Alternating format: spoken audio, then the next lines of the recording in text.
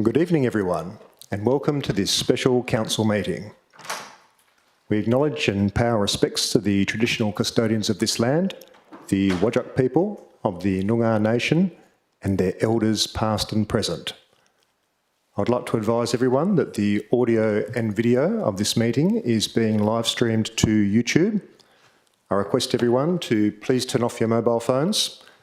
I remind you that audio recording of the meeting proceedings and photography within the chamber is prohibited unless prior approval has been granted, and councillors and city officers are reminded to disclose any declarations of financial interests and interests affecting impartiality, and are requested to activate their microphones when addressing the meeting. So, with that, we move to item 1, which is the declaration of opening. I declare the meeting open at 1 minute past 6 p.m. Disclaimer. Members of the public are cautioned against taking any action as a result of a council decision until such time as they have seen a copy of the minutes or been advised in writing by the council's administration with regard to any particular decision.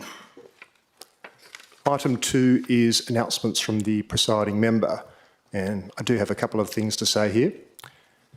Councillors, we've received 6 proposed budget amendments during the course of today, and it's highly likely that tonight's meeting is going to be a long one. And for that reason, I'm going to ask everyone to please be brief and concise in what they have to say this evening.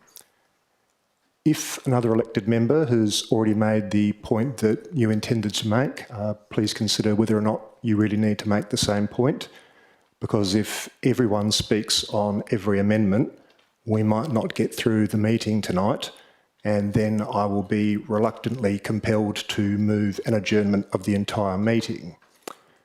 Now, I don't really want to do that. I certainly don't want to do that to a date beyond the 30th of June, because that would mean that the city would start a new financial year without a budget in place. The city administration has sent an email to councillors earlier today advising of the dangers associated with not having a budget in place by the 1st of July, but I am conscious that there have been an awful lot of emails today, and I'm also conscious that at least some of our councillors work full-time and may not have had an opportunity to see that email. So, just to ensure that everyone is on the same page, if Council does not adopt the budget by 30 June, we should all understand that recurring operating budget would continue. That's recurring operating budget excluding one-off projects, and capital works where the budget was included in the 2025/26 capital year and are still being delivered could continue, but no new capital projects would commence, which could be a really big problem, given that we're looking at an ambitious capital works budget of almost $45 million to complete in a single financial year. There's also the implications that the assumptions in the draft budget relating to interest income would change due to the rates not being issued in accordance with the time frame contemplated by the draft budget, and that could result in the city losing out on hundreds of thousands of dollars, which would in turn impact service delivery, or likely impact service delivery. The service providers required to issue the rates notices to our ratepayers are already provisionally booked in, and if the city loses its slot, for want of a better term, this could delay the issue of the rates notices themselves, and then that would have further financial implications in respect to rate payments.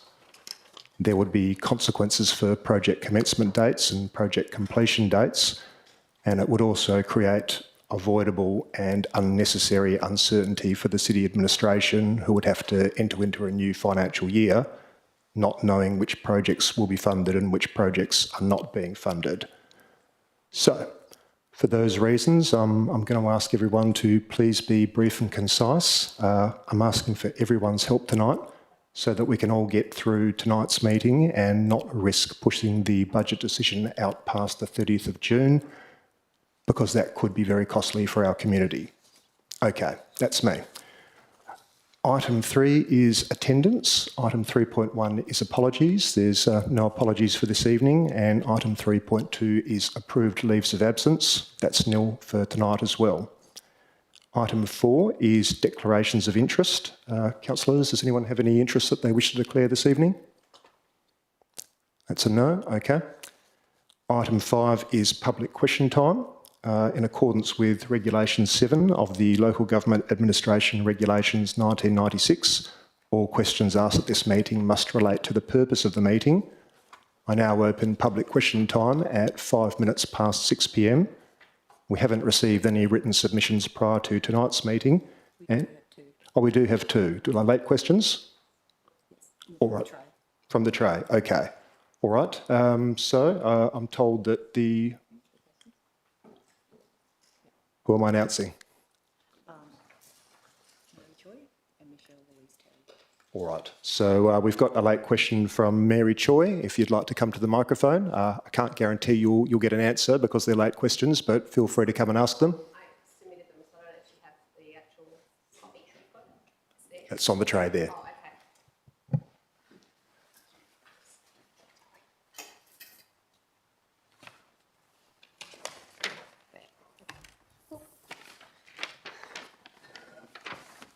is a bit different.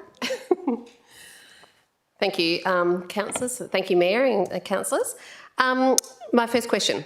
Given the proposed budget allocates around $865,000 to the Redmond Street Boardwalk project in Salter Point, compared with around $350,000 spent to replace one of the two Lake Douglas bridges in South Perth, and that the second Lake Douglas bridge has remained closed since November 2023, with no publicly announced timeframe for its reopening, what factors led Council to prioritise funding for the Redmond Street project over restoring access across the remaining bridge within Sir James Mitchell Park, a major regional destination, and which bridge closure attracted substantial public advocacy and media attention? Thank you for the question. Ms Amprimo, who should I send that to? Ms Amprimo. Yes, thank you, Ms Choi, for the question. So the City is aware of the public interest in the Lake Douglas Bridge.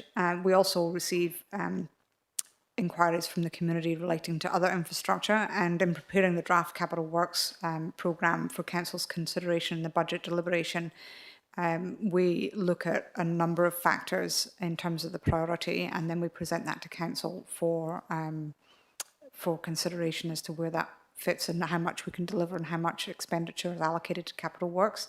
In this instance, the Lake Douglas Bridge didn't make that cut, but that was partly in recognition that there is a footpath that is an alternative, and there is, as you rightly say, one bridge already installed. It would be open to Council to consider putting that back on the priority list at a point in time, though. Thank you, Ms Amprimo. Did you have another question, Ms Choi? Yes, thank you, Mayor Milner, and to Director Amprimo. Question 2. The budget report notes that previous budgets generally kept rate increases at or below Perth CPI, and that cumulative rate increases over the past 7 years have remained below March CPI. Given the proposed 5.95% rates revenue increase exceeds the reported March 2026 Perth CPI of 4.6% for the first time in 7 years, and at a time when many households continue to face significant cost of living pressures, what factors, including any specific expenditure within the 26-27 budget, led Council to determine that a higher than inflation increase was necessary this year? Thank you for the question. Ms Amprimo, should I direct that one to you as well? Yep, thank you, Mr Mayor, through you, and thank you, Ms Choi, for the question. So the budget was prepared in various drafts and presented to Council and considered whether there was a net operating loss or net operating deficit or positive, and an overall balanced budget. Through those discussions with Council and taking account of the significant Capital Works programme, ultimately to fund the proposed works in the year, it was and achieve a balanced operating budget. That was the rate rise that was required. Thank you, Ms Amprimo. And did you have a third question, Ms Choi? Yes, thank you, Mayor Milner, and again to Director Amprimo. My third question. Given the proposed 5.95% rates revenue increase and the significant residential densification and apartment development that has occurred in recent years, particularly within the South Perth Peninsula precinct, can Council identify the key investments within the 26-27 budget that demonstrate how the financial benefits of that growth are being returned to existing ratepayers in South Perth through improved infrastructure and including road and pathway improvements, community safety initiatives, hooning and antisocial behaviour mitigation, and other public amenities? Thank you for the question. Ms Amprimo. Thank you, Presiding Member, and thank you, Councillor Choi, for the question. Former Councillor Choi. Old habits. So the income from the additional rates is obviously calculated in the overall rate calculation. As I alluded to in my answer in question 2, there is an extensive Capital Works programme which is in the budget pack, and I can direct you to the appropriate point after the meeting if you're still here, which lists all of the Capital Works programmes and where the investment in the city is going. Thank you, Ms Amprimo, and thank you, Ms Choi. And thank you, Mayor Milner, and apologies to Ms Amprimo. I should have been calling you Acting CEO. All right, and I understand we've got a second set of public questions. So I'd like to invite Michelle Louise Terry, I believe of South Perth, to the microphone. If you'd like to ask your questions, welcome to you.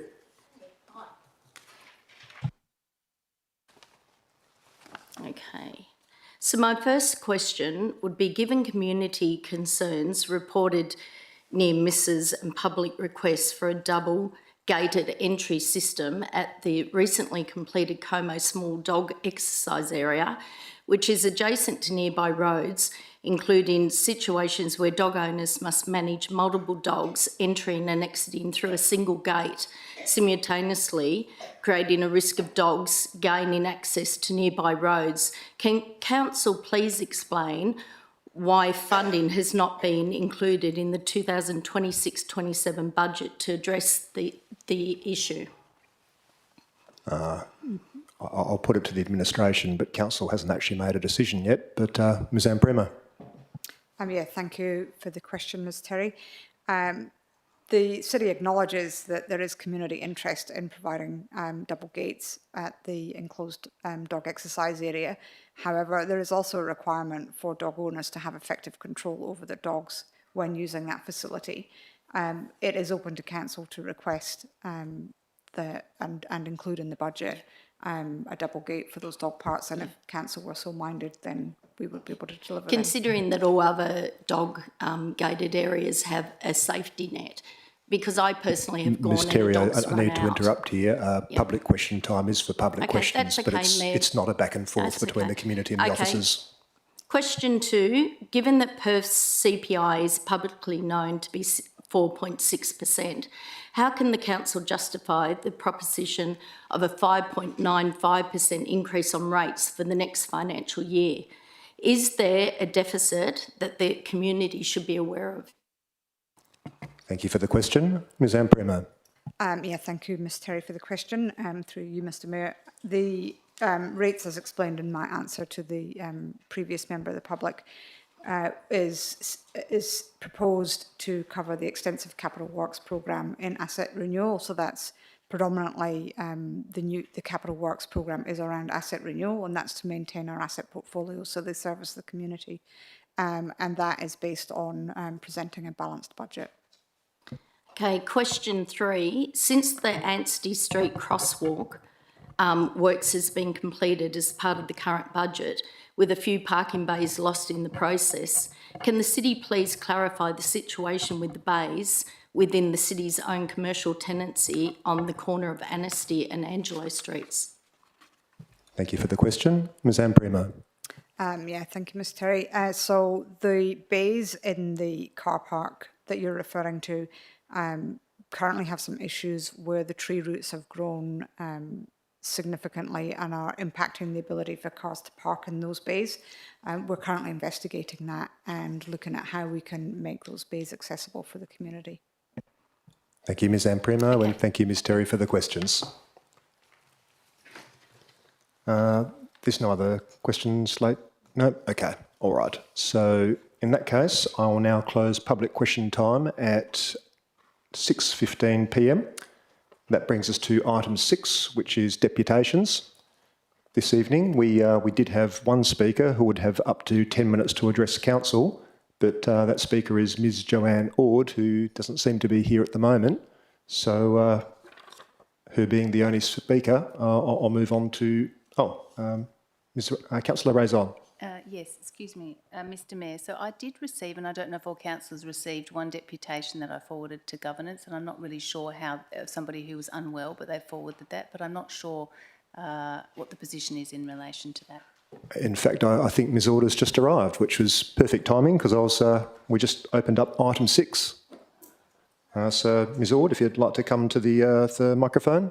I understand that you're speaking for the officer recommendation at item 7.0.1. Welcome to you. The microphone is yours. Sorry, hi everybody. This is really just a bit of a brain dump, Savo, and a bit of commentary.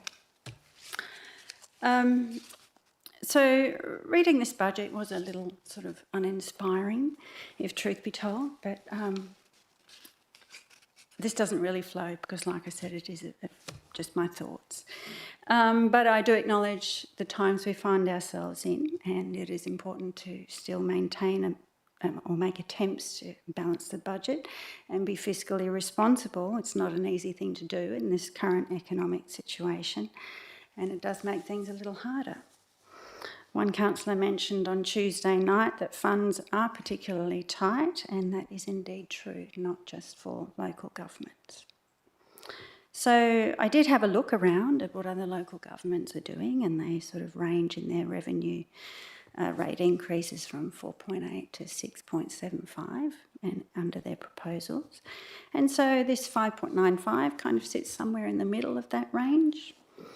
But we also know that there are a number of LGAs that do carry considerable operating deficits year on year.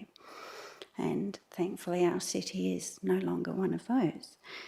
So the administration and the previous CEOs did work quite hard toward a balanced or break-even budget.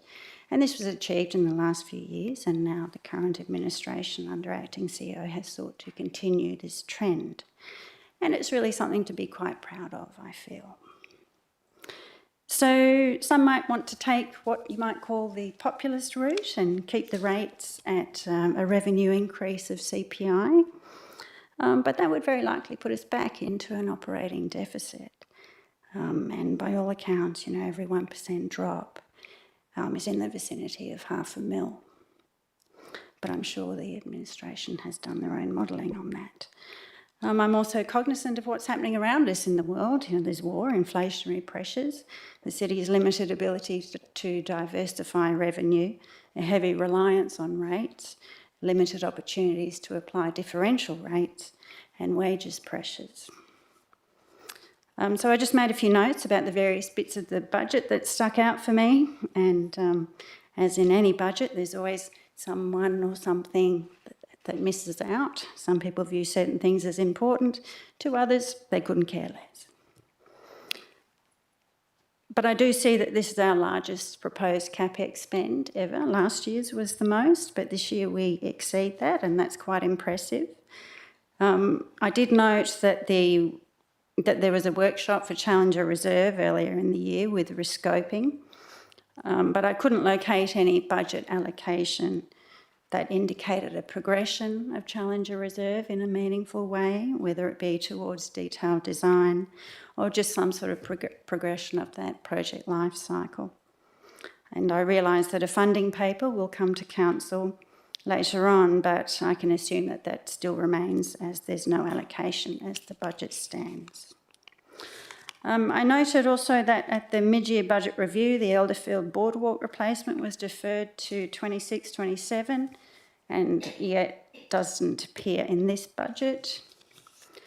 On a positive, I'm sure the folks at Meath Care and the users of the Limestone Path behind the rugby club near Goss Ave will be rather thrilled to learn that remedials will occur there. And a hot topic for some is the mayoral car. I saw that the city's report was given on Tuesday night at the Audit and Risk meeting, and they've recommended option 1. The budget contains an $1,800 reimbursable, and I guess the other option is, of course, if the car is taken away, what would the cost to ratepayers be if all the Ubers and taxis are reimbursed over an average year? I wonder if anyone's done that maths. I'm also pleased that we're not allocating 265k to Christmas lights as we did last year. Discretionary spending seems important in these economic times. I also couldn't establish if there'd been a firm allocation for the 30k for foreshore planting that post last year's resolution. That wasn't particularly clear to me. I hope that's happening. And the Office of the CEO budget allocation has increased significantly to 870k, which is up from nearly 220 from last year's budget. And I'm assuming that's for extra personnel that are chipping in. But it's a bit like you don't see value for ratepayers if you're paying for a service you're not receiving or are dissatisfied with.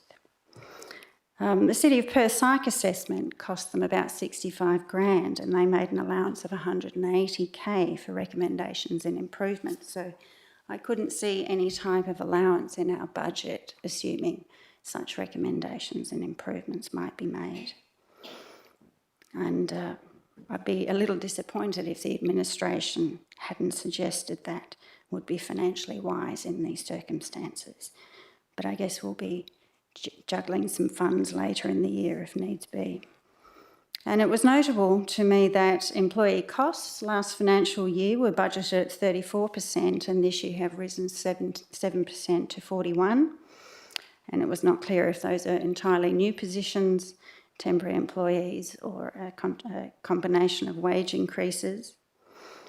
And given the mid-year budget review was delayed to March this year, as we normally do it in February, the administration has, in a way, been a month behind in their preparation of this year's budget. So, in fact, holding 4 budget workshops since the end of March is no small feat. And, in fact, that's one more than was done last year. And it was interesting to me who attended all, some, or none of those budget workshops. And understanding the city's finances would seem an important aspect. Again, this year's proposed CapEx spend is quite impressive. It is our largest, and it's not necessarily on new public infrastructure, but it is on renewals, and that's an important aspect. I noted lots of road resurfacing, footpaths, and minor building improvements, existing buildings. So there's a lot on the administration's plate for an organisation that currently has 5 full-time vacancies advertised, with 2 being in procurement. And so I hope tonight that unnecessary and last-minute pressure won't be put on our administration that is doing their utmost. And they need our support, as stated at the Audit and Risk meeting on Tuesday night. I, for one, appreciate the work that this administration is doing in these circumstances, and I congratulate them on preparing a difficult budget that may not please everybody, but have sought to remain balanced and responsible. Thank you. Thank you, Ms Ord. Would you like to take any questions from elected members this evening? Yeah, okay. All right. Councillors, any questions for Ms Ord this evening? No. Thank you very much for your deputation. Thank you. Now, councillors, ordinarily I would proceed to item 7, which is the substantive items for consideration, but once again, I am conscious that there's been 6 budget amendments all received today, and not everyone may have had an opportunity to get across the detail of those budget amendments.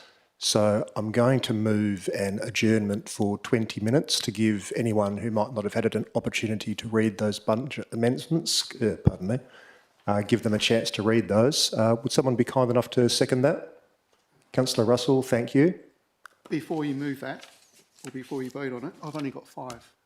Yes, I only had 5 hard copies. Do we have 6 budget amendments still?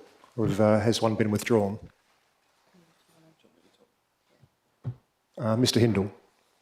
Thank you, Mr Mayor. The City's view is that Amendment 4 is procedural in nature as it seeks to defer adoption of the budget to a later council meeting. Subject to the approval of the presiding member, this procedural motion needs to be moved before the officer recommendation is moved. If council wish, there is also the option to move a motion to adjourn debate to another council meeting during the course of the debate. It was submitted as an amendment, so the City has treated it as such and have suggested the deferral options available. Ultimately, it's up to the presiding member if he wants to treat it, if he wants to treat this motion as an alternative. Thank you. All right, thanks. I might use the adjournment to ask another couple of questions while people are reading the amendments then. I'll move that 20-minute adjournment. And Councillor Russell, were you seconding that or just asking a question? Seconding. There's no need for debate on a question of an adjournment. Councillors, by show of hands, all those in favour of a 20-minute adjournment? All those against? All right, so those in favour were myself, Mayor Milner, Councillor Raison, Councillor Russell, Councillor Prendeville, Councillor Lees, Councillor Brenda Abrandis and Councillor D'Souza. Those against were Councillor Howling and Councillor Waugh. We adjourn at 6:26 p.m. I'll see you all back here at 6:46 p.m. Thank you.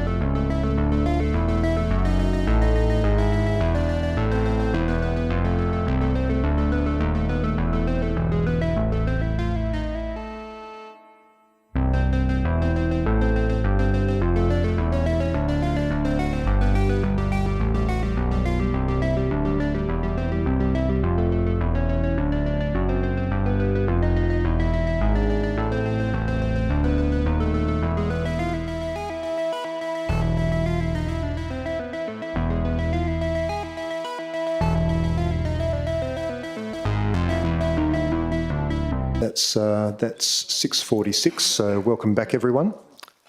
I've been told during the break that Councillor Howling would like to convert his fourth budget amendment into an alternative motion, and I've been told that it was received by the administration before 12 noon yesterday, so that would be permissible. Councillor Howling, would you like to move your fourth budget amendment as an alternative motion?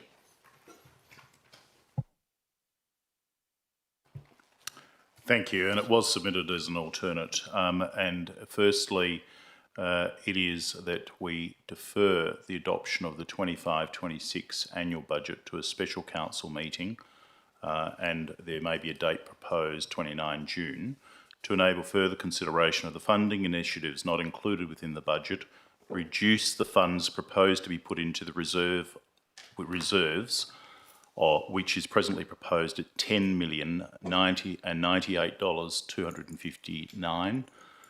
That's $10,098,259 that is presently shown as reserves, reducing that. And then C, reduce the rate increase to CPI for the 2026-2027 financial year to 4.6%.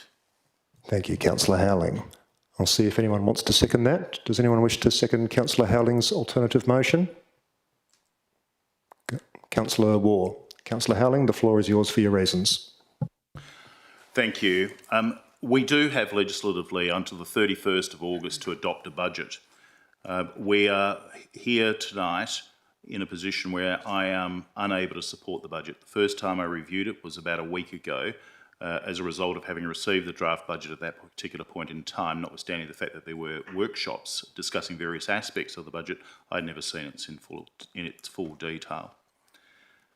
We are putting over $10 million into a piggy bank, into what is called a reserve fund. There is no justification for the rates to be set at 5.9%. Ratepayers are facing tough economic and uncertain conditions, and we're asking them to dig deep into their pockets during a sustained period of high inflation where Perth's CPI sits at 4.6% and local households are facing immense cost of living pressures.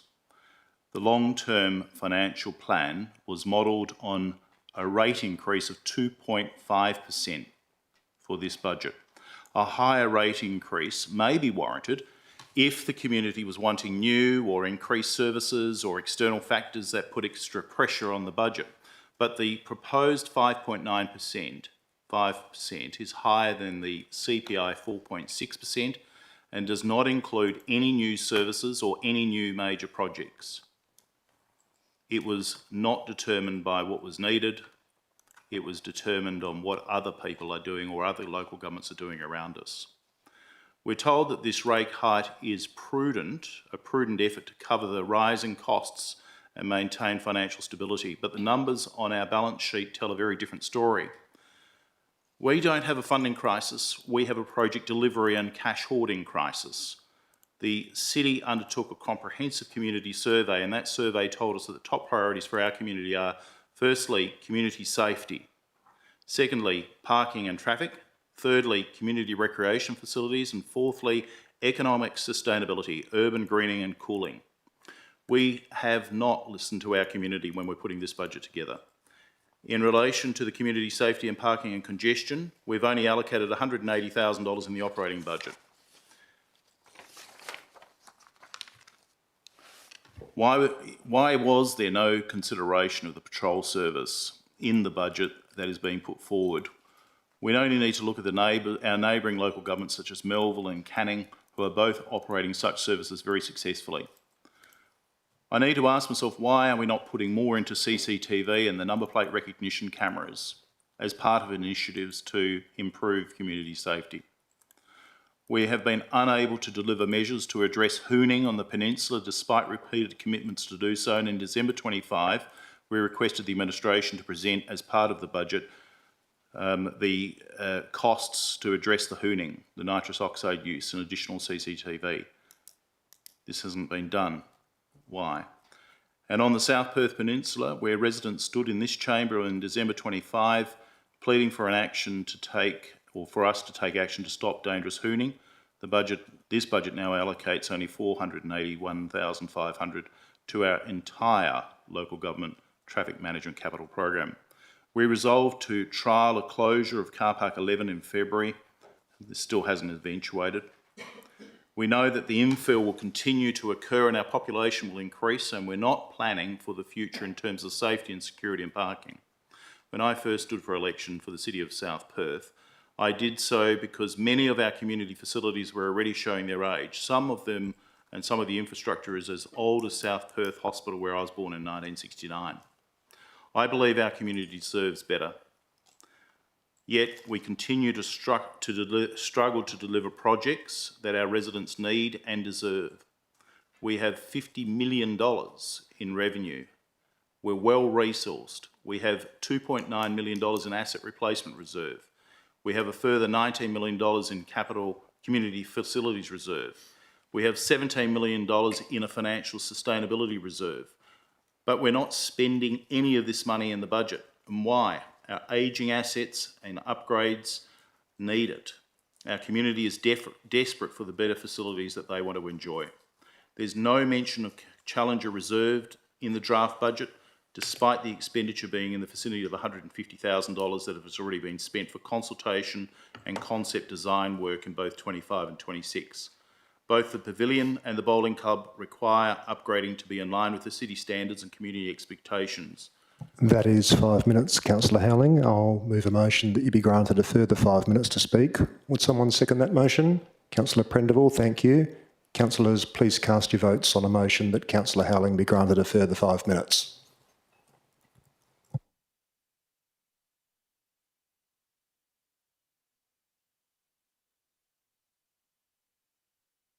And that was unanimous. Please continue, Councillor Howling. There's an amount of $2.6 million going into the Community Facilities Reserve account, and it's not clear what this is for. That reserve was $19 million, and the city has the money to deliver for the community. The city has the money that is necessary to deliver for this community. This project has been discussed by council for years with no action. I say again, it's time to take action on Challenger Reserve. Instead, this budget focuses on generating a surplus, putting more money into reserves. A local government is not a company. Its role is to deliver for its community and provide services. Underspending and generating large surpluses is not of itself evidence of sound financial management. Rather, persistent surpluses can indicate that the city has taken more money from ratepayers than it was necessary. And we're failing to spend money on assets, on projects and on services that improve our community. We are proposing setting up a community environmental sustainability reserve, but only putting in $300,000. That's not enough. And we have not yet set out what we intend to do with the funds, if at least anything this year. We're then proposing to transfer $1.3 million into a waste management reserve for contaminated sites and waste management initiatives, but have no plan on what to spend it on. We're spending $720,000 on relocating materials at the Ops Centre. We're then spending $600,000 on security for its fencing and the swipe card entry for the recycling centre. This budget allocates $15.8 million to capital works at the Collier Park Golf Course. This includes $15.3 million for the construction of a main clubhouse and pro shop and the multi-storey driving range. I've spoken about this matter before and I continue to be concerned about it. This is funded through a short-term facility that will convert into a $20.7 million 10-year loan from the State Treasury at 6.2% interest rate by the end of 26-27. The city is providing a competitive advantage to a private entity who will run the golf course. We're loaning them money to expand, giving them new facilities to make money. But that's the only sporting infrastructure that we're supporting. Noting that the city received last year only about 1 million or less than 1 million from the golf course after expenses, the private operator is receiving the bulk of the profit from this facility, and the city is carrying all of the risk while granting them a significant loan from the State Treasury.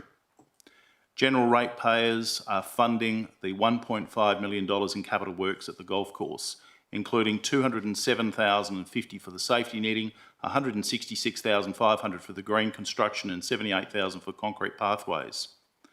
The city employees' costs have increased by almost 10% with little explanation, with no additional service delivery, and it's just simply hard to accept. We're putting $7 million into the IT operating expenses, and again with little explanation. This represents only 10% of the $80 million budget. This budget needs more consideration. We need to listen to what our community wants. It's not required... Point of order, Mr Mayor. Yes, Councillor Point of order, Russell. 8.8 relevance. This goes to arguing against a budget rather than arguing for a requirement for deferral. I think Councillor Russell has got a point. Councillor Howling, can we return to why a deferral is necessary? We need to have a further workshop to be able to undertake a further assessment in relation to the way within which the budget was set, the monies that are needing to be spent on things that are truly required by our community. And for that reason, an additional workshop will again enable us to go back, look at the budget as a whole, and considering that we've only had it for about 10 days, I've only had it for about 7 days to be able to look over, I consider putting so much money into the reserves while not delivering anything for the benefit of the community, when the community has expressed so clearly to us what their needs are, is a breach of our fundamental contract with the ratepayers of this community. And we need to consider very carefully the way within which we are going about setting rates. And I don't consider that the method by which we have struck the rate at 6%, then down to 5.9%, because it sounds more palatable as an acceptable to our community. We have to identify what the needs are and work out what the budget is from the needs of our community. Thank you. Thank you, Councillor Howling. Councillor Waugh, you're the seconder. Would you like to speak? Thank you, Mr Moore. Mr Mayor. I'm supporting the alternate because at its heart, I think that the budget asks a simple question: have we got the balance right? And I think the deferral and the opportunity to revisit this will assist us. Because when I look at the budget, I'm not convinced that we've got the balance right. And as Councillor Howling said, we have heard from our community and our fellow councillors over many months about the issues facing our communities, including crime and antisocial behaviour, traffic concerns, community facilities, sporting infrastructure, dog parks, safety initiatives, beautification projects and local improvements that residents have repeatedly asked us to deliver. Yet many of those have either not been funded in this budget or they have been deferred, and at the same time we're proposing to transfer $10 million into reserves. So I do support prudent financial management and maintaining reserves and planning for the future, but I do not support the idea that we are asking residents to pay higher rates today in an inflationary environment and in a GRV year when cost of living is at its peak, so that we can put millions of dollars into the bank while the communities go unfunded or community priorities go unfunded. In my view, that is not what our residents expect of us. The purpose of local government is not to maximise bank balances or to accumulate wealth. It is not to generate surpluses for the sake of generating surpluses or to redirect excess funds into our reserves so that we can call it a balanced budget. Our purpose is to provide services, facilities and infrastructure for the people who pay the rates. And if there is a genuine choice between delivering community priorities today and increasing reserve balances beyond what's reasonably necessary, then I believe our first obligation should be to our community. What's particularly concerning is that we are not being asked to adopt this budget tonight because we're running out of time. We are not. The legislation allows us until the 31st of August to adopt a budget. There is no crisis and there is no emergency. There is no reason why we cannot take a little more time to ensure that we have struck the right balance between reserve funding, rate increases and community outcomes. The amendment does not, or the alternate does not abandon fiscal responsibility. It simply asks us to revisit our assumptions, reconsider our priorities and determine whether some of these community initiatives can be accommodated while reducing the burden on ratepayers. And I think that is a reasonable request. And most importantly, I think it is a request that reflects the expectations of the people who elected us. And for those reasons, I will be supporting this alternate. Thank you, Councillor Waugh. Councillors, is there anyone who would like to speak against the alternative motion? Councillor Raison, a question. Thank you, Mr Mayor. Just for the benefit of the community, question to the administration, just so to paint the picture, I suppose, for the variance that we're talking about. The first question is, how much would a 4.6% rate increase add to an average ratepayer's bill? Who should I send that to, folks? Oh, Mr Lecoq, thank you.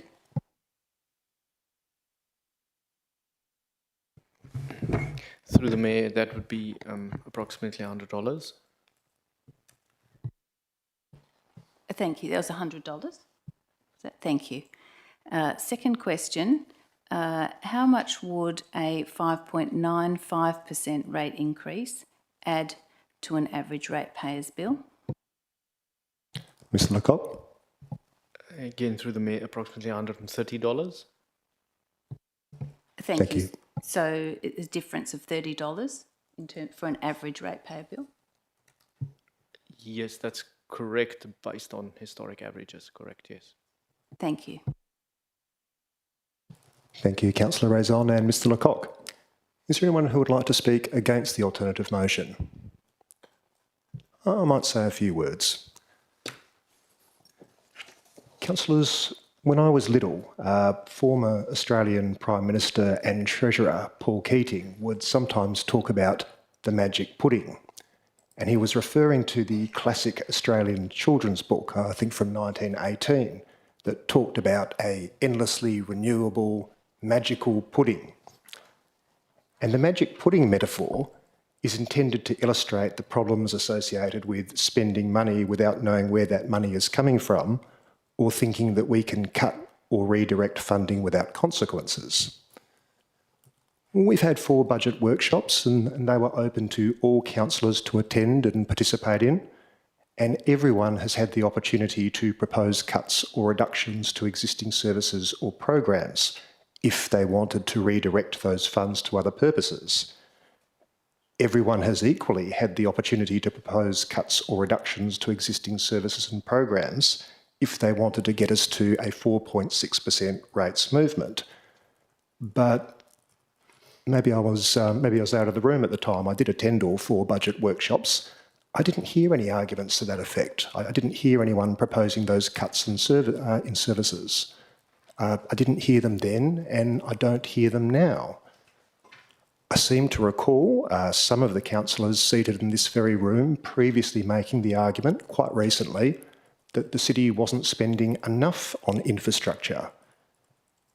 But when I look at the 5 budget amendments yet to be heard, I see a considerable amount of additional spending to be being proposed. So folks, if we want a 4.6% rates increase, but we also want all this additional spending, we can't have it both ways. That's the folly that the magic pudding metaphor seeks to illustrate. I hear suggestions that maybe we shouldn't be pouring $10 million into our financial reserves, but we have more than $800 million in infrastructure and plant, property and equipment that our community relies on every day. And all of that has wear and tear, all of that has maintenance costs, all of that comes to the end of its useful life eventually. We need to provide for the replacement and renewal of long-term capital assets when they come to the end of its useful life. That's the reason we put money into reserves. And finally, we might legally be able to pass a budget on the 31st of August, but does anyone here really think that's a good idea? To have the city operating for up to 2 months in the financial year without a budget, without knowing what's funded, what's not? At item 2, I went through a list of the potential consequences from deferring the budget decision beyond the 30th of June. Those are significant. There will be consequences that will end up costing our community. So, I did ask everyone to be brief, and I should cleave to that myself, but I won't be supporting a motion to defer tonight's decision in pursuit of an objective that I know in my heart is financially irresponsible. I am going to foreshadow the officer recommendation. Thank you, that's me. Would anyone like to speak in favour of the alternative motion? No. Would anyone else like to speak against? Councillor Brenda, question. Thank you, Mr Mayor. I have a couple of questions just with regard to some of the comments that were made.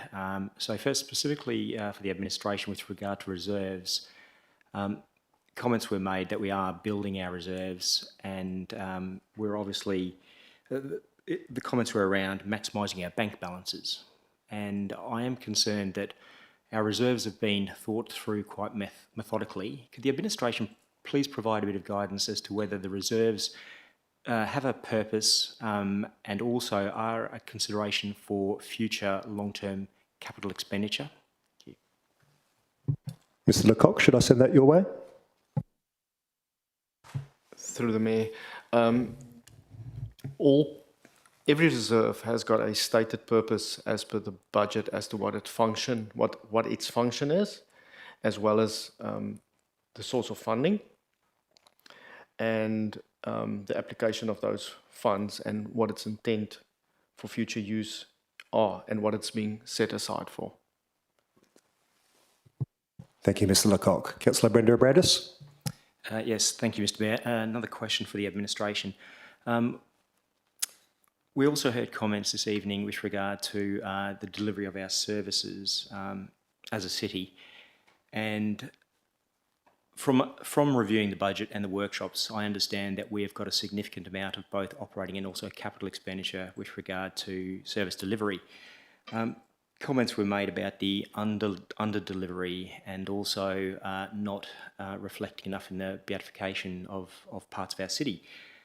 My question for the administration is... Councillor Brenda Abrandis, I'm sorry to interrupt. Folks, I did ask if everyone could please have their mobile phones off. Can we put them down and listen to what's going on in debate, please?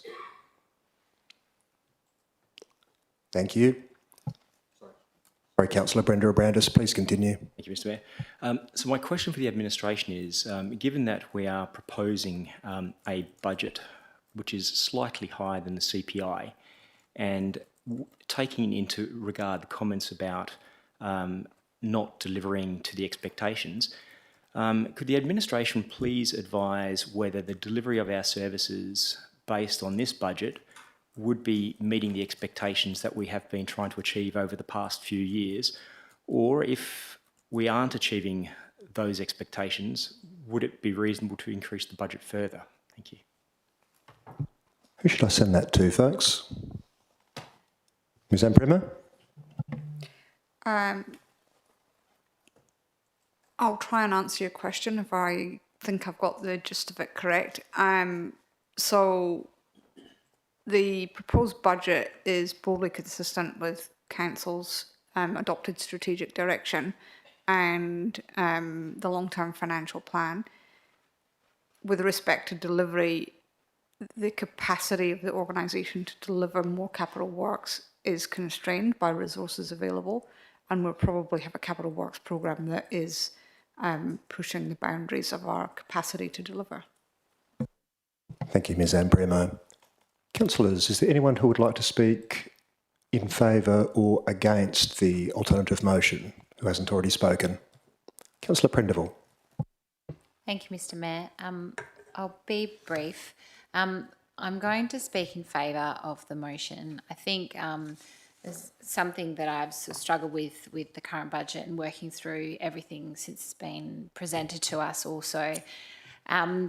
We are at a time where many households are experiencing significant cost of living pressures, and when we are considering our rate increase approaching that 6% mark, it requires a clear and compelling explanation to our community. And what I'm struggling to sort of to understand, I suppose, that the residents need to understand that not only why it's necessary, but also what tangible outcomes and improvements they will see as a result. It's our role as elected members to not only ensure financial sustainability, but also to ensure that the funds entrusted to us by our ratepayers are delivering meaningful value back to them. And when the community ask us where their rates are going, we need to be able to point to outcomes that improve their daily lives and things that we've discussed so many times: safer streets, beautiful community spaces, improved facilities such as Challenger, projects that demonstrate that the council is listening and responding to. And we've discussed these in our workshops, you know, a lot of them just aren't there, and there's a lot of them that aren't considerable in cost either. So that's partly why I'll be supporting this motion. Thank you. Thank you, Councillor Prendeville. Councillor Russell? I have a question, please. Please. To the city. So I'm looking at the long-term financial plan, and the transfers to a reserve are typically, last year was 12.7, this year it's, or this coming financial year, 11.6, following 11.4, then 10.6. I'm just wondering, is this reserve, or is this funding going into our reserves out of the ordinary when compared to the long-term financial plan? Who should I send that to, folks? Mr. Lecoq? In terms of through the Mayor, in terms of taking into account the long-term financial planning exercise as a whole, that seeks to balance the financial forecast with the strategic community plan and known ventures at that point in time. If you look close at the long-term financial plan, you'll see that, yes, there's the transfer in, but there's also, as well as that, there's the application of the funds that goes out of the reserves. So for that purpose, I would say that it's not out of the ordinary. Thank you, Mr. Lecoq. Councillor Moore, a question? I have a question, thank you, yeah. It just follows on from a question that was asked earlier in respect to the rate increase and how much it might be, and I believe the answer was 100 or 130. Is that based on the current GRV or the new GRV that's coming out? I'm aware that property values have increased quite significantly in that time. Well, it will change for people depending on what their GRVs are, but I'll put that through to Mr. Lecoq. So on a historic average basis, yes, that is the answer, but for the average individual, they will not experience that due to the impact of the GRV revaluation. So in other words, we're dealing with the fact that the GRVs in the city has been recast by the Valuer General, and therefore, although our rate in the dollar has dropped substantially because of the higher GRVs, the average individual may look at their rates increase and not see a clear percentage interpretation or understanding of what's transpired because the GRV has changed so significantly, and we had to reduce the rate in the dollar to achieve the revenue increase that we are talking about. So for that reason, the modelling and the budget workshops and the information that was given was based on that historic, but to determine the rate in the dollar for this financial year coming, we obviously used the relevant updated GRVs. I might just make sure that I understand that correctly, Mr. Lecoq, because adding the question of GRV to the mix could easily confuse the debate. If I understand you correctly, that irrespective of what an individual ratepayer's GRV might have gone up, might have gone down, on average, the difference between the city having a 4.6% rates increase versus a 5.95% increase on average is going to be $30. Have I understood that correctly? Yes, Mr. Mayor, you have. Thank you so much. Councillors, is there a question? Councillor Brenda Abrandis. Thank you, Mr. Mayor. This question follows on with regard to the proposed increase in our rates. The administration, if you could please advise the extent of our budget setting and impact on rates in the dollar, contrast to the annual CPI. So I understand for the last 7 years we've been issuing rates at a lower rate than CPI. Does the administration actually have that number year on year or cumulative over the past 7 years as to what we've been providing by reduced rates to the city's residents? Thank you, Councillor Brender-Brandis. Mr Lecoq. Through the Mayor, yes, if you look at the rates increases cumulatively over the past 7 years and it is compared to CPI, our rates increases have been 5.6% lower than CPI. Thank you, Mr Lecoq. Councillors, is there anyone who would like to speak either for or against the alternative motion who hasn't already spoken? By all means. I know, Mr Mayor, that you discussed the implications of delaying the budget before, but I would like to hear from the administration in terms of the financial implications of delaying the budget at this point. Of course. Ms Ampremo or Ms Shaw? Ms Ampremo. Yeah, thank you, Mr Mayor. So it does depend on when we delay it to. So it's a little bit difficult to give you a precise answer to that. So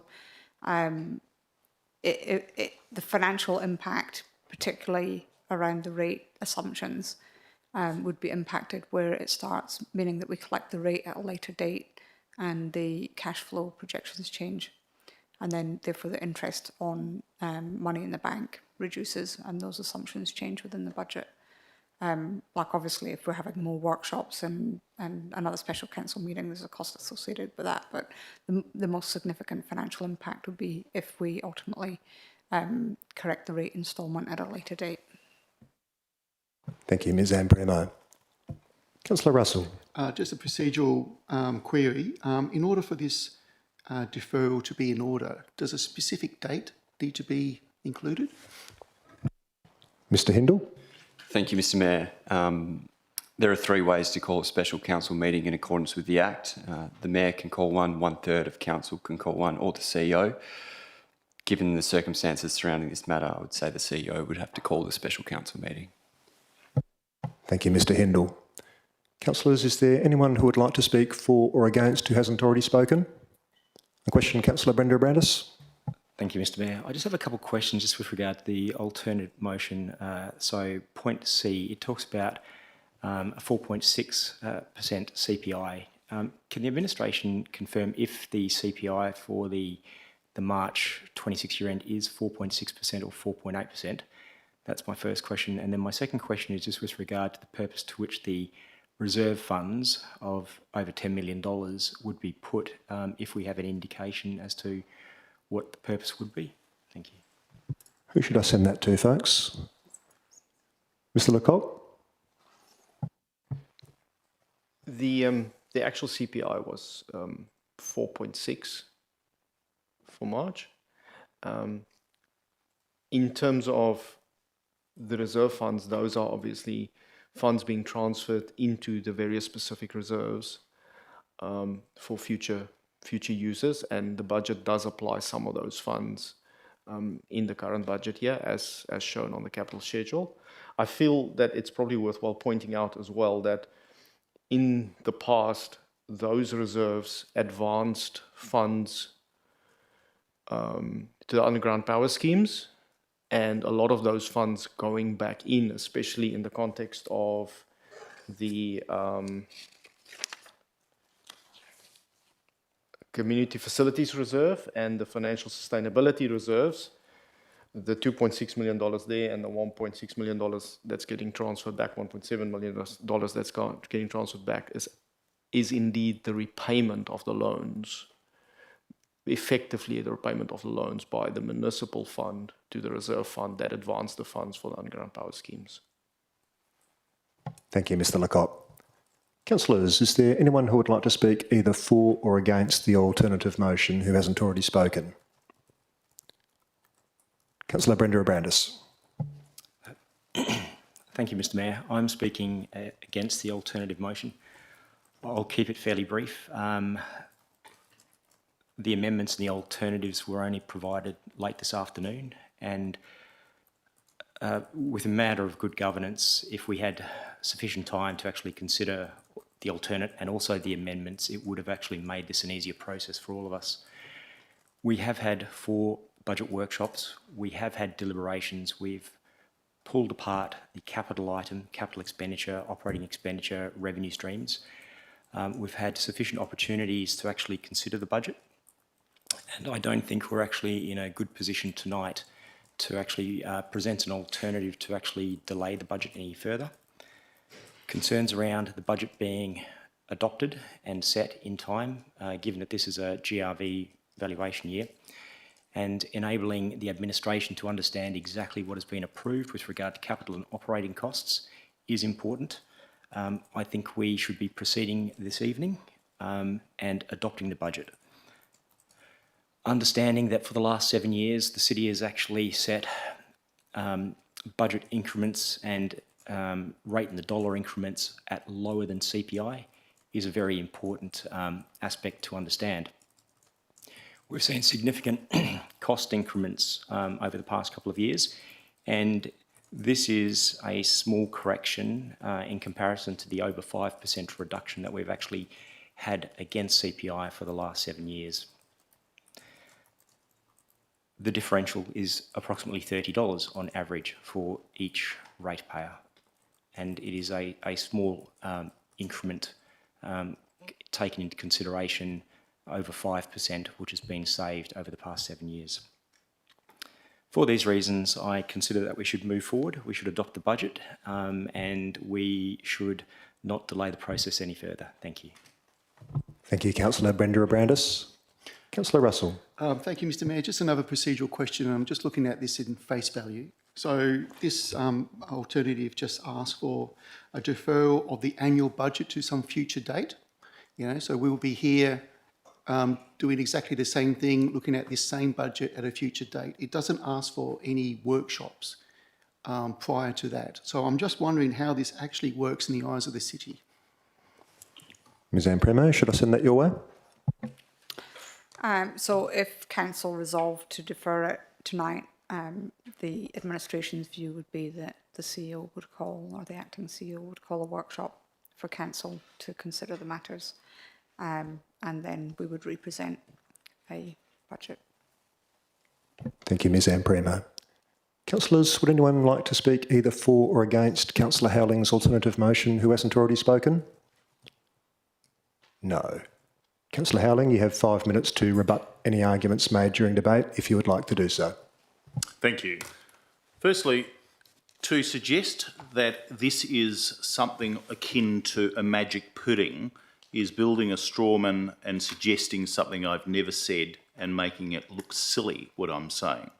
I know better than probably most in this room running a business what it means to have money come in, then money allocated for specific purposes and money spent on those purposes. Not many around this table run a business to the extent to which I have to, but I assure you that unless you've got the money that you allocate for various matters, you soon find that you are putting together a slush fund. And the 11 piggy banks that we operate, being the 11 reserve funds, the first is the Community Facilities Reserve Fund, has an amount of in excess of $20 million within it. That's what we're proposing to top it up for. Without any specific criteria, we lent over $7.7 million out of that for underground power last financial year. That Community Facilities Reserve Fund could be spent on something like Challenger Reserve. Have no doubt, what I am speaking about is this council taking leadership to deliver projects, not a magic pudding as if we don't have the money. I know budgets. And I know also that we have a contract with our ratepayers. And that contract means that we take money from them for projects, not for slush funds or little piggy banks that we can't stuff any more money into. The other one is the Financial Sustainability Investment Reserve. $19.3 million will be in that reserve. It is significant. We don't need all of that money in that reserve. What we're doing, and bear this in mind, councillors, 1/5 of our total cash receipts are being locked up into these reserve funds for something that we don't know. What we should be doing is identifying the projects that we can deliver for the benefit of our ratepayers. 1/5 of our total money that we're asking the community to pay, we're putting away into a piggy bank. That's not how local government operates. When we deliver surpluses, it means we've asked for too much money. The ratepayers trust us with their money, but they trust us to deliver the services that we're expected to deliver for the benefit of the ratepayers. There were 4 workshops only last week. About a week ago, we received the actual budget. Those discussions included, at one stage, some in the leadership team of the council suggesting 6% for a rate increase. It was then suggested, no, let's put it at 5.95 because it's more palatable for the community. But the only palatable amount is 4.6%, which is the CPI. That's not the way within which we should have set the budget, and I'm not convinced that it was correct. We're not in the business of taking money from our ratepayers unless we've got a project from which we can demand that they pay beyond that which we are delivering services. I am not saying that this council is austere. We are flush with cash. We will be having $57 or $58 million in our reserves shortly. But what our community wants to see, they want to see the priorities that I mentioned before, and I'm surprised that nobody mentioned any of those priorities. Safety and security, parking, community recreational facilities, and environmental sustainability, urban greening. What they see? 60 seconds, Councillor Howling. Challenger Reserve on hold, local roads crumbling, pedestrian bridges at Douglas Lake left in disrepair.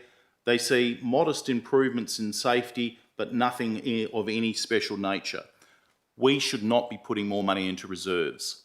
I get it now, but we shouldn't be saying to our council or to our community that we're doing a good job just because we're delivering a surplus. We say we're doing a good job by delivering the product that they need, improving the amenity of the wellbeing of living in South Perth, and we are failing them. Thank you. Thank you, Councillor Howling. Councillors, I'm now putting Councillor Howling's alternative motion to the vote. If it succeeds, it succeeds. If it doesn't succeed, I have foreshadowed the officer recommendation. So with that, councillors, please cast your votes on Councillor Howling's alternative motion.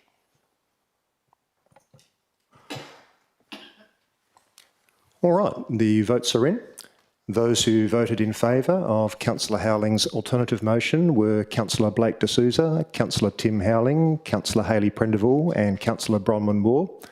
Those who voted against were Councillor Andre Brender-Abrandis, Councillor Kathy Lees, Mayor Greg Milner, Councillor Jacqueline Raison and Councillor Stephen Russell. Okay, so the alternative motion has failed. During debate, I foreshadowed the officer recommendation. So I'll move that now. Would someone like to second that, please? Councillor Brender-Abrandis, thank you. I'll speak to the item. So, my fellow councillors, city officers, Ms McGowan and members of the gallery. Tonight, I move and endorse the City of South Perth's draft 2026-2027 annual budget. And this budget has been no easy task. It's necessarily been developed against a backdrop of ongoing economic uncertainty and even international conflict. We face an economic landscape marked by persistent inflationary pressures, ever-increasing construction costs, rising utility costs and supply chain volatility. The budget is the product of many months of work by our administration and council, including 4 detailed budget workshops that carefully examined both the opportunities and the challenges facing our city. I would very much like to thank the city staff for their professionalism and diligence in preparing a budget that is both responsible and forward-looking, and I'd like to thank my fellow councillors for their participation in the budget workshops. In difficult economic times, this budget delivers a forecast operating break-even result while still maintaining community services, investing in essential infrastructure, and continuing the city's journey towards long-term financial sustainability. It delivers the responsible management of our finances while ensuring that our residents continue to enjoy the high-quality services, the green spaces and community facilities that they deserve. So, councillors, we're all aware that continuous operating deficits are a trap for local governments. They erode the local government's capacity to renew assets and make it harder and harder for future generations to maintain the amenity that makes our part of the world such a wonderful and a special place to live. And we've all had to make some hard decisions during the 4 budget workshops leading up to tonight. I know that all of us have had to make compromises. But together with the City Administration, we've arrived at a budget with a net operating break-even position, with both operating revenue and expenditure balanced at $80.15 million. And you can see that at page 9 of the agenda papers. By achieving a break-even result, we protect our long-term financial health.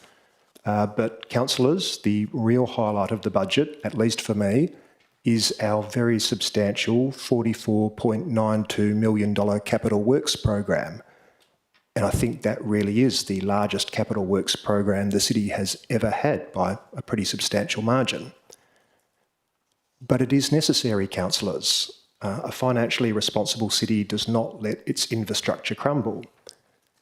This year, more than 80% of our capital works funding is directly targeted towards the renewal and replacement of our ageing assets. And I guess this is a timely reminder of just how much it takes to maintain the more than $800 million in infrastructure and plant, property and equipment that our community relies upon every day, and they would certainly notice if it were allowed to fail. Roads, drainage and parks make up 42% of this program, ensuring that our physical environment remains pristine and safe, while city buildings account for 50%. We've got $1.8 million, including carry forwards, to complete the final stage of the 3-year irrigation replacement at Sir James Mitchell Park, protecting our iconic foreshore for a total investment of over $4.5 million. We've got $629,000 for much needed replacement of the George Burnett Playground, investing directly in our local families and children. And we've got $296,000 for vital river wall and footpath repairs at Como Beach. The budget also locks in the capital funding needed to construct the contemporary new buildings and driving range infrastructure at Collier Park Golf Course. I would like to take a moment to highlight specific funding for looking after our community and for looking after our environment. In response to community feedback, we're boosting funding for community safety. We're maintaining our enhanced home safety and security equipment rebate program and allocating $180,000 for new safety initiatives, dedicating $641,000 to lighting upgrades at Sir James Mitchell Park, and investing $356,000 into the Carrawara Laneways upgrade. That's almost 5 minutes. Would someone be kind enough to move a motion? Thank you, Councillor Brenda Abrandis, seconded by Councillor D'Souza. Councillors, would you be kind enough to vote on a motion that I'll be granted a further 5 minutes? I'll try not to take all of it. That was unanimous. Thank you, councillors. I appreciate the indulgence. For the environment, the budget establishes a dedicated environmental sustainability reserve to quarantine future resources for urban greening. We're backing that with $100,000 for water-sensitive urban design stormwater retrofits, $250,000 for the Coode Street foreshore restoration, and $100,000 to proactively manage and protect our tree canopy from the devastating polyphagous shothole borer. Finally, councillors, this budget delivers on a promise 30 years in the making. With the progression of the Kensington project area, we are finally hitting our major underground power milestone. Once complete, 100% of residential properties in the city of South Perth will be connected to underground power, substantially completing our historic 1996 whole-of-city vision. Now, councillors, no budget is complete without acknowledging the impact on ratepayers. And yes, the proposed rates revenue increase of 5.95% is not insignificant, but it must be considered in context. As you all know, the city is facing the same inflationary pressures affecting households and businesses. Utilities, construction materials, fuel, insurance and contracted services have all increased substantially. But the city does have a good reputation, well earned, for looking after its ratepayers and for responsible financial management. And as you can see at page 8 of the agenda papers, over the past 7 years, rates movements have been consistently kept at either at or below the prevailing rate of Perth CPI. And even with a 5.95% rates movement tonight, over 8 financial years, including next financial year, the city's rates will have increased by 21.7%, while Perth CPI has increased by 27.3%, meaning that our ratepayers will still be 5.6% better off relative to CPI. Once again, you can see that at page 8 of the agenda papers. So, councillors, this is a budget that proves that we're listening to our community, protecting our environment and guarding the public purse. I proudly move the adoption of the City of South Perth 2026-2027 annual budget, and I urge my fellow councillors to please give it your full support. Thank you, that's me. Councillor Brenda Brandis, you're the seconder. Would you like to speak? Thank you, Mr Mayor. I'll keep it fairly brief.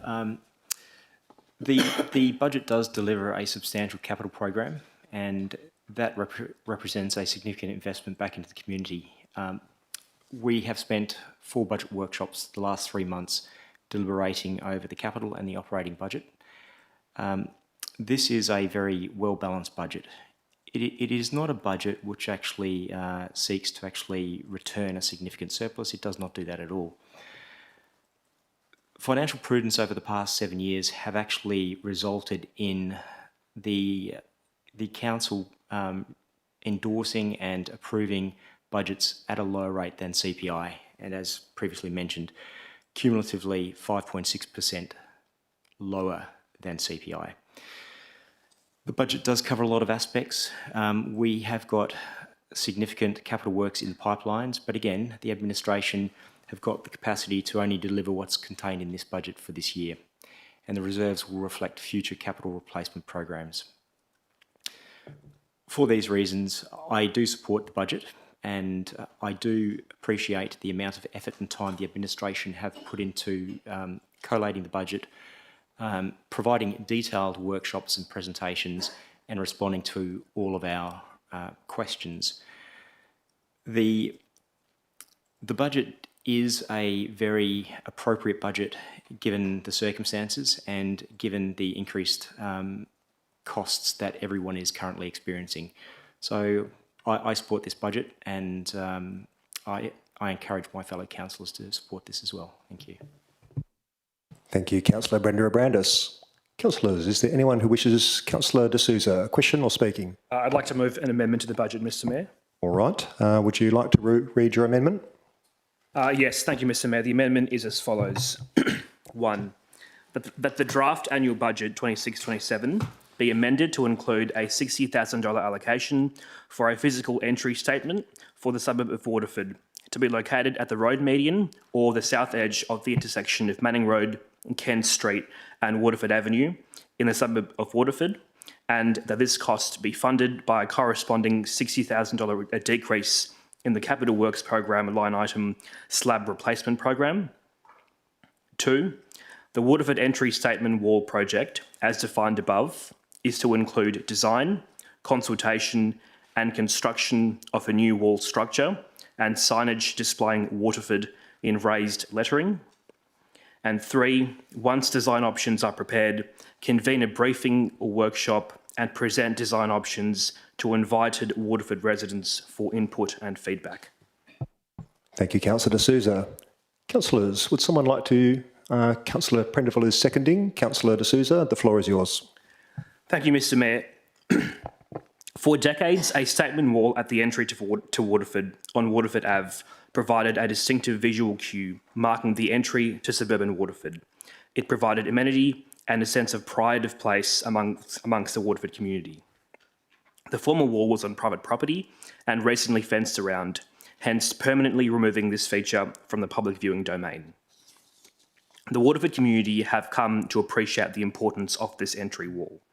This was clearly demonstrated by the petition of 200 Waterford residents, which was tabled at the February Ordinary Council meeting by Ms Lindley Miles.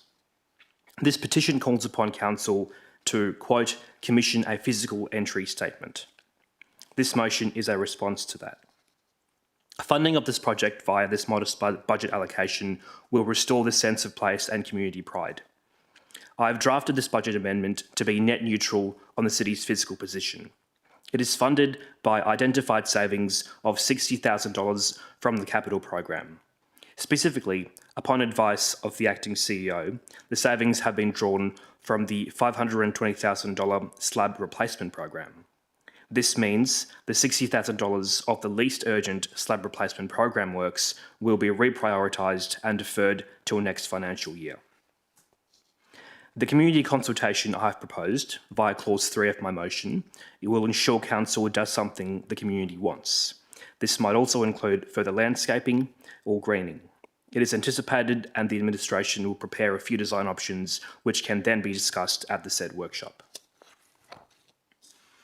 The cost was initially lower, but I've been advised by the city that traffic management would be a significant part of this cost, given its location off Manning Road. I want to thank Ms Miles and the community who have been in touch with me to push and drive this project.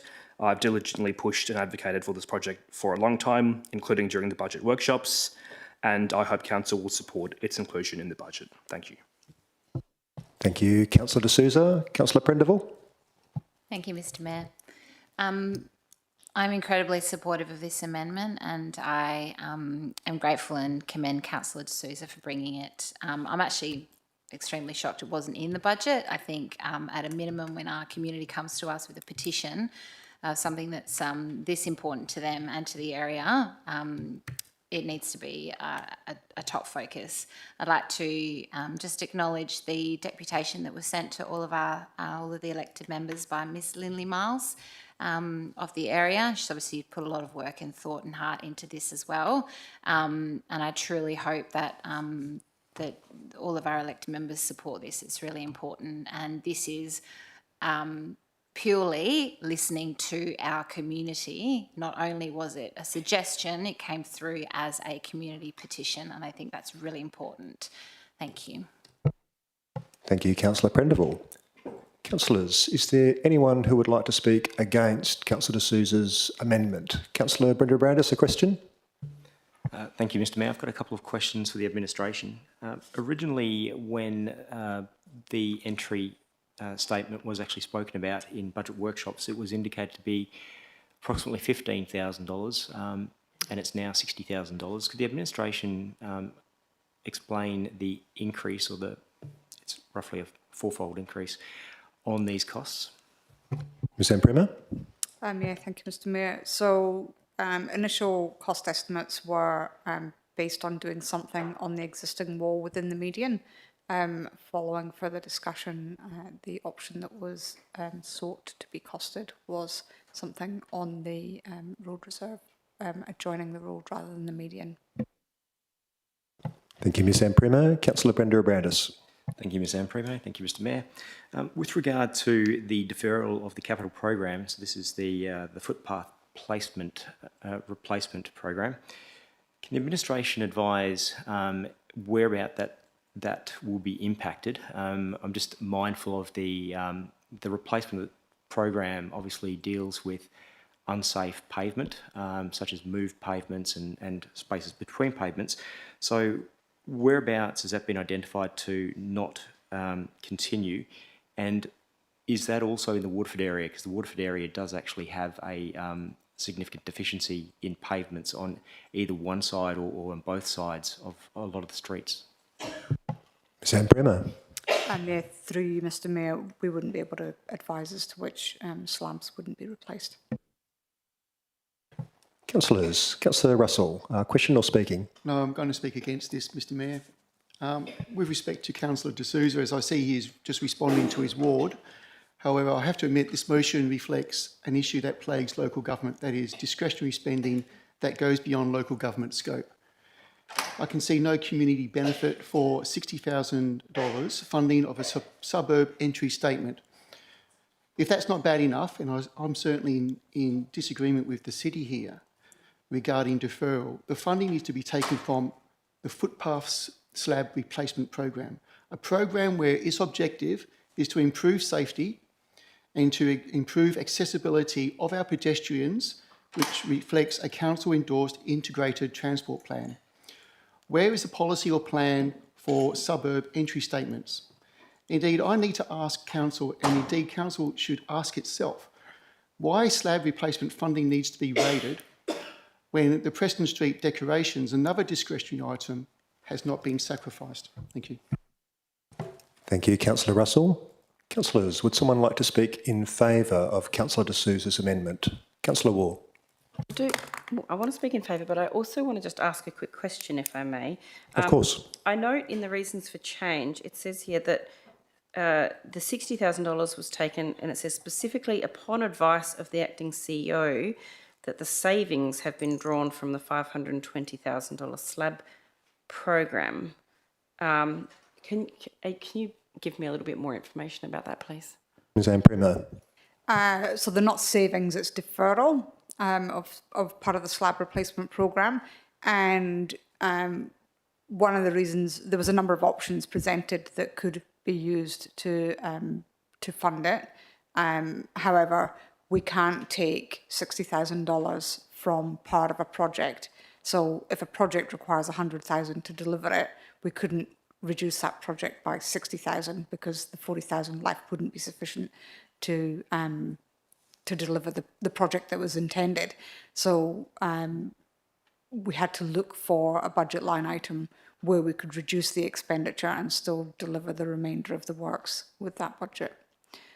So council could choose to say one of the new footpaths potentially, which was one of the other ones that was put forward, remove that project in entirety. And I think from memory, one's about 70-something thousand. Yeah. And sorry, just one more, and I apologise because it's just come to me now. I am aware that we've had quite a number of projects that have sort of been carried over. What's the likelihood of the slab replacement program being completed in this year or being carried over? Ms Anne Primo. Yeah, thank you, Mr Mayor. So previously we've had some challenges with the contractor availability for the slab replacement programme. At the moment, we're not experiencing them, so we are tending to deliver the slab replacement programme at this point in time, but yeah. Thank you, Ms Anne Primo. Councillors, is there someone who would like to speak in favour of the Councillor De Souza's amendment? Geez, if I'm losing it now, it's going to be a long night. Councillor Razon, a question or by all means? Thank you, Mr Mayor. A question for the administration.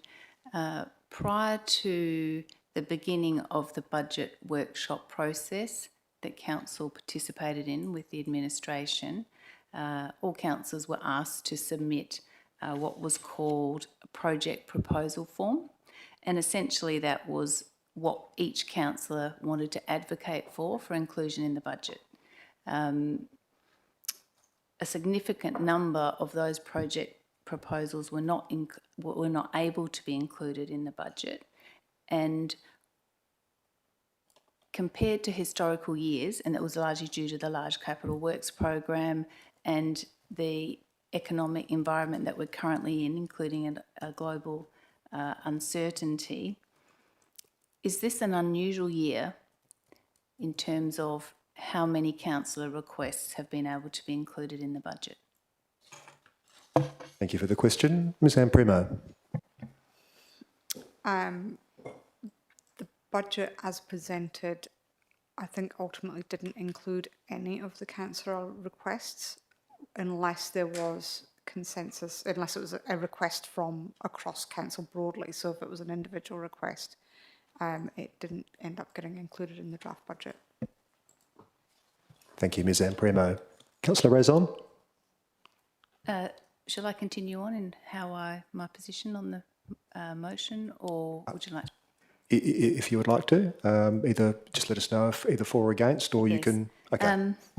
Well, during the council, this is not an item that I put forward, although I do appreciate the petition that has been provided by the community and all the work that's gone into that.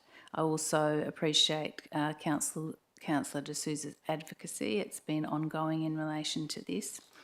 During the budget workshops, as Councillor Brenda Abrandis has indicated, the figure that we were given as a costing was around, actually I thought it was $10,000 to $15,000, and I indicated my support for that amount. I am surprised to see the amount at $60,000. My understanding is that this item, because it does relate to a petition, is going to come to us at the agenda briefing this coming week, which will give the administration an opportunity to give us the benefit of its opinion in relation to this. I take Councillor Russell's point that, you know, there may be a number of areas, different areas in the district. So it sounds like a mixed position from me, but I won't be supporting it this evening. One of the reasons, on top of those reasons, is that we've all been through an extensive process, and I thank the administration for all the work that's gone into the budget. And I'm not really comfortable with, this is different, but overall I'm not comfortable with then some particular items coming from some councillors where other councillors haven't made the same decision to do that, particularly when they're coming to us today at the last minute on matters that haven't been heard before. So that's my position on this. Thank you. Thank you, Councillor Raison. Councillors, is there someone who would like to speak either for or against Councillor Ward? Thank you. I'm supporting Councillor De Souza's amendment this evening, and I firstly want to acknowledge his persistence and advocacy on this issue. Whether or not every councillor agrees with this project, I think we need to recognise that when a councillor identifies an issue that is important to their community and advocates for it consistently over a number of years and continues to pursue it through the proper channels, which is exactly what has occurred here. The amendment before us is quite modest in financial terms. When we're looking at a budget of $80-odd million, 60,000 is it's quite modest. We're talking about an allocation of 60,000 for the design, consultation and construction of an entry statement for Waterford. In the context of the budget this size and a year where we are transferring approximately $10 million into reserve funds, I do not consider this to be an unreasonable expenditure. I appreciate that concerns have been raised regarding the allocation of funds. However, local government is not solely about maintaining assets and balancing spreadsheets. It's also about fostering community identity, civic pride, and a sense of place. And these are often the things that make suburbs distinctive and create the community connection that residents value. The report notes that the previous entry statement was a recognised feature of Waterford for many years and that its removal prompted a petition of around 200 residents seeking replacement. We've heard about that from Councillor Prendeville in her motion as well. This demonstrates that there is a genuine community interest in seeing that the project proceed, and importantly, this project is fiscally responsible because it's not increasing the overall budget. Councillor De Souza has identified an offsetting reduction elsewhere, working with the acting CEO to make the amendment budget neutral. The administration has advised that funding can be sourced by reprioritising less urgent slab replacement works rather than abandoning them altogether. They will simply occur a little bit later. I'm also pleased that the proposal includes community consultation before any final design is selected. That ensures that the residents will have the opportunity to provide their input and help shape a feature that reflects their suburb and their aspirations for the area in which they live. So ultimately, I think this is a very reasonable request supported by the community and championed consistently by the local ward councillor over and over again. And it's achievable at a relatively moderate cost. In a budget where we're setting significant sums aside for the future, I see no reason why we should be arguing over an amount of this scale when it has the potential to deliver visible and lasting benefit to the Waterford community. And so for those reasons, I'm supporting the amendment, and I do encourage my fellow councillors to do the same. Thank you. Thank you, Councillor Ward. Councillors, would anyone like to speak either for or against who hasn't spoken already? Councillor Lees. Thank you, Mr Mayor. I'll just speak very briefly. I haven't prepared for this because I only received it this morning, but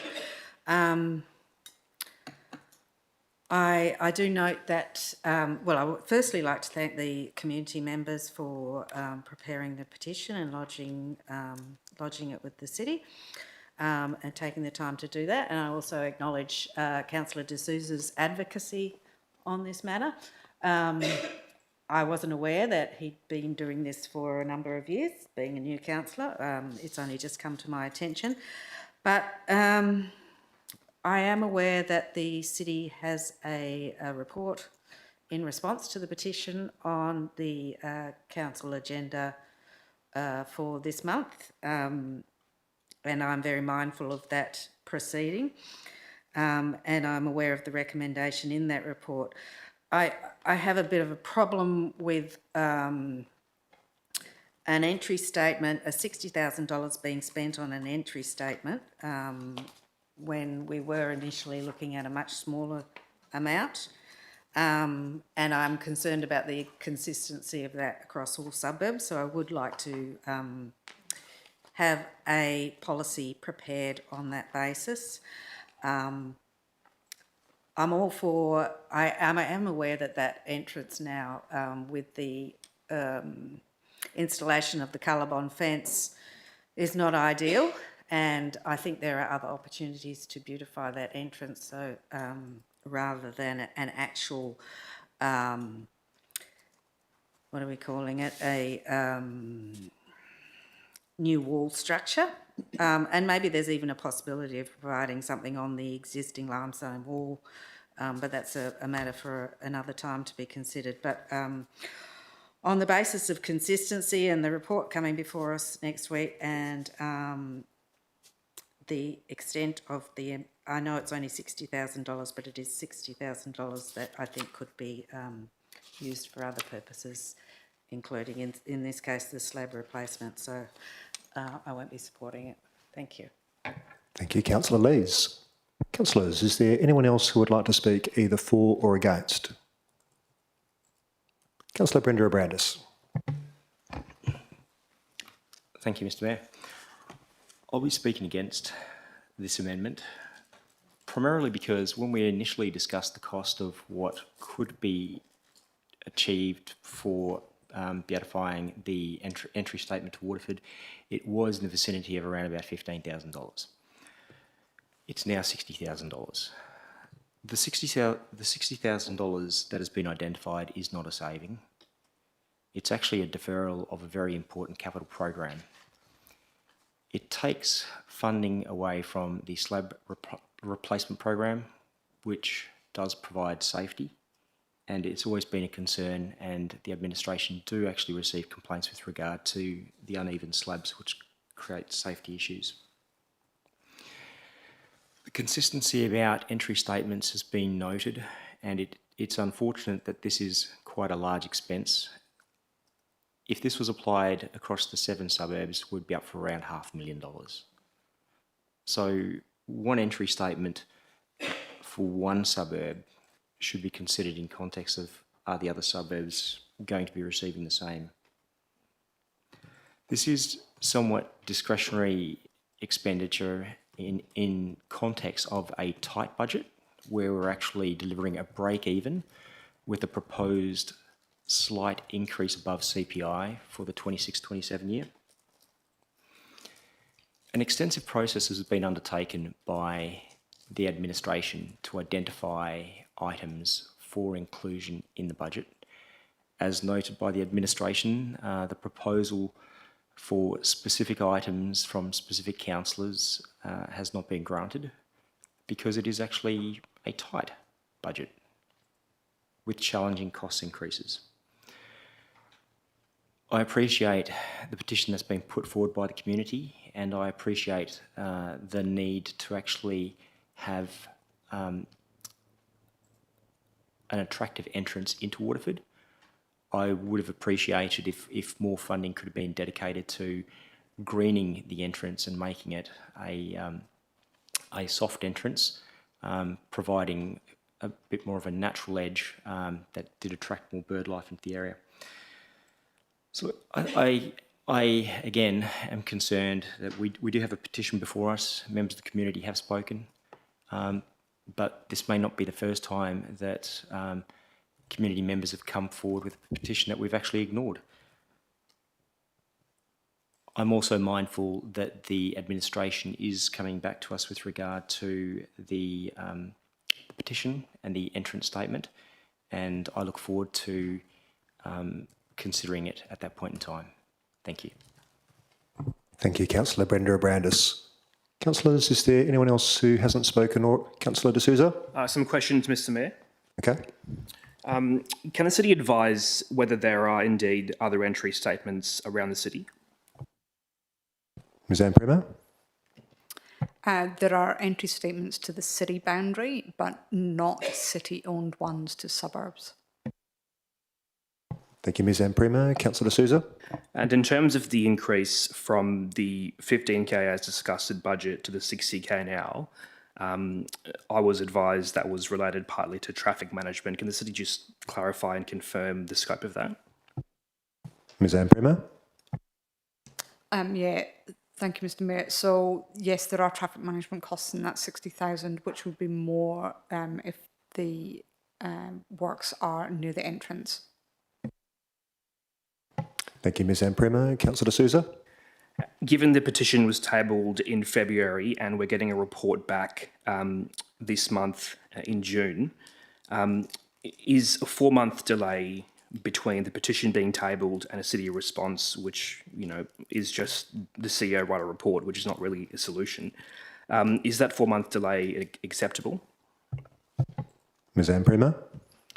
Yeah, thank you for the question. I think in the current circumstances, that's indicative of how things are. Thank you, Ms Anne Primo. Any further questions, Councillor D'Souza? That's all, Mr Mayor. All right. Councillors, is there anyone who hasn't already spoken who would like to speak either for or against? Councillor Howling. I'd like to speak for. Firstly, I thank the councillor for putting forward this proposal. It's $60,000 for an entry statement, which the residents have always enjoyed when they bought their property. It was there and it was taken away.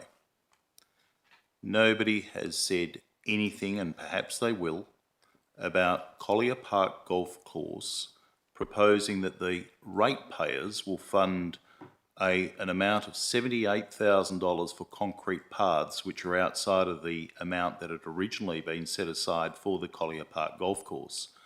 In other words, we're funding something of what Councillor Russell might refer to as, and Councillor Brenda Brandis, discretionary funding. It gets worse. There's $207,000 for safety netting and $166,000 for green construction.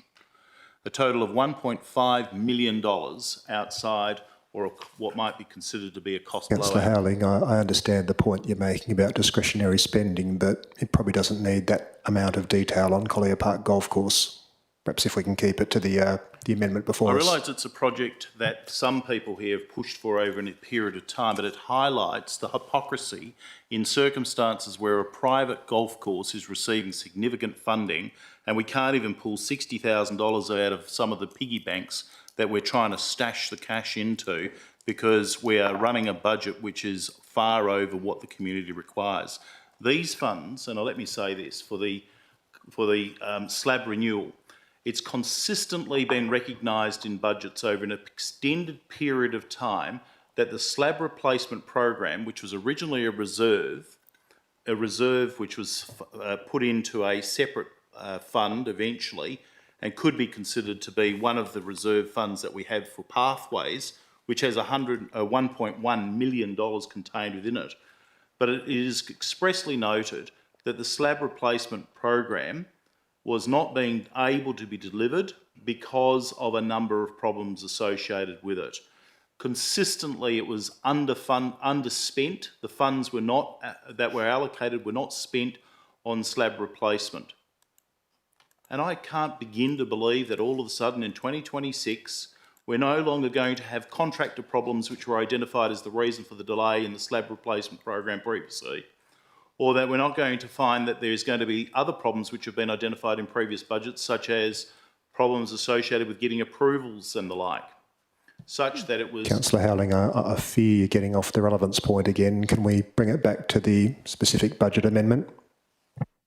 Such that it was a proposal for the slab, I'm talking about slab replacement funding here, which has been consistently delayed as the reason from where the funds are going to come. There is going to be funds in that budget because it is highly unlikely in 2026 that the full amount of the slab replacement funds will be used. I'm saying this, Mr Mayor, to address the concerns raised by Councillor Russell and Councillor Brenda Brandis. The reason we need to be able to spend these funds is because it is entirely proper to maintain the amenity of our community. If you've not heard of the broken window syndrome of San Francisco, then I'm a little surprised, but nevertheless it means that if we maintain the look of our community, people will take greater pride in it. And it doesn't take much to maintain the look of your community. An entry statement does that. We should maintain it. It's only $60,000. I can't see how we can. I can't see how it would make our piggy banks look any different if we're not putting an extra $60,000, for example, into or take it out of the Pathways funding or reserve, which has $1.1 million contained in it, and might I say, $18,700 in it. 60,000 you won't even notice it from the size of the piggy bank. We won't get our slab replacement program done anyway.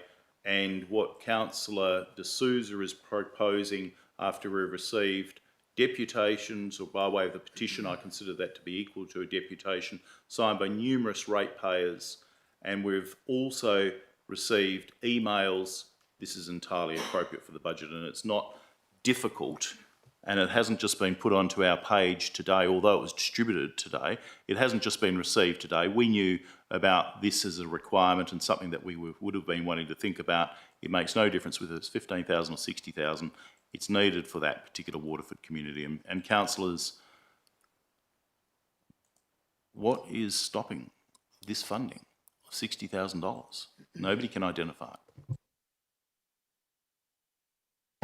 Thank you, Councillor Howling. Ordinarily, I'd ask if anyone else wants to speak, but I think I'm the only one that hasn't. I'll be brief because I'm conscious of time. Good arguments have been made on both sides, but at the end of the day, it is a small amount of money for something that I know will carry a certain amount of amenity per dollar of public funds. I will support this one. That's not to say I'll support every budget amendment tonight, but I will support this one. So, councillors, Councillor De Souza, there being no further debate, you've got 5 minutes to wind up if you would like to do so. Yes, thank you, Mr Mayor. Look, what can I say? I'm quite surprised by the response to this. I would have thought it's a pretty non-contentious proposal. Indeed, we had consensus at the budget workshop for $15,000. So I guess what's in contention is the amount. So I'll address those issues in due turn. I'd like to firstly address the fact that. So I'll touch on what Councillor Russell mentioned about there being no community benefit. This entry statement has been a marker to the area since the 80s. So go to that area and door knock those houses and ask them what they love about the area. And it's the fact that it's so close to the river.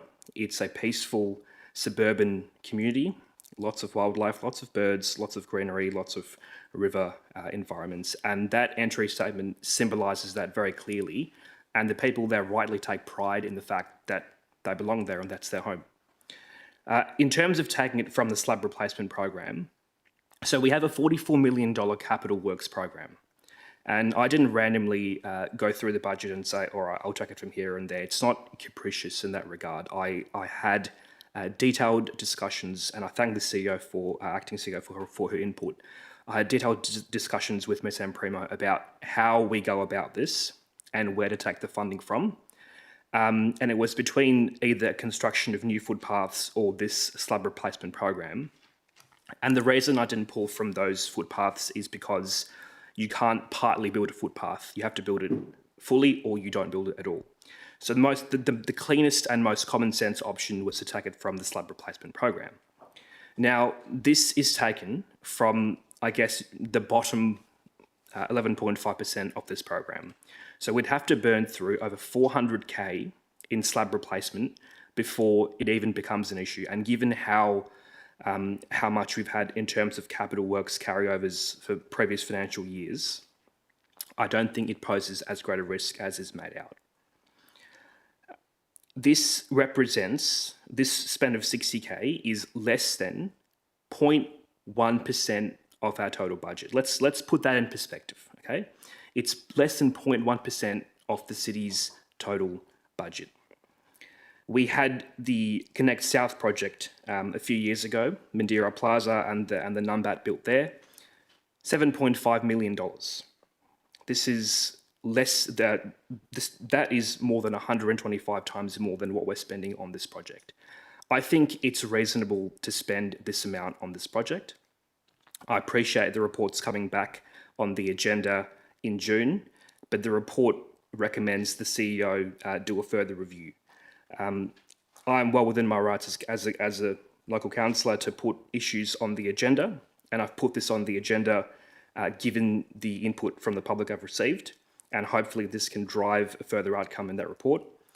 Councillors, I think this is an important project, and I really encourage you to support it. Thank you, Councillor De Souza. Councillors, I'm about to put Councillor De Souza's amendment to the vote, so it's not the substantive budget, it's an amending motion to the budget. With that, councillors, please cast your votes on Councillor De Souza's amendment. All right, so the votes are in. Those who voted in favour were Councillor Blake De Souza, Councillor Tim Howling, Mayor Greg Milner, Councillor Hayley Prendeville and Councillor Bronwyn Moore. Those against were Councillor Andre Brender-Abrandis, Councillor Kathy Lees, Councillor Jacqueline Raison and Councillor Stephen Russell. So that amendment has carried. We now return to the substantive officer recommendation as amended. I've spoken in favour as mover. Councillor Brender-Abrandis has spoken as seconder. No one else has spoken as of yet. Would someone else like to... Oh, Councillor Waugh. I'd like to move my amendment, please, Mr Mayor. All right, if you could please read that out. That the draft annual budget of 2026-27 be amended to approve the creation of a community safety reserve to quarantine funds for community safety, crime prevention initiatives, including assets and infrastructure in the district, and is funded by specific transfers as approved by council, and reduces the proposed transfer to financial sustainability investment reserve by $500,000 and approves the allocation of that $500,000 into the community safety reserve. Thank you, Councillor Waugh. Would someone like to second Councillor Waugh's proposed amendment? Councillor De Souza, Councillor Waugh, the floor is yours. Thank you. At its heart, this amendment is about listening to our community and ensuring that our budget reflects the issues that matter most to the people of whom we represent. Over the past several years, one issue has consistently featured in conversations with residents across our district. Whether it's at community meetings, on social media, in emails, or standing outside local shopping centres, speaking with residents, the message is clear. People are concerned about safety and crime across our entire district. Residents are concerned about antisocial behaviour. They are concerned about hooning. They are concerned about property crime. They are concerned about feeling safe when they walk through our parks, use our public facilities or visit our activity centres. Yet despite that concern, we currently have no dedicated reserve that allows us to strategically plan for and invest in community safety initiatives over the long term. And this amendment seeks to change that. Importantly, it's not a proposal to increase rates, and it's not a proposal to spend money recklessly. It is simply a proposal to redirect $500,000 from a transfer into the Financial Sustainability Investment Reserve and instead establish a Community Safety Reserve. The Financial Sustainability Investment Reserve is already a very healthy reserve. It's relatively new, holding almost $17 million from the sale of the Collier Park Village. Under the draft budget before us tonight, we're proposing to add another $1.667 million into that. And reducing that transfer by $500,000 will not jeopardise the city's financial position in any meaningful way. What it does do is create a dedicated funding source that allows council to properly plan for future safety initiatives. Too often, when safety initiatives arise, we find ourselves debating relatively modest amounts of money, as we've seen tonight, during annual budget reviews. Be that CCTV, lighting, anti-hooning measures, community safety infrastructure, or crime prevention through environmental design, or any other initiative, we end up arguing about where the funding is going to come from. A dedicated reserve will change that conversation. It will allow us to accumulate funds over time, undertake proper planning, leverage grant opportunities, and make meaningful investments when the need arises. It also sends a clear message to our community with them. Many councillors around this table have publicly spoken about the importance of community safety. Many have made commitments to residents about measures that they would like to see implemented. This amendment provides the practical mechanism to turn those aspirations into a reality. The Strategic Community Plan identifies community safety as a key outcome. Our advocacy strategy recognises the importance of creating vibrant and safe neighbourhoods. This amendment simply provides the financial framework to support those objectives. I believe that it would be a missed opportunity if we were to acknowledge that the community safety is one of the most important issues facing our residents and then fail to make any meaningful provision for it in our long-term financial planning. A budget is ultimately a statement of priorities, and if community safety is genuinely one of our priorities, then our budget should reflect that in a tangible way. This amendment is prudent, it is responsible, it is strategically aligned, and most importantly, it is responsive to the concerns of our community. And for those reasons, I commend the amendment to the council and I encourage my fellow councillors to support it. Thank you. Thank you, Councillor Ward. Councillor D'Souza, you're the seconder. Would you like to speak? Yes, Mr Mayor, I'll be brief. During the workshops, we had plenty of discussion around reserves, specifically about the creation of reserves. And there were two proposals, one to create an environmental sustainability reserve and one for a community safety reserve. And that was, I'm pretty sure, based on a previous report the CEO put to council. I was supportive at the time of creating both the reserves, and however, through the course of these workshops, it was clear that the environmental reserve would proceed and the community safety reserve would be removed. I disagreed with that then, and I disagree with it now, because it appears as councils choosing favourites, choosing one over the other. So I think to that extent, this motion by Councillor Ward is prudent. It shows that we are taking the issue seriously. And of course, we are already making great investments in community safety. The Mayor mentioned the CCTV rebate scheme, which is very popular, and it's heartening to see more funding for that in this year's budget cycle. But it is an issue of constant concern. It's one which we have to be, as a council, consistently vigilant of, and to that extent, I think this is a motion in the right direction. Thank you, Councillor D'Souza. Councillors, would anyone like to speak against Councillor Ward's proposed budget amendment? I might say a few words. Did you want to go first, Councillor Lees? Sorry, I just had a question. By all means. Thank you, Mr Mayor. In terms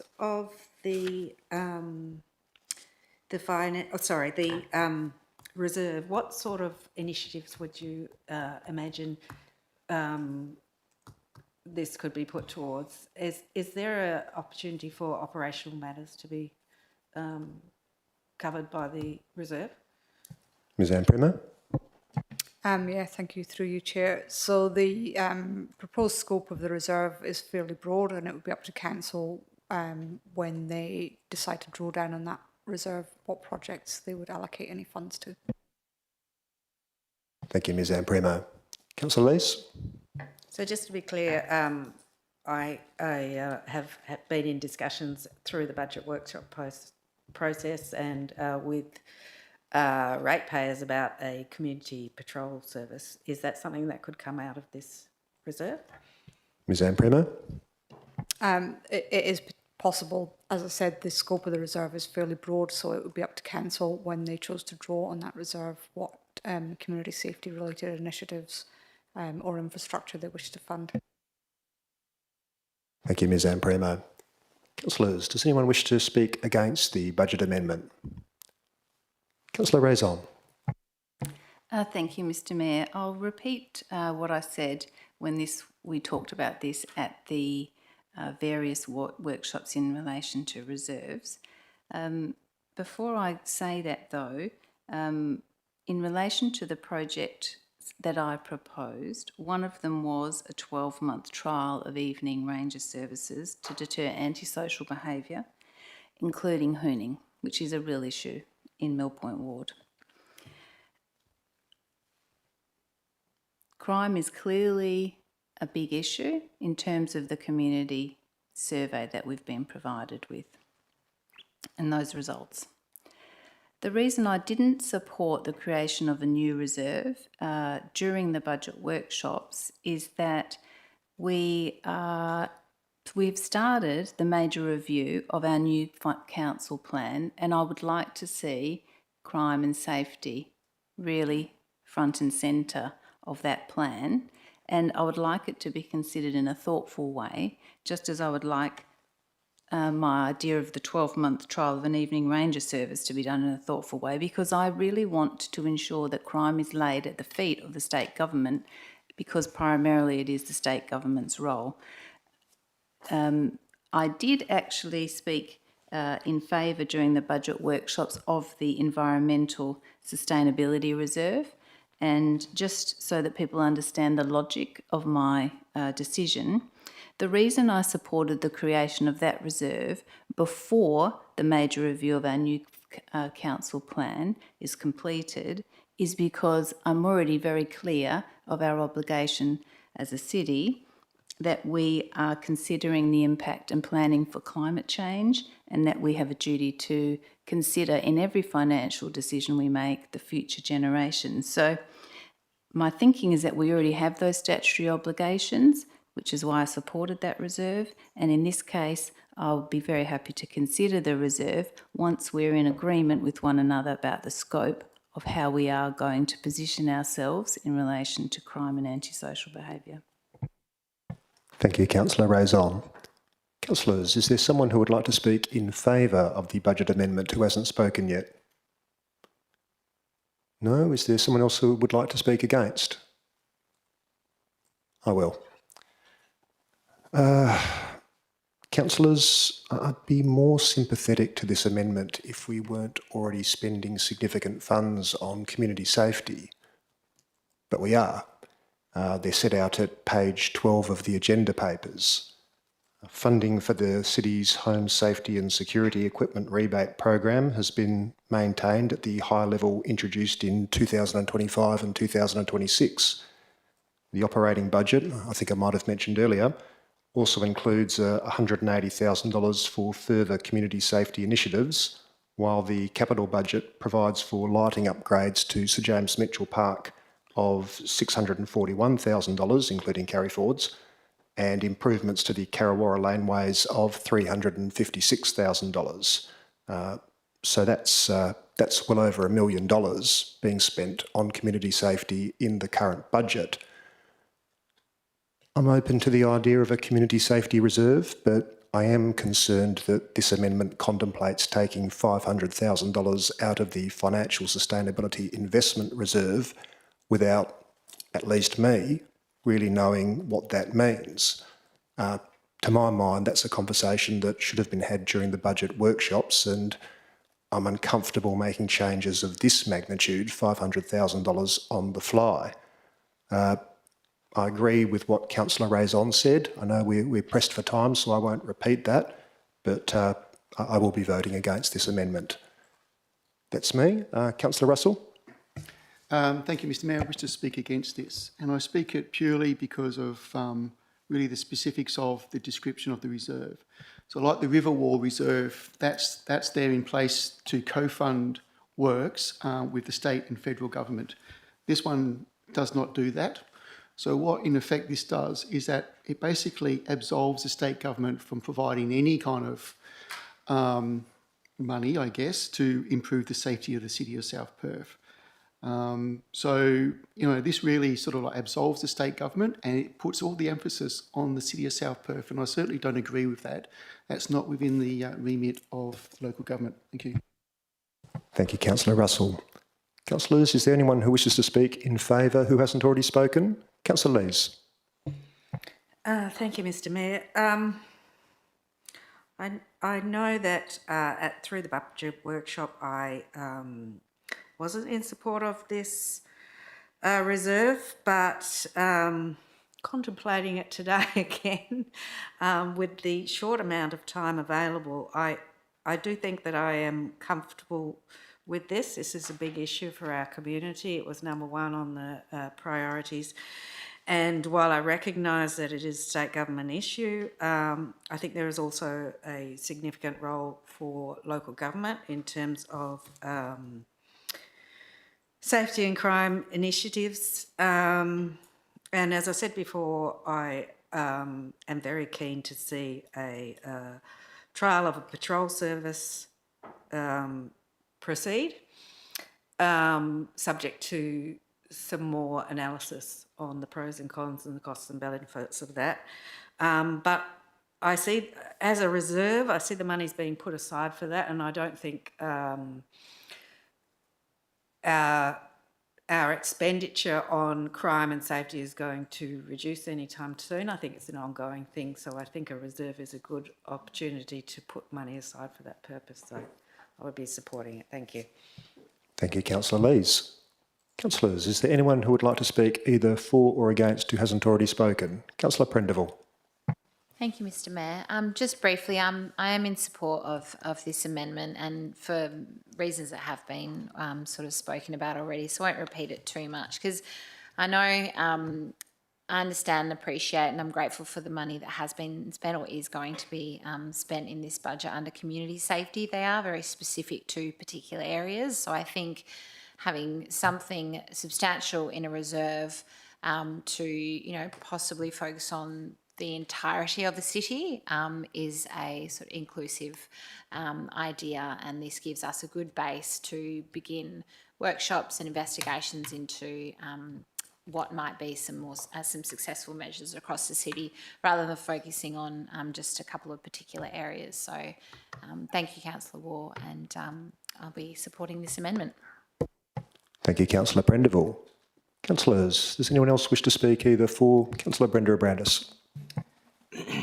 Thank you, Mr Mayor. I'll be speaking against this amendment, primarily because we had sufficient time. We had 4 budget workshops to actually consider this, and we completed those workshops and are here tonight, and now we have an amendment at the last minute with regard to reallocation from reserves.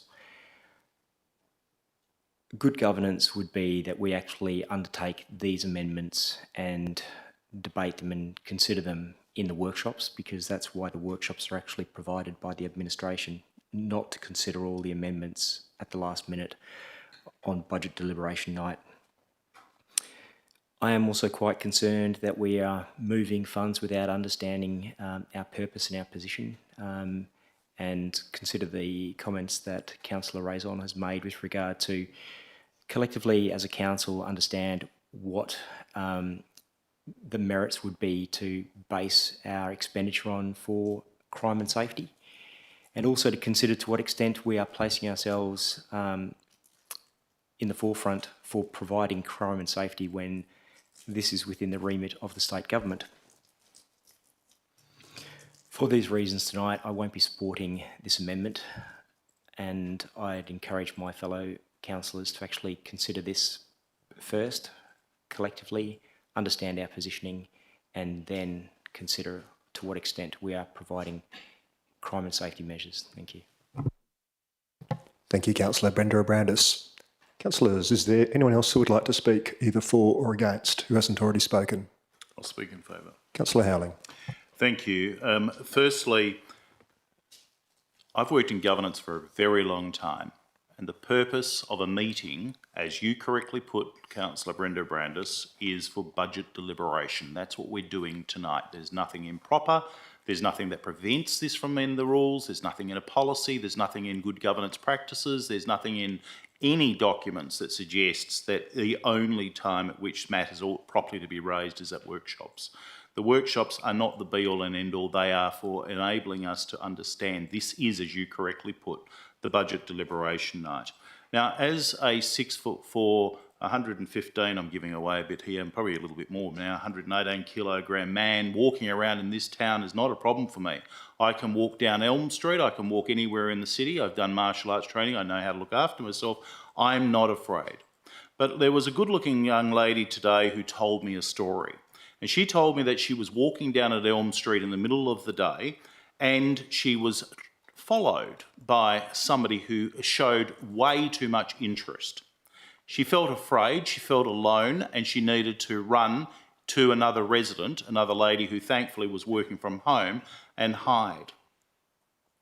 That is because the design of our community enables some people who are up to no good to lurk in certain places behind the trees away from where there may be passive or any other surveillance.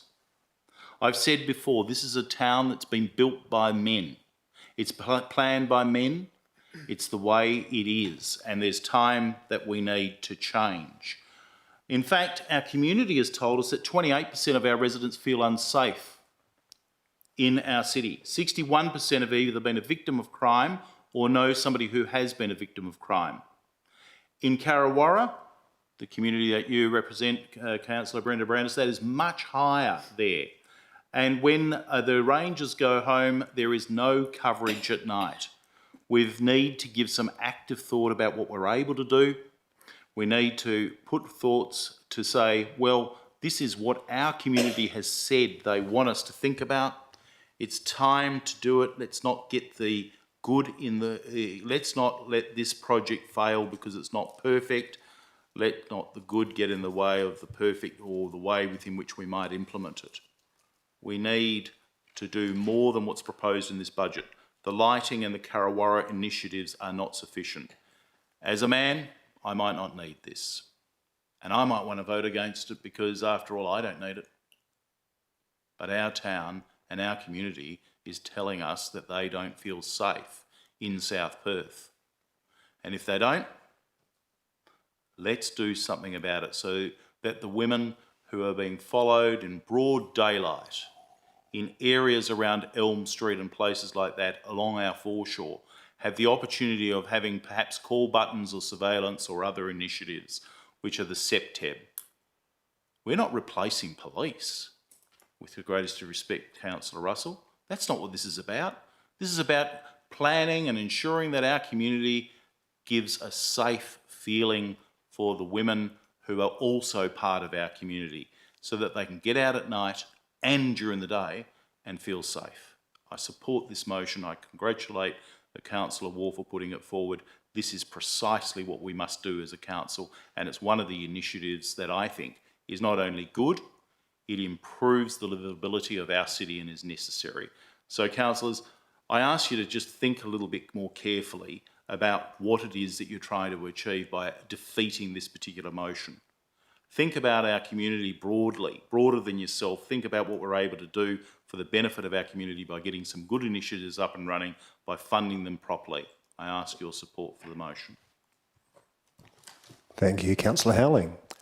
I think that's everyone that's spoken so far. So, Councillor Waugh, if you'd like to take 5 minutes or up to 5 minutes to rebut any arguments made during debate, you may do so. Thank you, Mr Mayor. So I'll start with the comments made by Councillor Raison, and I appreciate that she loves to be strategic and would like to see this included in the council plan, and I accept and acknowledge that. However, it's already in our strategic community plan, it's already in our advocacy strategy, and it's already in our long-term financial plan. So there comes a point where we need to stop putting it in plans and start doing something about it. I understand that you've said we had a statutory, responsibility and requirement in respect to global warming, and that was your reason for supporting having it in having a separate environmental reserve established. However, we also have a responsibility to implement and progress our current strategies and not continue to plan with more plans. Now, in respect to Mayor Milner's comments, he said we've already put in significant funds, $180,000, and I acknowledge that too. But again, these are specific projects and they are year by year, which means every year we come to the budget time and we have these arguments as to where it's to be. This is about planning for the future. It will help us obtain grants. When we show the state government that we're taking it seriously and we're putting things forward and we make an application, we can get matching funds. There are different initiatives that we can do. It is not a matter that we can just leave to the state government because clearly they're doing precious little. It took an awful lot for us to get funding for a couple of CCTV camera.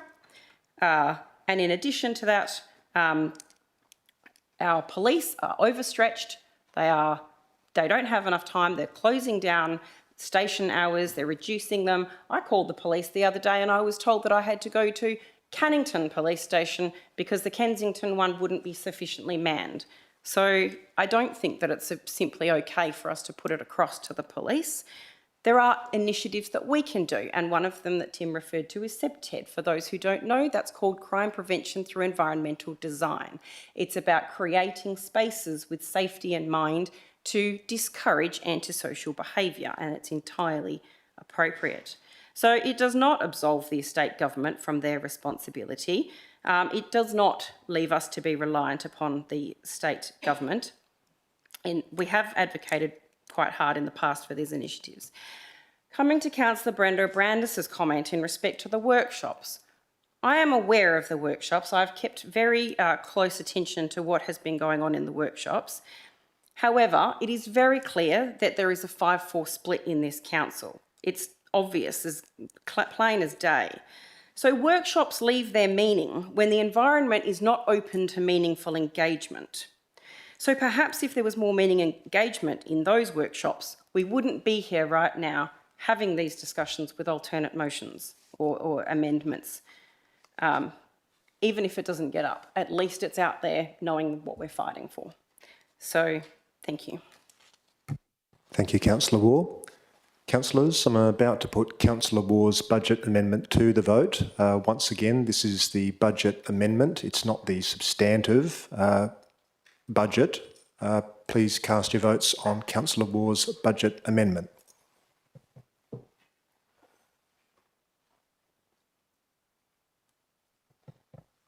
Okay, so the votes are in.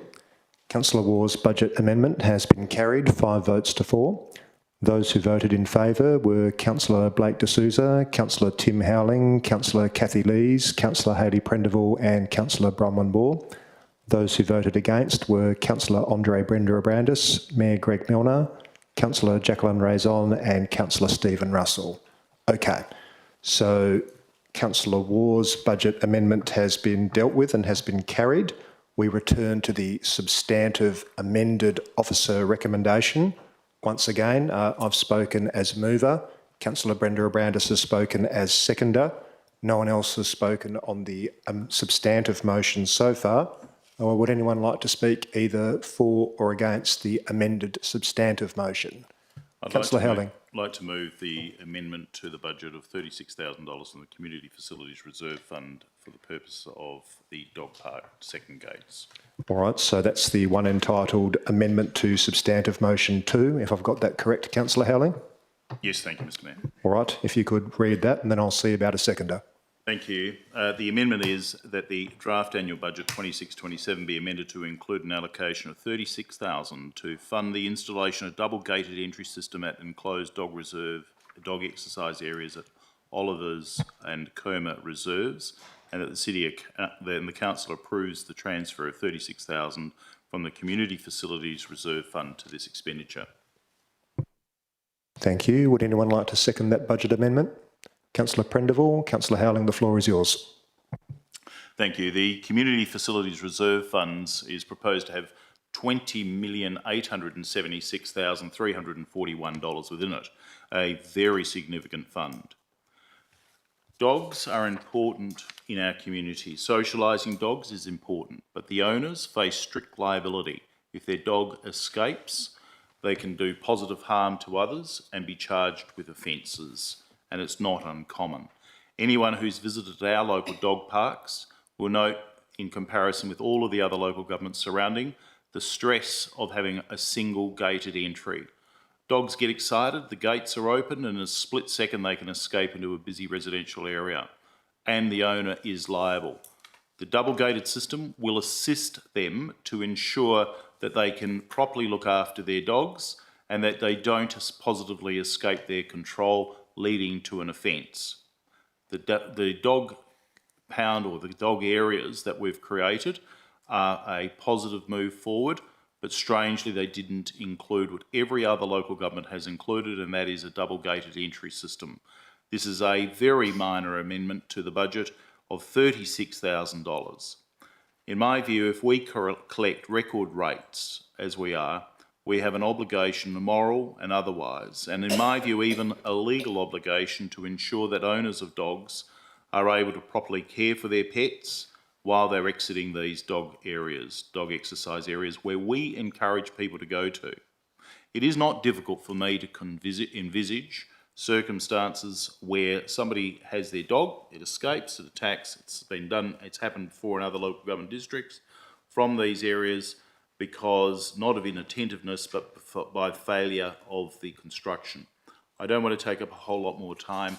I've already said a lot about the fact that we have significant reserve funds and we can easily find the money that is necessary to put $36,000 to make the lives of a lot of people a lot easier who take their pets down to these areas for the dog enclosures for the purposes of socialisation and a bit of exercise. Thank you. Thank you, Councillor Howling. Councillor Prendeville, you're the seconder. Would you like to speak? Thank you, Mr Mayor. I'm happy to second this amendment to our budget this evening. I'd just like to acknowledge I'm grateful for the historic work that went into the creation of these dog parks originally. They were our first, I believe, in the city. We were new to dog parks and designed and built what we believed and we approved what we believed at the time was sufficient. In hindsight, yes, we should have included double gates at the time, but we didn't, and that's okay because we can do it now. We've had the feedback from the community, the people that are there every day with their dogs. This is what we need to do. It's a very small spend, but it's really important. We've discussed this in workshops previously, and I know some people had sort of under the impression that, maybe the dog owner should be able to control their dog, therefore maybe we don't need a double gate system. But I don't accept that for one moment. A dog's temperament is very, very different on and off a lead, and the double gate system not only provides that safety to the dogs and the people, it provides a safe space where you can enter, take your dog off the lead, then get used to being in that off-lead feel, and then enter a dog park with other dogs. My own dog, completely different dog on and off the lead, completely different. And that's not due to lack of training, that's their temperament. They're protective, especially over the people that they love or their home. They're behind the gate, they'll rip you to pieces, but the moment you open the gate, they're happy to see you. So it's not just a control thing. There's actually, behavioural issues that go along with that. And it's really important. And again, it's a small spend. It's an important thing to do. We should have done it at the beginning, but we didn't. That's okay. We can do it now. So I urge everyone to support this amendment. Thank you, Councillor Prendeville. Councillors, would anyone like to speak against the budget amendment? No? Would anyone else like to speak in favour? Councillor Raison. Thank you, Mr Mayor. I am speaking in favour of this amendment, but as I said earlier, after we've all been through, or the majority of us have been through every workshop in relation to the budget and given comprehensive and extensive feedback to the administration, and that's gone back and forward, and there's been a high level of scrutiny of all items to the, given that we've had a truncated process. I'm really not in favour of last minute individual motions coming on the day like this, so that they, without time to properly think them through again in the context of the whole budget. Having said that, when I did attend the budget meeting where this was discussed at length and in good faith by all members of the council who attended, my understanding when I came away from that meeting was that this was supported. And on that basis, I will support it again, even though it's just being brought as an ad hoc motion on its own. And in order to make things more efficient, I have spoken to the Mayor today and made some recommendations in relation to future budget workshops so that we don't have a situation like this again. It's not the first time where I've left a workshop, and I may be wrong, and I would accept that, but where I've left a workshop with a general understanding of the position and then been presented with something that's contrary to that down the track. So I would like us to work on how we improve our systems going forward. So I'm voting in favour of it as I did in the workshop. Thank you, Councillor Raison. Councillors, is there anyone else who would like to speak either for or against? Councillor Ward. Thank you. As my colleague Councillor Howling mentioned, it spoke to open, it reminded me of a quote from a judge in a case, and I really love it, and I hope I'm quoting him correctly, but he said, "A dog can be a loyal and a wonderful friend, but if that dog escapes, it can get out and pose a danger and can do positive harm."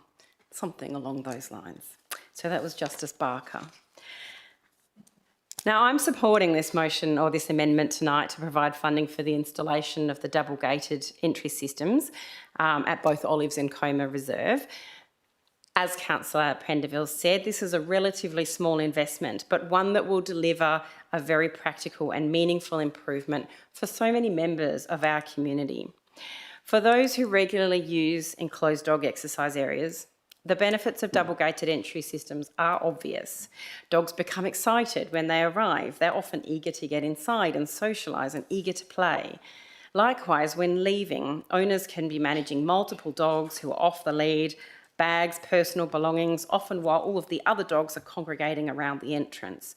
So anyone who's spent any time in a dog park knows that the entry area can be one of the most challenging places to maintain control of a dog. A single gate just creates that unnecessary risk the dog might slip through and escape into the surrounding area. And as we know, we've got playgrounds next to both of these dog parks. So a double-gated system provides a very simple and effective safety barrier that significantly reduces the risk of a dog running into a playground and causing an issue or a risk in there. But this is not just about convenience, it's about safety. For dogs, owners, children who might be there as well, other park users, it gives the owners the confidence when they're entering and exiting the closure to make the facilities more accessible for elderly residents as well, and for those who might have difficulty managing a larger or more energetic animal. So I think what's being proposed is entirely reasonable, and in the context of the annual budget of some $80 million, our allocation of $36,000 is very modest, yet for thousands of visits, these parks receive every year, the benefit will be felt every single day. I'm also conscious that dog parks are among the most heavily used recreational facilities in our city.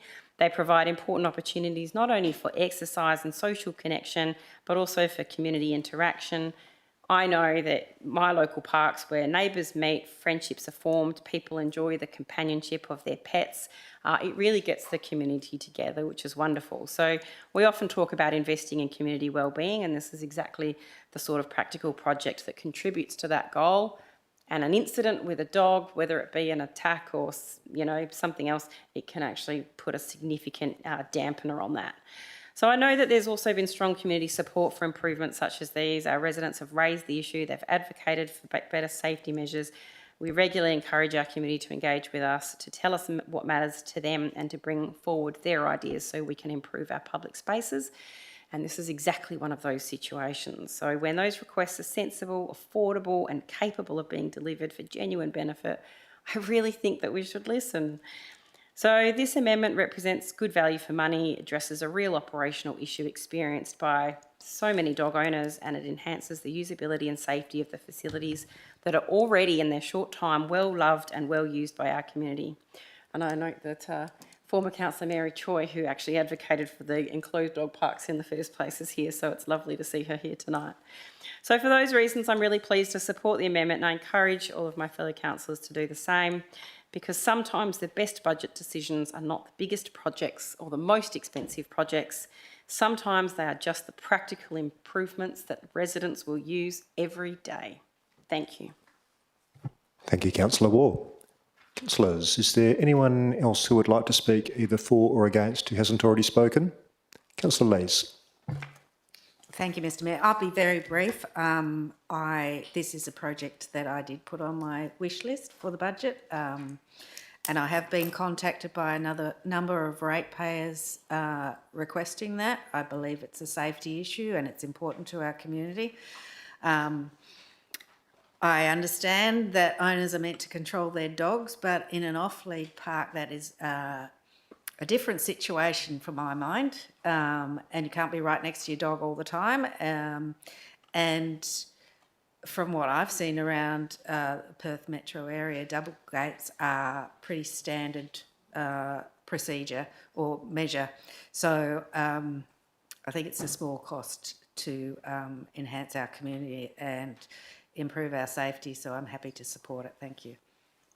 Thank you, Councillor Lees. Councillors, would anyone else like to speak either for or against? Councillor Brenda Abrandis.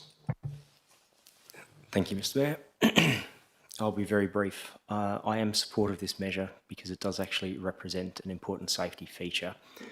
It is a relatively low cost, again, but my concerns are with regard to this amendment, like some of the other amendments. This is the first time I've actually seen of this amendment this evening, and it would be better governance if we were able to receive quite a few of these amendments earlier on such an important evening. It is a fairly straightforward amendment. I will be supporting this. Thank you. Thank you, Councillor Brenda Abrandis. Councillors, is there anyone else who wishes to speak either for or against? No. No one actually spoke against, so there's no need for Councillor Howling to wind up. I'll simply put Councillor Howling's budget amendment to the vote. Again, we're not voting on the substantive budget, we're voting on Councillor Howling's budget amendment. Councillors, please cast your votes.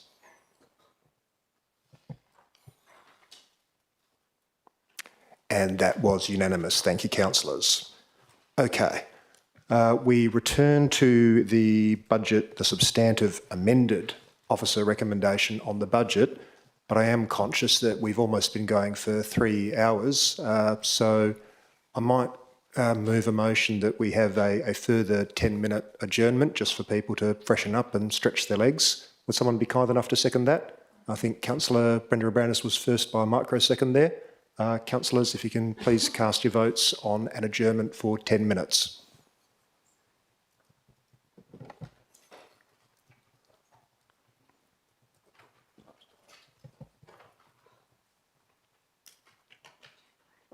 And I'm just waiting on one more vote. There we go. That was unanimous. Thank you all. It's currently 8:54. I'll see you all back here at 4 minutes past 9 p.m.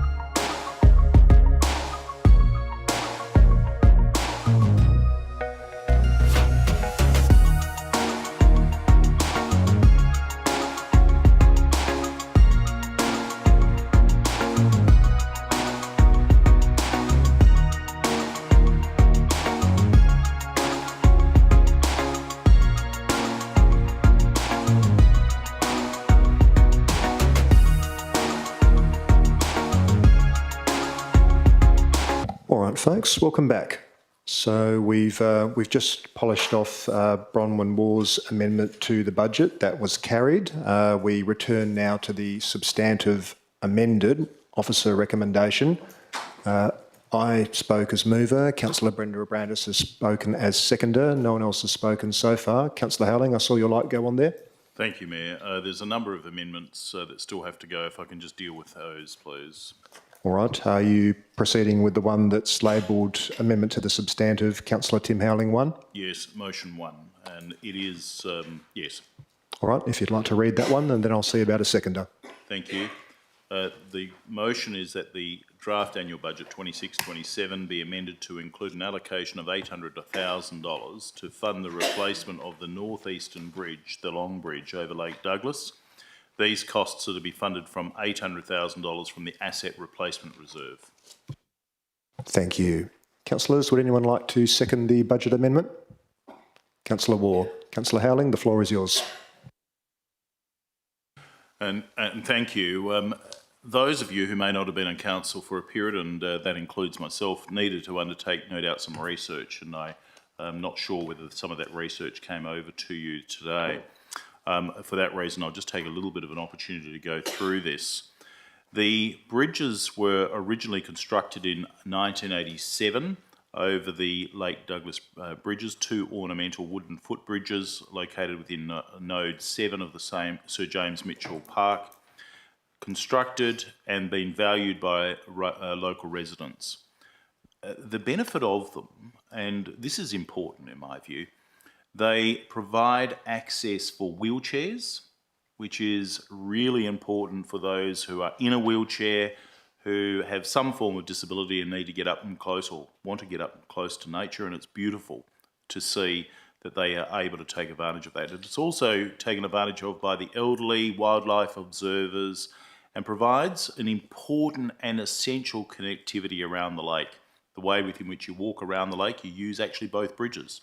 And a traffic study of people walking around those bridges showed that it's used by some 156 users per day. And to put that into perspective, that is more than the number of people that use most of our dog parks on a daily basis. So there was some safety concerns that were raised originally in 2023, and eventually the bridges were closed off in February of 2024 due to some structural concerns. And that was as a result of, in February 23, the city having commissioned a high-level assessment in respect of the repairs that were required. The handrails were tightened in March of 2023, and the refixing of the timber boards subsequently inspected in November of 2023 and found to have some key structural elements that needed to be fixed.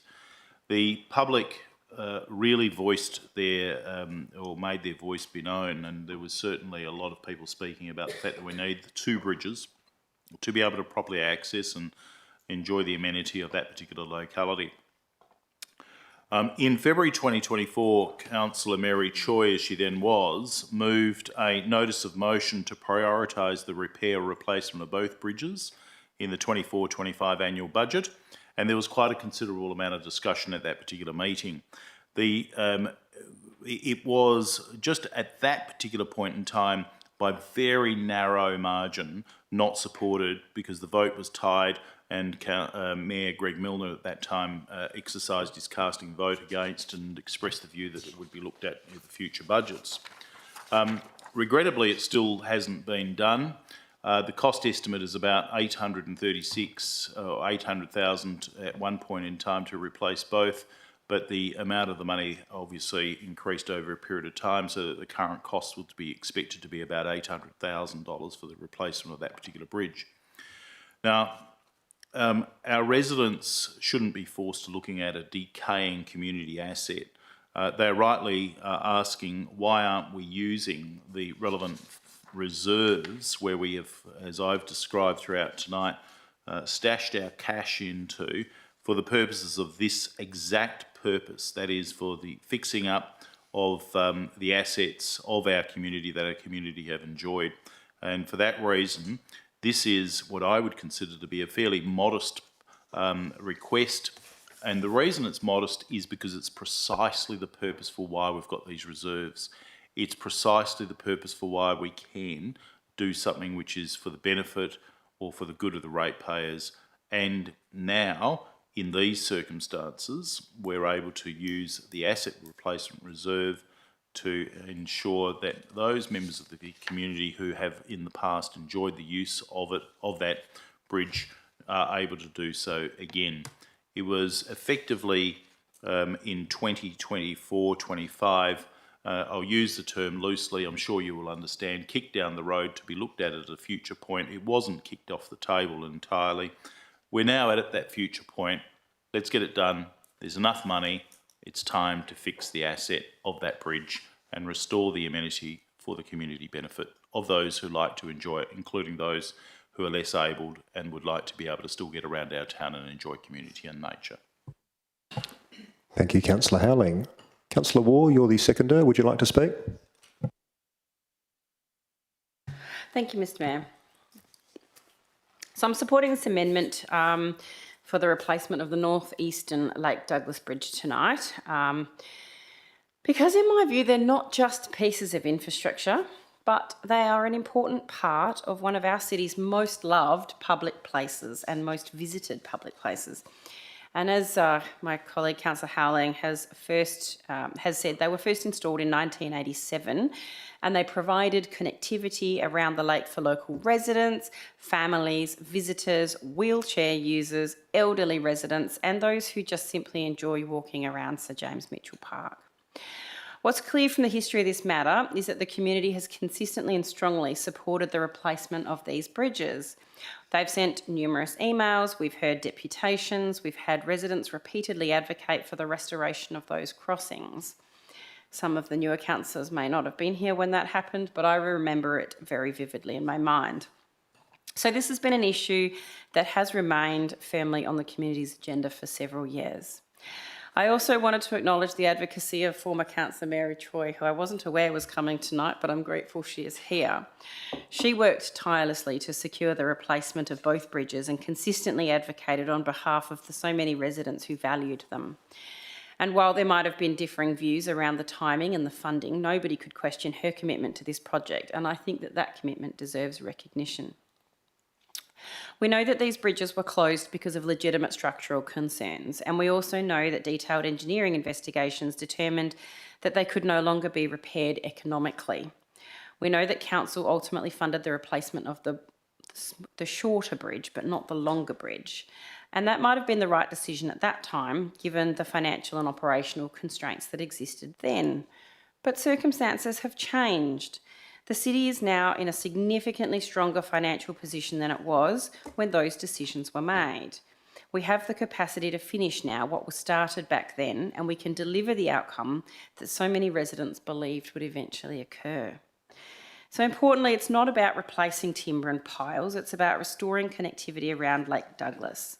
It's about accessibility for residents of all ages and all abilities, and about enhancing one of our most iconic public spaces.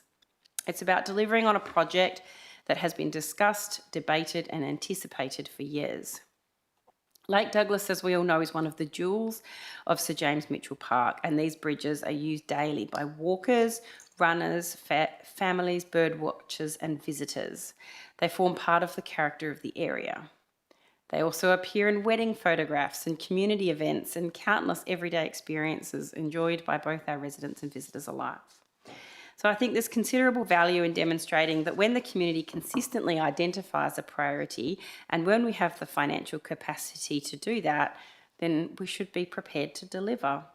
So for those reasons, I'm supporting the amendment, and I encourage my fellow councillors to do so, because Council has already accepted the principle that the bridges should be replaced by funding the replacement of one of them. The question before Council now is not whether the bridge has value, because that question was answered when the first replacement was approved. The only question now is whether we finish the job. Thank you. Thank you, Councillor Waugh. Councillors, would anyone like to speak against the budget amendment? Councillor Russell. I've got some questions, please. By all means. I'm just trying to understand the validity of $800,000. Can the city, I know this is a bit late, but can the city comment on how much the total cost of the existing bridge was, the newly constructed bridge? Ms Anne Primo, or Rough estimate would be good. I can't remember how much the shorter one was. I know that the 800,000 that we've suggested be the budget allocation if council approve this is based on the budget estimates from 2.5, 3 years ago, and the fact that we know costs have increased, but it's a very broad estimate. Until we go to the market, we wouldn't know what it would cost. Okay, so this hasn't been properly scoped out then in terms of the costing? The cost detailing, no. Okay. Just based on what was previously presented, I think, Okay. 2 years ago to council in the budget workshops. Okay, thank you. So this is a much longer span bridge. So I'm assuming then that it would need essential support. Would that be correct? I.e., it would require piling. Not necessarily. No? There could be it could be a longer bridge of the same construction type. We would seek to have a bridge that had similar visual amenity to the shorter bridge that's been put in place. Okay. Can the city comment on sort of the asset management of a bridge, noting that it is over water? Is it relative to other assets? Is it expensive, more expensive? If I talk about the design of the shorter bridge that we've put in place, that bridge is designed to be low maintenance. So once it's installed, the maintenance is pretty minimal. Okay, thank you. thank you, Councillor Russell and Ms Anne Primo. Councillors, would anyone like to? Councillor Lees. I just had a question, thank you, Mr Mayor. Of course. So just to clarify, the bridge that was repaired, was that a decision made through the 2024-25 budget? Ms Anne Primo. Yeah, thank you, Mr Mayor. So the shorter bridge was replaced, it wasn't repaired. Sorry, yes. Both bridges are beyond repair. And Yeah, I that understand. was, if I am correct, I believe it was 2 years ago. And at that time, there wasn't a specific decision not to proceed with the other bridge, it just it wasn't a council resolution as such?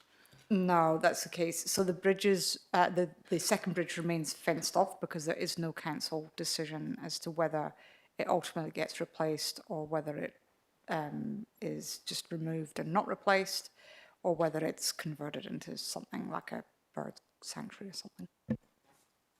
Thank you, Ms Anne Primo. Councillors, does anyone wish to speak against the budget? A question, Councillor Brenda Brandis. Yes, thank you, Mr Mayor. I've got a couple of questions on this item. So just for clarification purposes, the $800,000 that's been included in this amendment is from 2 years ago. And also, if it is from 2 years ago, just what would be the rough cost escalation over a 2-year period for engineering works over water? Ms Anne Primo. Yeah, thank you for the question through you, Mr Mayor. So the 800,000 includes an estimate for escalation. So 800,000, I think from memory, yeah, it was about 500 and something 2 years ago. So we've just suggested that a provision of 800,000 is put in there. Councillor Brenda Brandis. Thank you, Ms Anne Primo. And just a follow-up question. So for the $800,000, could you just advise what we'd actually be receiving as a structure? Because I can recall from 2 years ago there were concerns about what the actual bridge would comprise of and what the substance of the bridge would actually be as well. Ms Anne Primo. Yeah, through you, Mr Mayor. So given the design of the shorter bridge, we would be seeking to put a bridge of similar nature in the longer span, bearing in mind that we had to go through quite extensive consultation with DBCA and seek their approval. And the bridge that is there obviously has DBCA approval, so we would anticipate that they would approve something of the similar design, and that's what we'll be seeking to put. Thank you, Ms Anne Primo. Councillor Brenda Brandis. Thank you, Ms Anne Primo. Just another question with regard to the asset replacement reserve. So this amount of money repurposed for replacing the bridge would represent a bit under 1/3 of the actual asset replacement reserve, which is quite a significant amount of money. My question for the administration is, for the reserve that was being built up, were there purposes intended, maybe not in the current year, but in future years, to apply the asset replacement reserve and therefore need to consider whether we need to actually find another $800,000 to actually make those asset replacements? Ms Anne Primo? I don't believe that there was any specific assets identified, but I might just clarify that with Mr Lecoq. Mr Lecoq? Through the Mayor, that is correct. There were no specific assets identified. The intention was to create a general reserve that could be applied to asset replacements once the reserve was built up. Thank you, Mr Lecoq. Councillor Russell? Thank you, Mr Mayor. Again, regarding this $800,000, is this $800,000 estimate when both bridges were to be considered together, i.e. there would be benefits in the design, manufacture, construction and indeed installation of both bridges together? Can I just say, if this is not the case, then we have separate mobilisation and demobilisation of equipment which can be add substantial to a project cost. Ms Anne Primo? Yeah, through you, Mr Mayor. So I believe that 800,000 is a reasonable estimate of what it would cost to do that one bridge. Thank you, Ms Anne Primo. Councillors, would anyone like to speak, either Councillor Lees, question or speaking? Question, thank you, Mr Mayor. We heard through the budget workshop process that there is significant pressure on the workforce within the city to complete projects over the next year. And I'm just wondering, is there capacity within the organisation to deliver this project within this budget period? Ms Anne Primo? I'm through you, Mr Mayor. Yeah, thank you for the question. I'm not sure how popular I'd be with the team if council resolved to proceed with this, but we would look to schedule it in if that's what council wanted, and we would have to stage it through the year. Thank you, Ms Anne Primo. Councillor Lees? So is that a no, or we'll squeeze it in? Or our capital works programme is challenging, but if council does resolve to proceed with it, then we would obviously look at how we could deliver it. Councillors, is there anyone who would like to speak against the budget amendment? Councillor Russell? Yes, I'd like to speak against it, thank you. I'm actually quite surprised that the city can find some form of management resources to support this, noting that the reason that the Challenger Reserve master plan or capital works can't go ahead because we don't have such resources. So I'm a little bit surprised by that.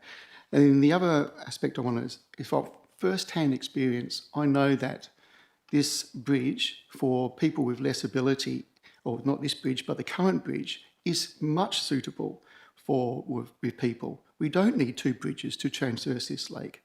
Indeed, if we're talking about the helping people with less mobility, I would rather $800,000 to upgrade the disability car parks in the city's management up to the latest revision of Australian standards. To me, this is it's unwarranted, it's unnecessary. It's an additional bridge which serves no purpose. And yeah, that's all I need to say. Thank you. Thank you, Councillor Russell.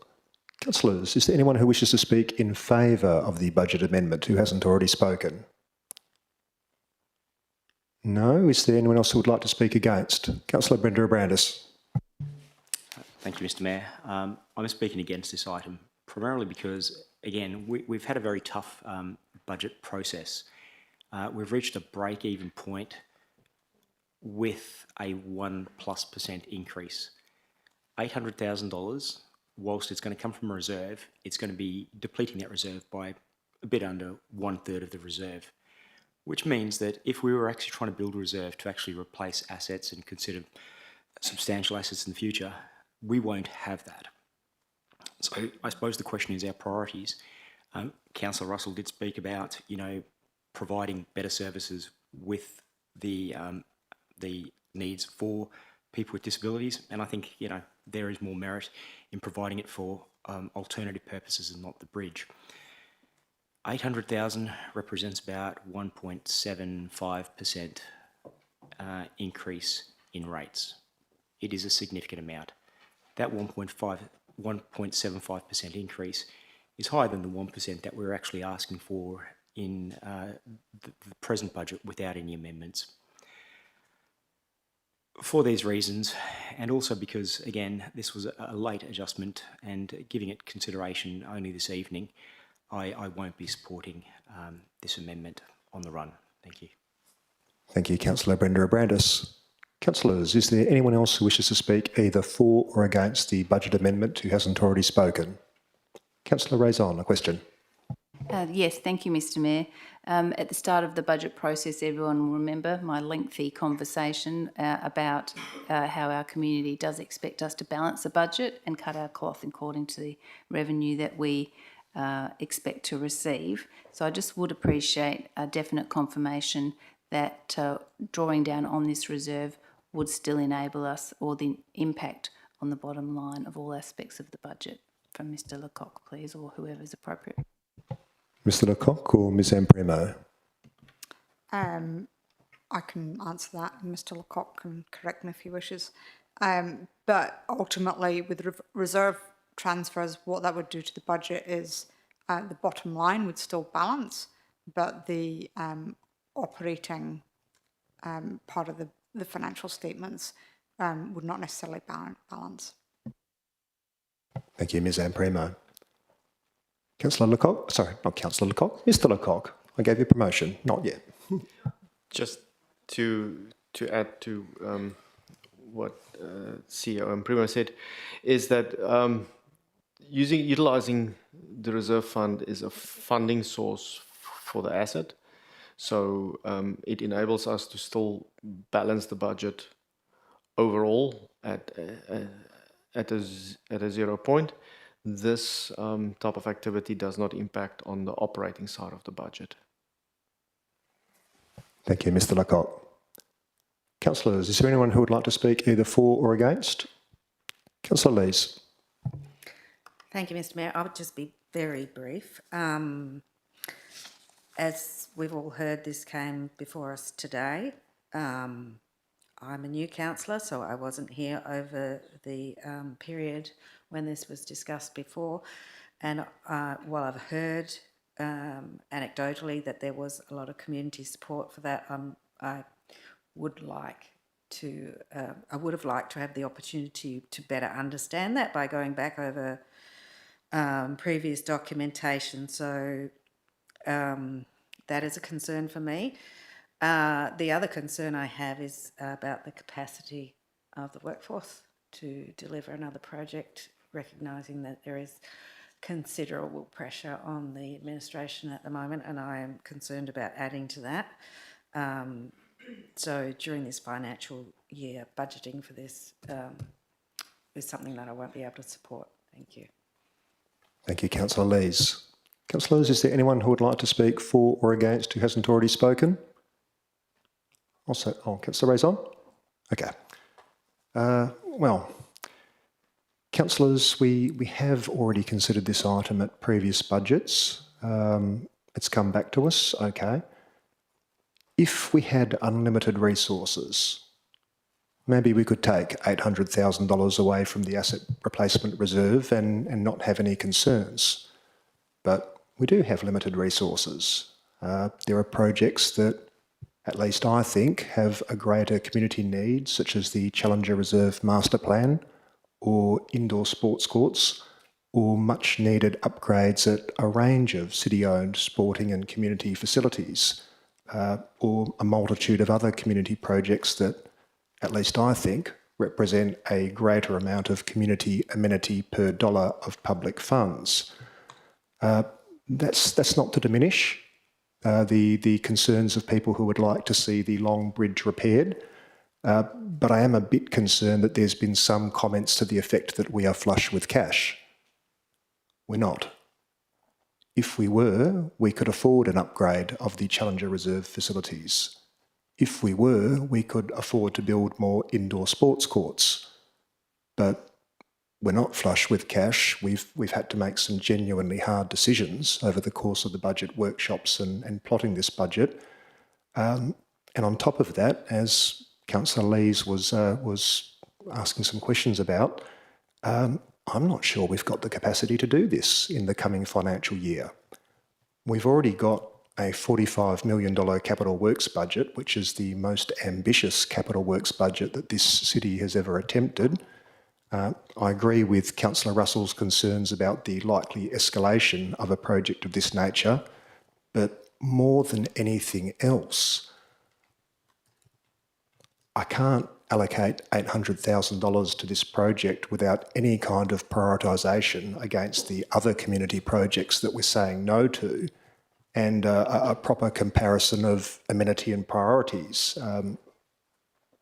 The opportunity cost, I think, is already too high, but we haven't even had an opportunity to properly interrogate that. That's how bad decisions get made, councillors. That's how suboptimal budgets get passed.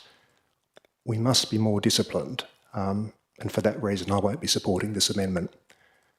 Councillors, is there anyone else who would like to speak for or against who hasn't spoken? Councillor Razon. Thank you, Mr Mayor. When I submitted my project proposal form, I had this item on my list, second bridge at Lake Douglas.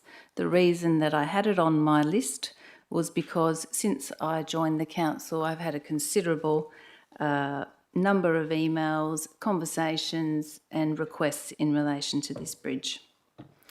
Other items that were on my list, on my project proposal form, as it's called, was to extend library opening hours until 4 p.m. on Saturdays.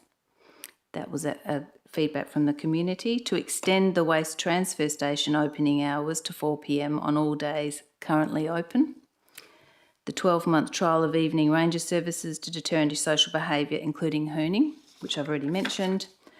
The bridge, as I've already said, 12-month trial of Waterwise verge rebate to encourage native habitat and community engagement, dedicated courts for pickleball. Separately, I also advocated for pedestrian crossing down near the ferry and public toilets at Menn Street. The reason I mention those things is, even though I did advocate for that bridge, the figure blew my mind, and I'm very aware that community feedback in relation to the first bridge was that many people felt disappointed with the design and the aesthetic of the bridge.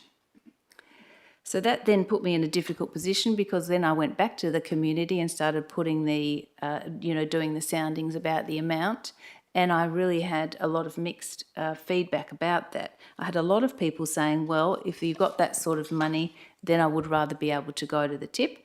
And if you have that sort of money, I'd rather you at least extend the library opening hours a little bit more.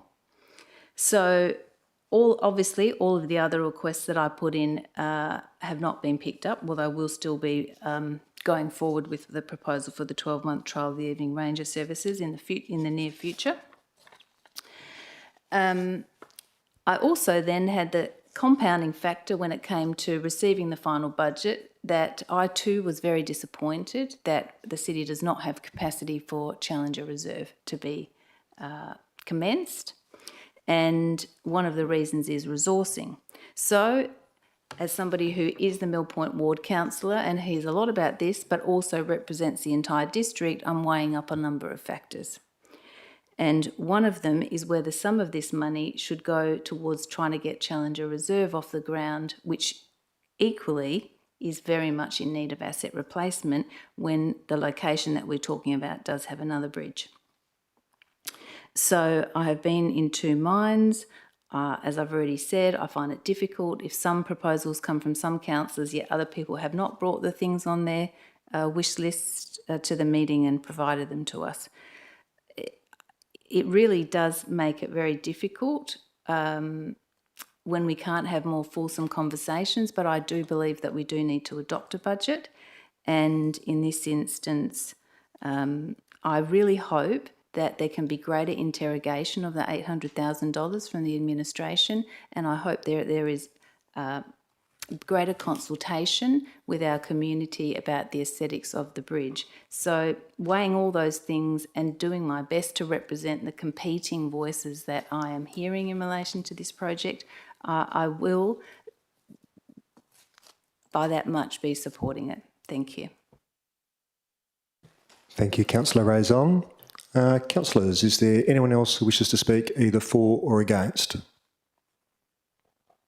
No? In that case, Councillor Howling, you have 5 minutes to wind up if you would like to do so.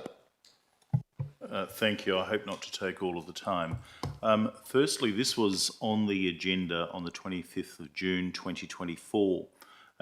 Just so we get a little bit of context, at that time the Chief Executive Officer, Mike Bradford, said that he would support the replacement of just one bridge at that particular point in time to establish the actual cost for the construction, any lessons that might be learnt, and cited previous some maybe unanticipated costs. In the circumstances, the costs came in approximately on budget, and there was a reasonable estimate of what was required to be done. At that particular meeting, Councillor Brenda Abrandis spoke strongly in favour of the motion and moving it, stating that the maintaining and the renewing of the existing community assets should be a priority for the budget, and that this allocation would not impact on CPI and rates. I commend what Councillor Brenda Abrandis said on the 25th of June 2024 and adopt what he says at that meeting, at this meeting, because it is the case that what we're doing here, we're drawing from the Asset Replacement Reserve. And we've heard from the Acting Chief Executive Officer in this meeting and Councillor de Kock, sorry, Mr de Kock, I've demoted you significantly, Mr de Kock, who both said that drawing on what is called the Asset Replacement Reserve. So that reserve needs to be kept in mind. What it's for asset replacements. Drawing on that will not have an impact to the bottom line of the budget. I cannot say that this would have any impact on the Challenger Reserve. We've got money. I work in business. I know when there's money in a budget because I have to work with them every single day, and I see 10 million extra dollars going into reserves. Right now, we can spend some of the money that's in one of the reserves on doing exactly that which is the purpose of the reserve, and the only reason it hasn't been done previously, or it wasn't done together, Councillor Russell, in answer to your question, was because in 2024 there was a testing of what was going on. Now, I don't understand why there's a change of position in respect of what we should be doing for the community assets being replaced as priority, which wouldn't have an impact on rates. I say, and I borrow the arguments from Councillor Brenda Abrandis from the 25th of June 2024, and say that this will not have an impact on rates. It will not cause what he described tonight as being a 1.75% increase in rates. It didn't do that on the 25th of June 2024. It doesn't do it tonight either, because we're drawing the money out of the Asset Placement Reserve. And for that reason, I ask you to support this motion, because it's important that we do and are seen to be replacing the assets out of the Asset Replacement Reserve that we've got access to. I thank the Chief Executive Officer, the Acting Chief Executive Officer, for the support and for the analysis of the costs that had gone into this previously. It was a matter of a question in November 2025 that I put before the Council. That then Matthew Scott had answered that question, and the work that had been undertaken. I thank Mr de Kock also for the answers given. I ask you to support it. It's time to replace the asset out of the Asset Replacement Reserve, which has got $3 million sitting in it. Thank you, councillors. Thank you, Councillor Howling. Councillors, I'm about to put the budget amendment to the vote. Once again, we're voting on the budget amendment, not the substantive amended budget. Please cast your votes on the budget amendment.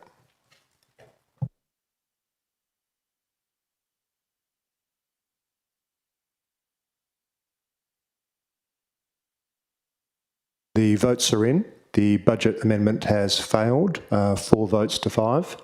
Those who voted in favour of the amendment were Councillor Blake D'Souza, Councillor Tim Howling, Councillor Jacqueline Raison and Councillor Bronwyn Moore. Those who voted against were Councillor Andre Brender-Abrandis, Councillor Kathy Lees, Mayor Greg Milner, Councillor Hayley Prendeville and Councillor Stephen Russell. So the budget amendment has failed. We now return to the amended substantive officer recommendation on the budget. Once again, I've spoken as mover. Councillor Brender-Abrandis has spoken as seconder. No one else has spoken on the substantive amended motion yet. Councillor Howling, I'm aware that you've got another budget amendment that you wish to move. I expect you would like to move that? Yes, thank you. I'd like to move. Okay, just before you do though, I haven't had a huge amount of time to consider this, but I do notice that one of the elements of your amendment is additional public open space waste servicing along the South Perth foreshore. I'm looking at I'm looking at the right one. From the Narrows Bridge to Elam Street, which would cover the entirety of the Sir James Mitchell Park, or at least I think it does. In 2023, some of the donors to my re-election campaign who live opposite Sir James Mitchell Park, contributed to my campaign, which I think there's probably a strong argument that it's an interest in common, but I haven't had time to go and get proper advice. So I'm going to err on the side of caution and declare a proximity interest for this amendment only. I'm going to invite Councillor Brender-Abrandis to take my place as presiding member for the duration of this budget amendment discussion only. And once this budget amendment has been decided, if someone can come back and get me, and we'll continue. So I'll see you all shortly.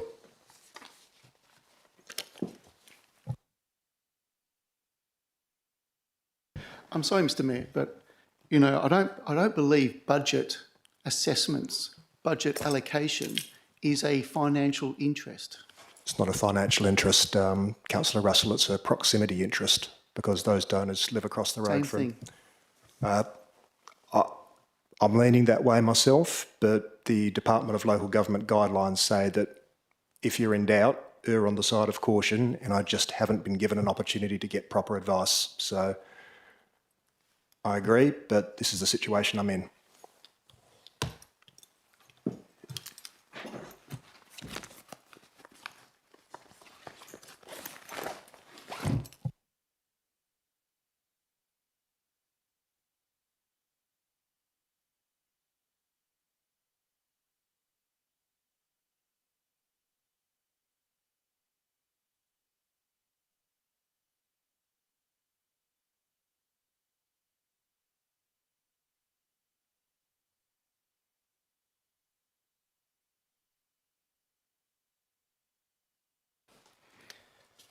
Okay. We're up to the amendment of substantive motion 3, presented by Councillor Howling. Councillor Howling, would you like to read your amendment? Thank you, Deputy Mayor. Just for clarity, all of these amendments had been submitted earlier. There was a lot of work that obviously the Chief Executive Officer and others were doing, and so late this afternoon at about 5:30 or thereabouts, I received the wording of what I would like to read out. I think you've got it for the screen, which has come from Director Shaw.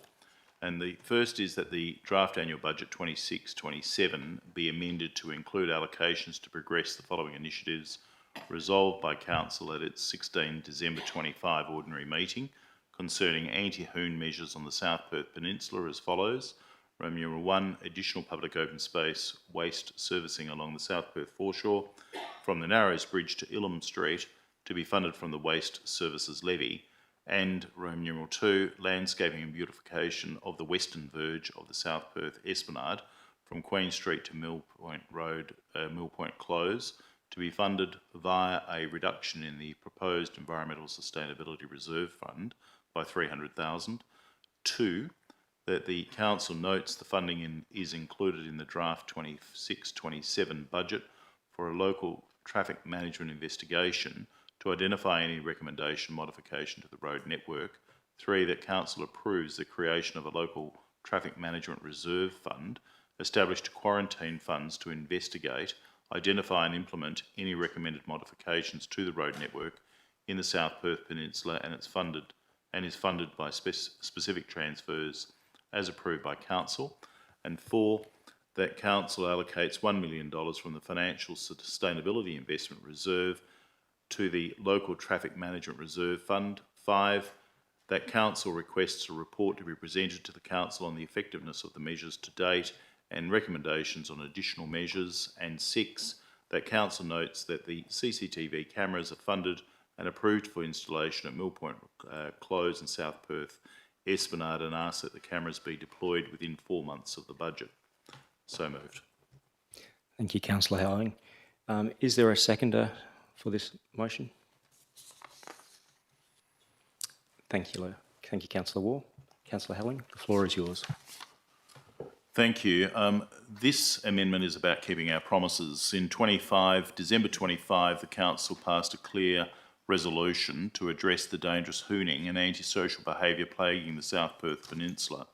Our residents came to those meetings and pleaded for their safety and were promised active solutions. Yet when we look at the draft budget before us, we see that there's a failure to provide funding for these commitments. I accept that the administration has allocated $481,500 for the entire local road traffic management capital program, but instead of physical safety works, we're being offered more investigations and some studies.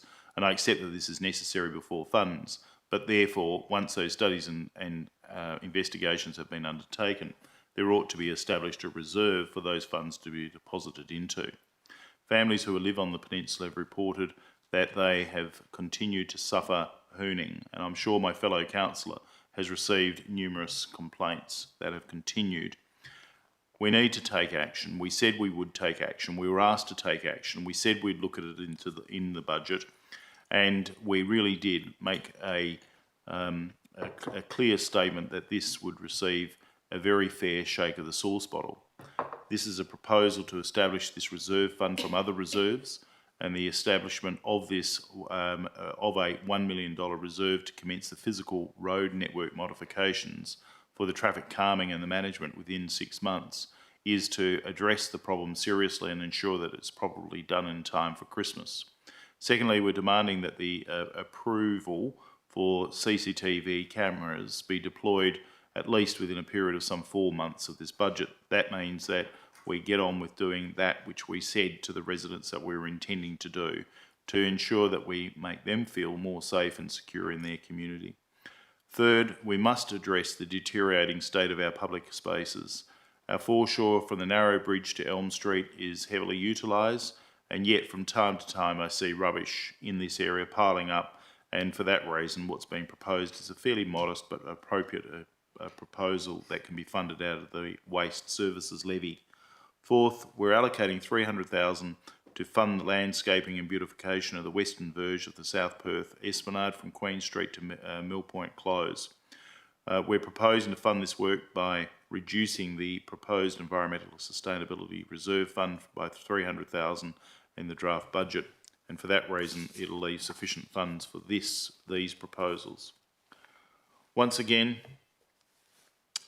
this is capable of being funded, and largely funded out of the reserves which are allocated for this purpose. Reserves are there to be used. We're asking our residents to pay a record-breaking $58.84 million in rates, driving our residential premium rates up to approximately an average of $1,318. We're doing this because we consider that there is a need within the community, and we're stockpiling the reserve funds. What this proposal does is proposes some of the use of those reserve funds for a motion that was passed and carried, and that everybody heard the urgent needs of our community down there on the Mill Point ward in the peninsula because of the hooning problems. That motion was carried in December. I say that it's time now that we put in place and support the remainder of the initiatives to do our best to fix as best we're able and follow up what we said in December we would be looking to do. And I urge my councillors to stand up for the residents of South Perth and including those in the Peninsula to support this amendment and to ensure that what we had proposed is going to be delivered. Thank you. Thank you, Councillor Howling.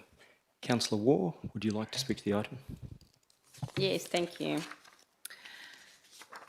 Right. I'm supporting this amendment tonight, and I have to say from the outset I do find this issue remarkably disappointing. I've now served on this council for almost 3 years, and during that entire time the issue of hooning on the South Perth Peninsula has been raised repeatedly. Year after year the concerns are the same. Year after year the complaints continue. And year after year we tell our community that something is going to be done. The reality is this council already resolved to take action and do something about it. These aren't new ideas. They're not new concerns. They're measures that this council previously supported because we recognise the impact that hooning is having on local residents, public safety, amenity and the enjoyment of one of our most iconic parts of the city. The Mill Point foreshore area is where we have so many people come and visit. It's our most visited, it's our highest tourism place, and to have the impact of hooning ruining people's enjoyment of the area, not just the residents, but broader community as well as visitors from overseas, is having an impact. What I find particularly frustrating is we seem to have reached a point where resolutions are being made, expectations are being created, and then the follow-through just isn't there. So it's happening time and time again. If council resolves to do something, then we should do it. Otherwise, we undermine the confidence that our own community places in us. The residents of Mill Point shouldn't be expected to tolerate this level of antisocial behaviour while we continue to point fingers elsewhere. We can't hold back because the problem might move elsewhere. If it does, we deal with that then. We continue to push this state government, but we all know that very little meaningful action is forthcoming. We can point to the WA Police, but the reality is the police officers are already stretched, understaffed and dealing with competing priorities across the metropolitan area. So at some point, we have to accept that these are things that are within our control, and there are things that are outside of our control. And this amendment deals with those measures that are within our control. What I particularly appreciate about this amendment is that it reflects consistent advocacy on behalf of a councillor for the people that he was elected to represent. Councillor Howling has been raising this issue constantly and persistently. I've heard it in the chamber, I've heard it in the workshops, I've heard him carry on and on and on about it. To be honest with you, I sort of want him to stop. But anyway, he has listened to the community, he has continued to advocate for them, and he has not allowed the matter to just quietly disappear simply because it's difficult, progress will be slow, or maybe because it's winter and there's not so much hooning going on now. He's still fighting. And that is what good representation looks like. This amendment also seeks accountability. It asks that the previously approved initiatives actually be progressed, that council receive a report on their effectiveness, infrastructure already approved, including CCTV, be deployed within a reasonable timeframe. None of that's unreasonable. In fact, I would suggest that it's actually the bare minimum that our residents should expect. And for those reasons, I'm supporting the amendment, and I commend Councillor Howling for his persistence, his consistency and his ongoing advocacy for those residents of Mill Point Ward. And I say, let's get on with it. Thank you. Thank you, Councillor Waugh. Would anyone like to speak against the amendment? Thank you, Councillor Russell. I have some questions, thank you. Since we're in a budget and therefore numbers count, how much is the city proposing that we remove from the waste service levy to service item 1, Roman numeral 1? Yeah, Acting CEO.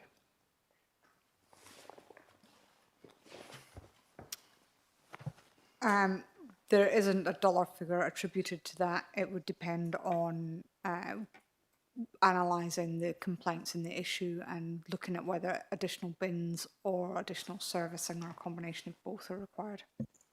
So we're going into a budget, amending a budget without a dollar value that can be put against the against that reserve in terms of a deduction?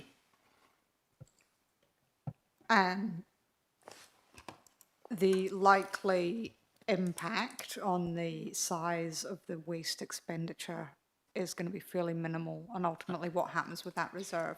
That's actually not my question. My question is, can we put a number against that reserve in terms of deduction?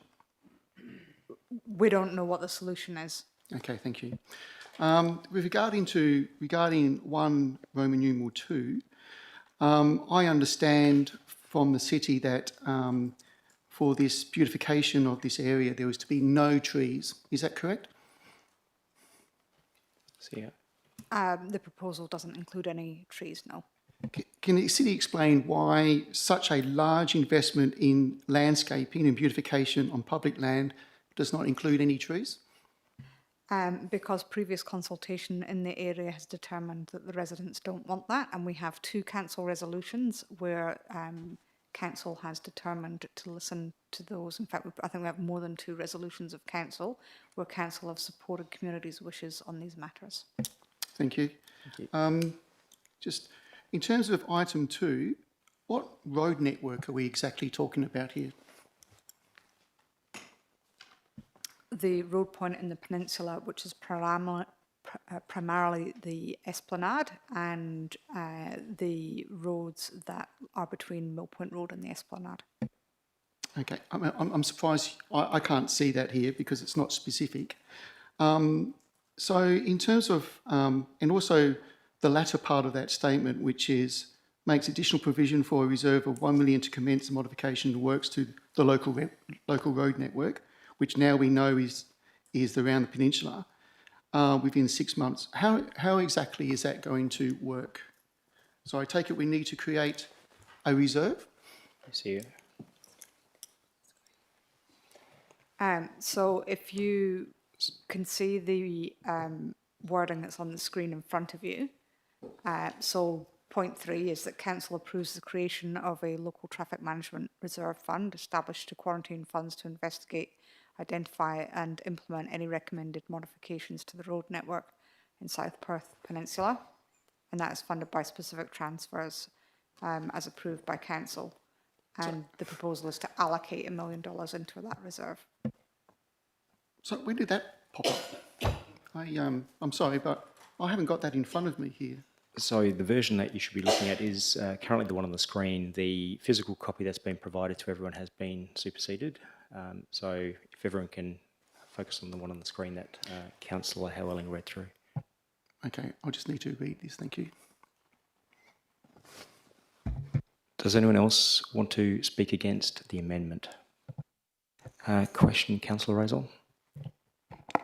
Thank you, presiding member. It's a question because I did support this, from memory, notice of motion back in December, but Councillor Howling sort of, the premise is that what we passed at that point in time was an allocation to progress these early items in relation to this. Sorry, I'm jumping between 2 screens. And that was not my understanding. So my understanding is just looking at the wording, requests, if this is item, so it's back in December, this is 1225/250. Paragraph 2, requests the Chief Executive Officer to review and present as part of the budget process, opportunities and costs associated with the following modification of road network and so on and so on. So my question to the acting CEO, as my understanding is that this has been satisfied, is that those things were reviewed and presented. This did not say that here we were necessarily agreeing to allocate and progress them. I just would like the acting CEO's confirmation, please. Acting CEO. Yes, the resolution did request that that was discussed through the budget workshop. What is the funding for the planting didn't get consensus support through the budget workshop process. With respect to changes to the road network, what we have included in the budget is a local traffic study to understand what the changes to the network would do.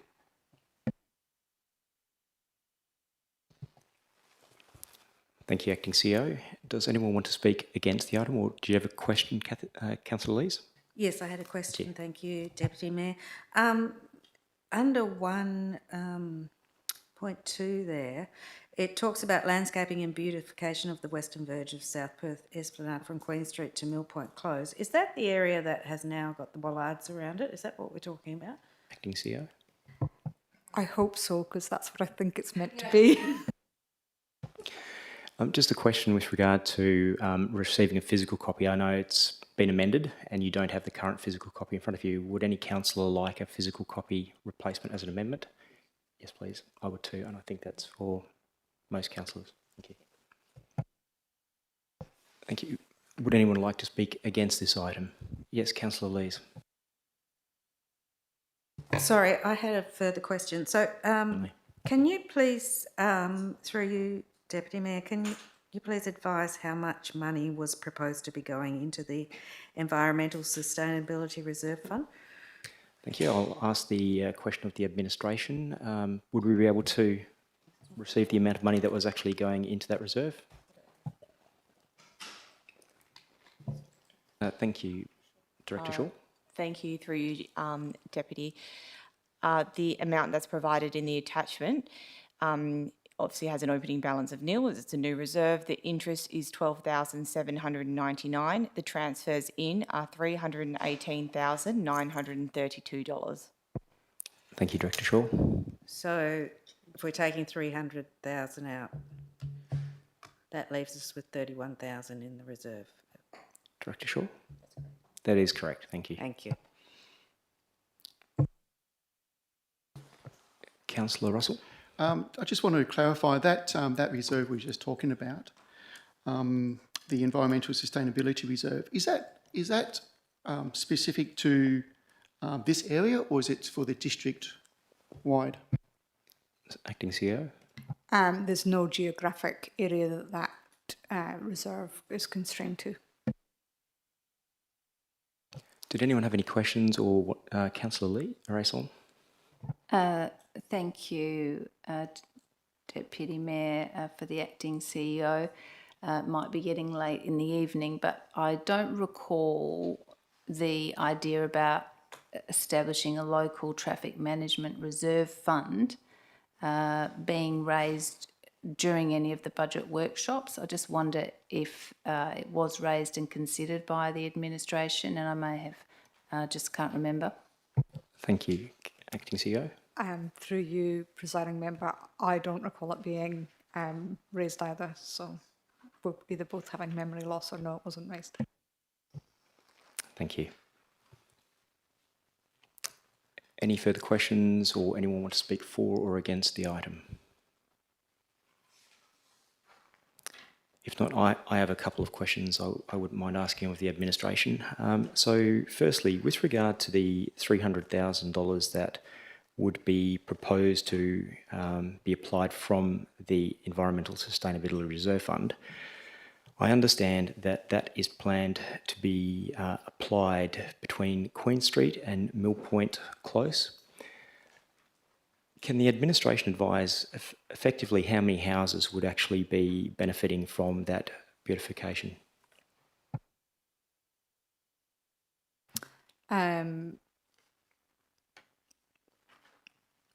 It's part of Sir James Mitchell Park, so I'm not quite sure how you would define how many houses would benefit from that. Okay, thank you. With regard to the $1 million that's been proposed for the traffic management, can the administration advise how that number would be proposed to be allocated and spent? At this point in time, there is no detailed proposal. It would be subject to a council resolution to remove that money from the reserve if it was put in there and what that was spent on.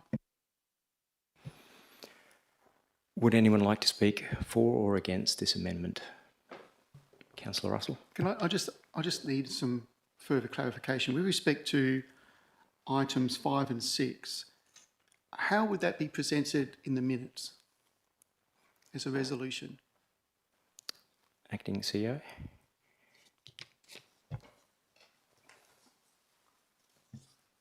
All of these amendments to the substantive that are passed would then need to be added to the substantive motion. And then we will require an adjustment to the wording in point 1 of the substantive motion to accommodate any of the resolutions that, or any of the amendments that have been supported. Thank you. Councillor Lees, you have a question? Thank you, Deputy Mayor. In relation to the additional waste servicing along this part of South Perth foreshore, is this the only area? Well, has the city been receiving complaints about this section of the foreshore, and is this the only section of the foreshore that we're receiving complaints about, or across the rest of the municipality in terms of rubbish collection in public areas? Yeah, through you, presiding member. So I'm not aware of any complaints directly to the city, but I'd need to analyse our request system to see that. But elected members have told me that they have received complaints, so we would need to understand what they are and then respond to them accordingly. Thank you, Acting CEO. Any further questions, or would anyone like to speak for or against this item that hasn't already spoken? Councillor Russell. Yes, I'd like to speak against this item. Thank you. Notwithstanding that it's late and now we've suddenly seen there's some more modifications to it whilst we're in deliberations. So I'm going to come to item 1, Roman numeral 1, is that to me a budget is about numbers, and those numbers need to be presented to the community. There's no numbers associated with this one. The city need to scope it out before they put a number. So I've got no idea what's going to come out of the waste levy, waste service levy. Roman numeral 2, I mean, we are spending $300,000 on some landscaping, which is the majority of this reserve, but yet there are no trees. That's incredible to me. It certainly does not fit with the urban greening strategy that I believe is what the community require. The other thing is that we are looking to set aside $1 million for a new reserve where we really don't know what is going to be required. And what I've seen previously in terms of, you know, closing roads to local traffic only and closing the esplanade, that's not a scope that I could agree to. So I'm certainly not going to allocate $1 million to an open-ended scope at this point in time. So I'm definitely not supporting this item. Thank you. Thank you, Councillor Russell. Would anyone else like to speak for or against this item that hasn't already spoken? Yeah, Councillor Lees. Thank you, Deputy Mayor. I will be voting against this amendment. I have been contacted by people about waste in public areas, not just in this section. Well, I haven't been contacted about this section, but in other areas of the municipality. So it's not quite clear to me why this area alone needs special priority, particularly out of the area along the foreshore from the Esplanade through to from the in this particular session. I don't think it's got any relevance to hooning, so I'm not clear about that. The landscaping that's proposed, the bollards have been put up, so that's addressed the hooning issue and the location of people there and cars parking there and causing a disturbance. I'm not sure why this particular section of the foreshore would get priority, particularly such a large sum as $300,000 in terms of beautification above anywhere else within the municipality at this point. And it's not clear to me that that has been identified as a priority. I take the point that Councillor Raison said about the resolution in December, and I had also been concerned about the fact that it was being said that we'd made a commitment to that. I think it was that it be considered, opportunities be considered through the budget process, but certainly no commitment. I wasn't of the understanding that I was giving any commitment to that at that time. I'm also concerned about this financial sustainability investment reserve appearing in the amendment now at such a late stage and what the implications of that are. So I won't be supporting the amendment as it stands. Thank you. Thank you, Councillor Lees. Would anyone else who has not spoken like to speak to this item? No. Thank you. I might say a few words. I won't be supporting this amendment for a few reasons, primarily because the request that's been put before us tonight to adopt does not articulate the amount and quantify the cost that this would actually have on our budget. There are components in here that we should have considered and worked through in our workshops. The first time I saw this amendment was at this council meeting, and then only to find that we had another amendment to the amendment, which made it difficult to actually consider this fully and completely.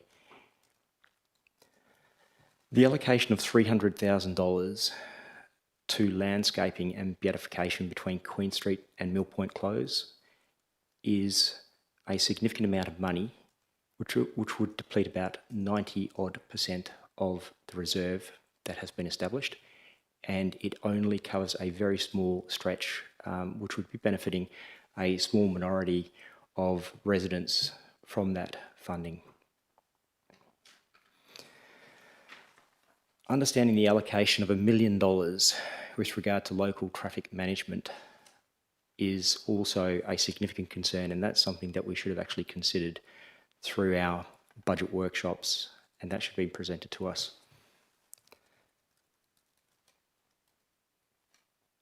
The inconsistencies with regard to the December resolution that was passed and what we have before us tonight, also understanding that the administration were required to undertake what we had passed in December, conflicts with what we have before us tonight. I'd like the administration to be given the opportunity to undertake what was requested of them in December and not to create the additional work strain capacity with further works that have not been given full council consideration. For these reasons this evening, I'm not supporting the amendment item. Thank you. Was there anyone else who would like to talk for or against this item that hasn't already spoken? Oh, yep. Thank you. Councillor Raison. Thank you, Deputy Mayor. I wholeheartedly agree that Hooning is a major priority for the city at the moment. I approach the issue though, and am approaching it and have been working in the background, as all of council knows, with a number of conversations with council and the administration and other local government CEOs. The priority for me is about actually stopping these antisocial activities through as many arrests as we can possibly achieve, whether it's for, for minor offences, drug offences and so on. And in that vein, what I am working towards is as soon as possible establishing a 12-month trial of an evening security patrol.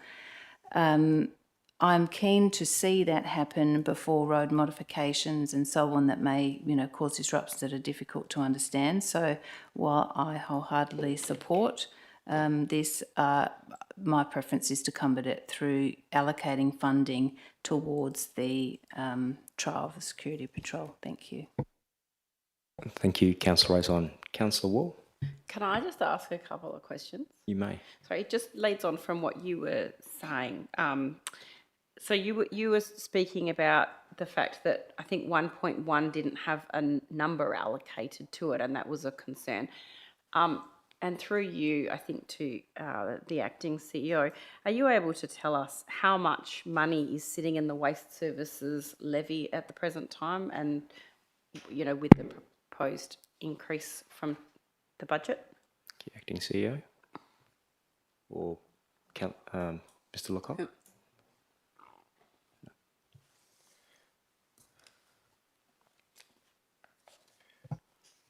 So, you're asking through the chair, estimated as at the end of 25-26, we are looking at approximately $5.5 million. Okay. And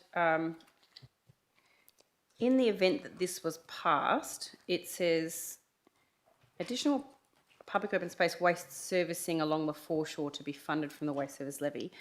Are you able to provide us with any indication as to what that might look like, or whether you would consider that that would be something within your discretion? The acting CEO. Look, I think without knowing the details of what the issue is, I suspect that potentially particular bins may need to be serviced an additional time, or it may be an issue with not sufficient event bins and having some additional event bins. I don't see it as a significant amount of money. I wouldn't anticipate. Yeah. And another question. Yeah, just another one, sorry. Maybe back to Mr. Lecoq. In respect to the additional provision of $1 million from the Financial Sustainability Fund, how much is presently in the Financial Sustainability Fund? Mr. Lecoq. Through the chair, estimated at the end of 25-26, $16.9 million. Thank you. Okay, and then with the additional that's to be added from this budget?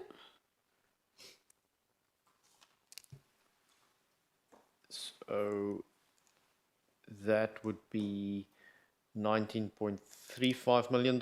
However, if the amendment is taken into account that was earlier passed, it would probably be $18.8 million. Okay. Thank you, Mr. Lecoq. Another question, Councillor Ward? Yeah, just my final one, just so that I've got it clear. So the additional waste servicing to be funded from the waste service levy, and it's just to clarify, we have $5 million in that, or in excess of $5 million, and we anticipate that's a minimal impact. And then the $1 million is intended to be taken from a reserve that otherwise would have some $18.7 million. Is that correct? Mr. Lecoq? Yes, that's a reasonable assessment. Thank you. Okay. Yes. Did you have a question, Councillor Prindle? Yes. Thank you, Deputy Mayor. When we talk about taking that funding through the Environmental Sustainability Reserve Fund by $300,000, is it at council's sort of discretion throughout the year to put funds into reserves, or is that solely a budget process activity? Thank you, Acting CEO. Mr. Lecoq? You can transfer funds to the reserve through a budget amendment process. Thank you, Mr. Lecoq. Any further questions, or does anyone else want to speak to the item? No? Okay. If there are no further questions... Yep. Councillor Howling, you have 5 minutes to wind up and rebut any comments that were made during debate. Thank you. Thank you. Firstly, I think it's unfair to say, as Councillor Brenda Brandis did, that the administration hadn't actioned this and be critical of the administration. It was passed in December of 2025, and that was for the process to be considered through the budget review. I couldn't attend the second workshop, but I understand there were some very imprudent things that had been said at that time. There are councillors who put motions forward for change and take some action. This was put forward a few days ago. We don't just lump this on you. The administration have been working then to amend and propose some further amendments and didn't get it out till late this afternoon. I think it's a bit rich to criticise them when they've been working hard to get this to us. So you shouldn't be critical or stop the support of these motions on the basis that the administration couldn't circulate these motions earlier. I think that's too steep. It's been said repeatedly through the night, and let me say I value and support and thank Director Donna Shaw tonight for the work that she did over the course of the last couple of days, and in particular getting this to me tonight, and also Acting Chief Executive Officer, Acting Chief Executive Officer. Sorry, Councillor Lees, point of order.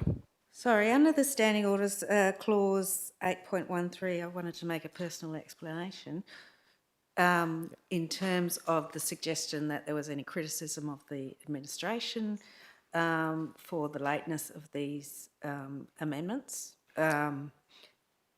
Thank you, Councillor Lees. Point of order, that's only when a person is particularly attacked. Sorry, Councillor Howling, we have a point of order in place which we need to resolve first. So the point of order was that the administration weren't criticised with regard to the lateness of the amendments. Is that correct, Councillor Lees? Well, in my comments when I was saying that I hadn't had time to consider some of these amendments, that wasn't a criticism of the administration. Thank you, Councillor Lees. So, Councillor Howling, the point of order is that Councillor Lees, and I can talk for myself personally, did not criticise the administration with regard to the timing and the delivery of the amendments, but it... And mine's a point of order on the point of order. Thank you. I'll just finish first. With regard to the delivery of the amendments, if they were provided earlier, and they could be provided directly from councillors through to other councillors as well whilst they are with the administration, and I think that's the concern, that we only received these first time this evening and we did not have even a weekend to have a look at these amendments. Thank you. And Councillor Howling, your point of order is? The only time where you're able to use a point of order about a public clarification that you've now entertained and obviously said, so it's almost superfluous, is where a person is individually attacked, and that hasn't occurred. Thank you, Councillor Howling. Mr. Presiding Member. Yes, Councillor Russell. I think if Councillor Howling has an issue with such, then it's not to raise a point of order. It is for him to raise a procedural motion to disagree with the presiding member's decision. Let's move on. It's 10:30.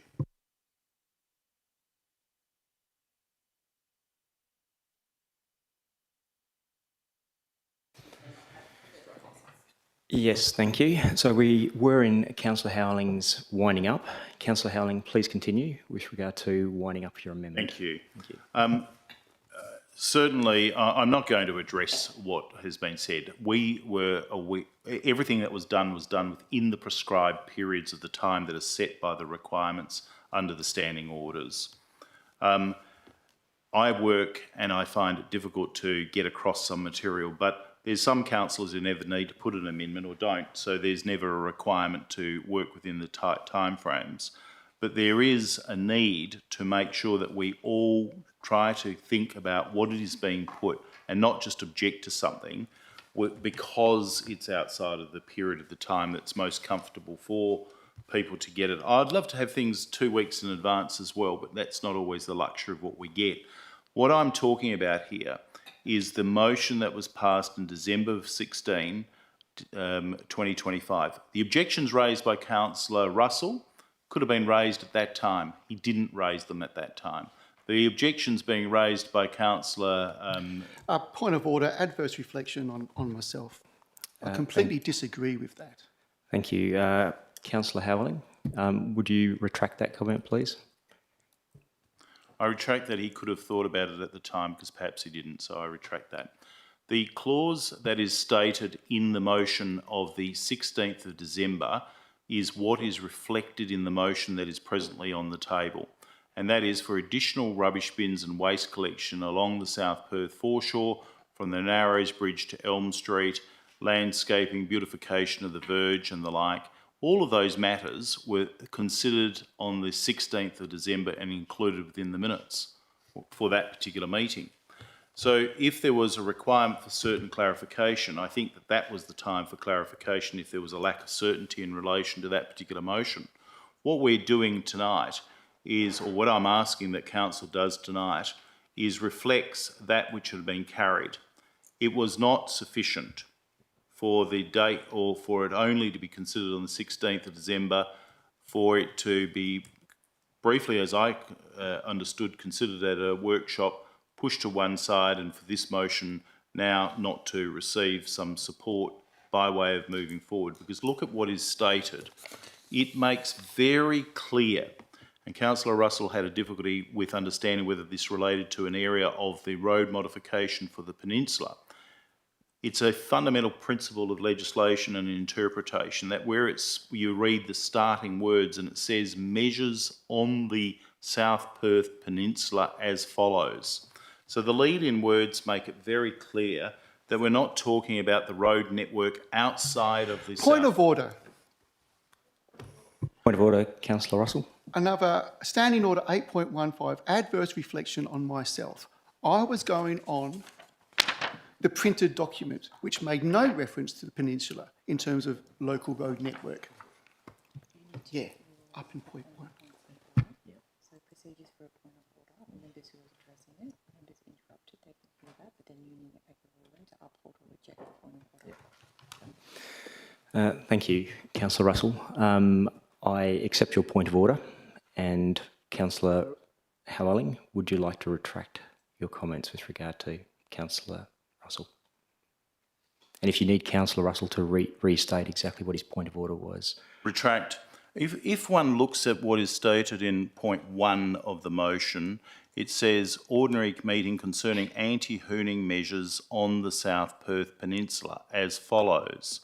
And then what follows on every printed version and on the version that's in front of us is those measures. Therefore, the measures relate to that which is the road network on the South Perth Peninsula. That's how you would read that, and I'm encouraging councillors to read it in its ordinary, natural way, because it is what is stated. There is no opportunity to look beyond what is written, in my view.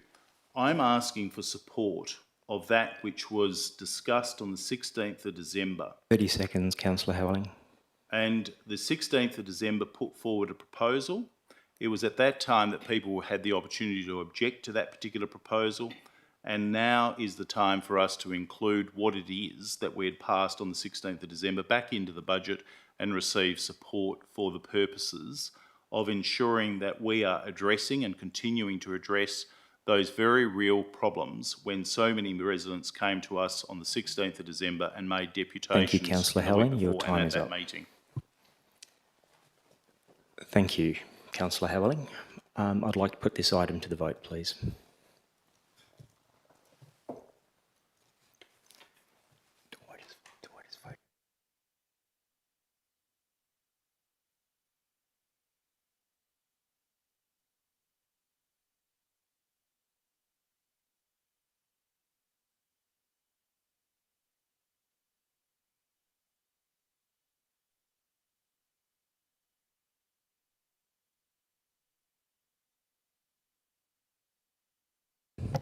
Thank you. And so the vote was 4-4.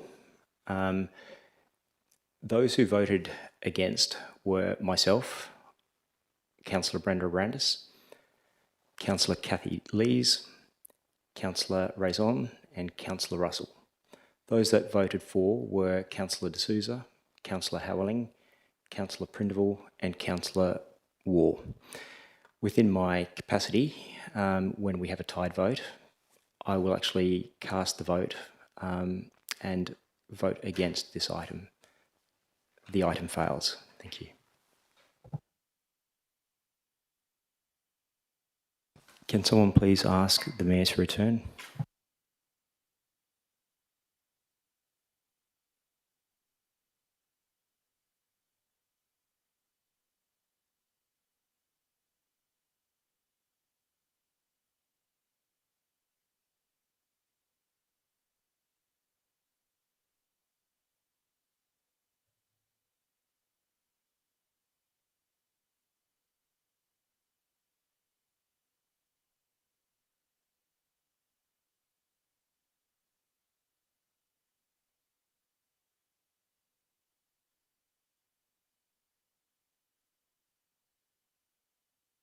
All right, thank you for waiting, folks, and thank you, Councillor Brenda Abrandis, for taking my seat during that amendment. Folks, we're back to the amended substantive budget as per the amended officer recommendation. At this point, I'm conscious that there have been 3 amendments to the budget that have been carried so far tonight, and that means that there's got to be a very, very slight amendment to the substantive to make sure that the budget that we pass is actually accurate. So at the risk of, I suppose, making the meeting go even longer, I've been advised that I should move an amendment to the substantive along the following lines, which will add the following words to clause 1 of the officer recommendation after the words annual budget, and add the following words, open quote, and adjusted to reflect the adopted amendments, close quote. I'll give everyone an opportunity to have a little bit of a read of that because it is late and I would understand if people are getting tired. So I'll give everyone 60 seconds to just have a look at that and then I'll look for a seconder.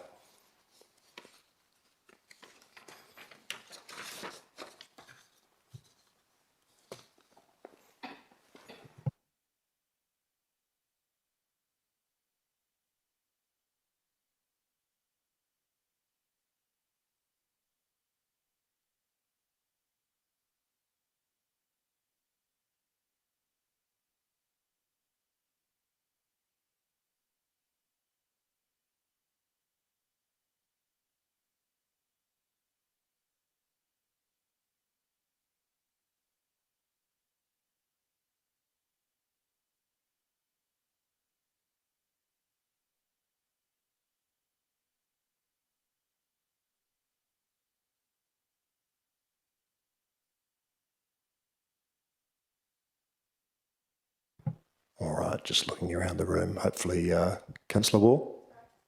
Question. Far away.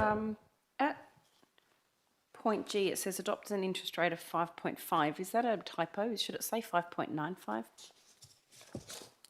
Good question. Let's have a quick scan through that. It's on the...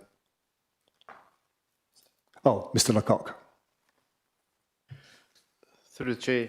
No, that's not a typo. That is not the rate rise. That is the interest rate as it pertains to those individuals paying by instalments. Yes, so it's effectively the late interest rate for late payments, yes? No, for those choosing to pay by instalments. Late is a different interest rate. Fair. No, okay, I've got it now. Thank you. And thank you for the question, Councillor Wall. All right, hopefully everyone's got their head around the amendment that we will need to take into account the 3 budget amendments that have already been passed. Could I seek a seconder? Thank you, Councillor Lees. Councillors, does anyone oppose that budget amendment? No? Okay, then I'll declare that carried unanimously. We're now back to the substantive motion that's been moved by me. I've spoken, seconded by Councillor Brenda Abrandis. Councillor Brenda Abrandis has spoken. No one else has spoken to the substantive motion yet. Does anyone else wish to speak? Councillor Howling? I know it's getting late, but I'd like to. Please proceed. Thank you, Mr Mayor. You reflected on the budget and that it was no easy task to adopt the budget, and you also spoke about $44 million in the renewal of assets, which is about $6.2 million allocated to the roads, the foreshore irrigation and riverbanks, an amount of $5.77 million, parks and reserves, an amount of approximately $2.6 million, drainage $511,000, and pathways approximately $1.18 million, which is an amount of approximately the same what we are effectively giving to the Collier Park Golf Course. I cannot support a budget that has a 5.95% rate increase. The way we worked that out was that we set a rate increase and then work backwards. It's something I can't support, and the proposal is effectively to put an amount of $44 million into the renewal of assets, but $15.833 million into the Collier Park Golf Course, of which 1.5 million, and a bit more than 1.5 million, is for additional capital works to that golf course, including $107,000 for the safety netting, $166,000 for the green construction, and $78,000 for a concrete path, which hadn't been included previously. That, in addition to what I considered to be the cost blowout of $132,000 when we spoke earlier this year by way of amendment to the budget in approximately April of this year, when we amended the budget to allocate easily $132,000 to the Collier Park Golf Course. I'm concerned that we are adopting a budget which has a high rate, that uses our loan capital to some extent to fund the Collier Park Golf Course, but we're drawing down from the ratepayers an amount of $1.533 million for additional works that hadn't originally been allocated under that proposal of the $19.8 million for the Collier Park Golf Course.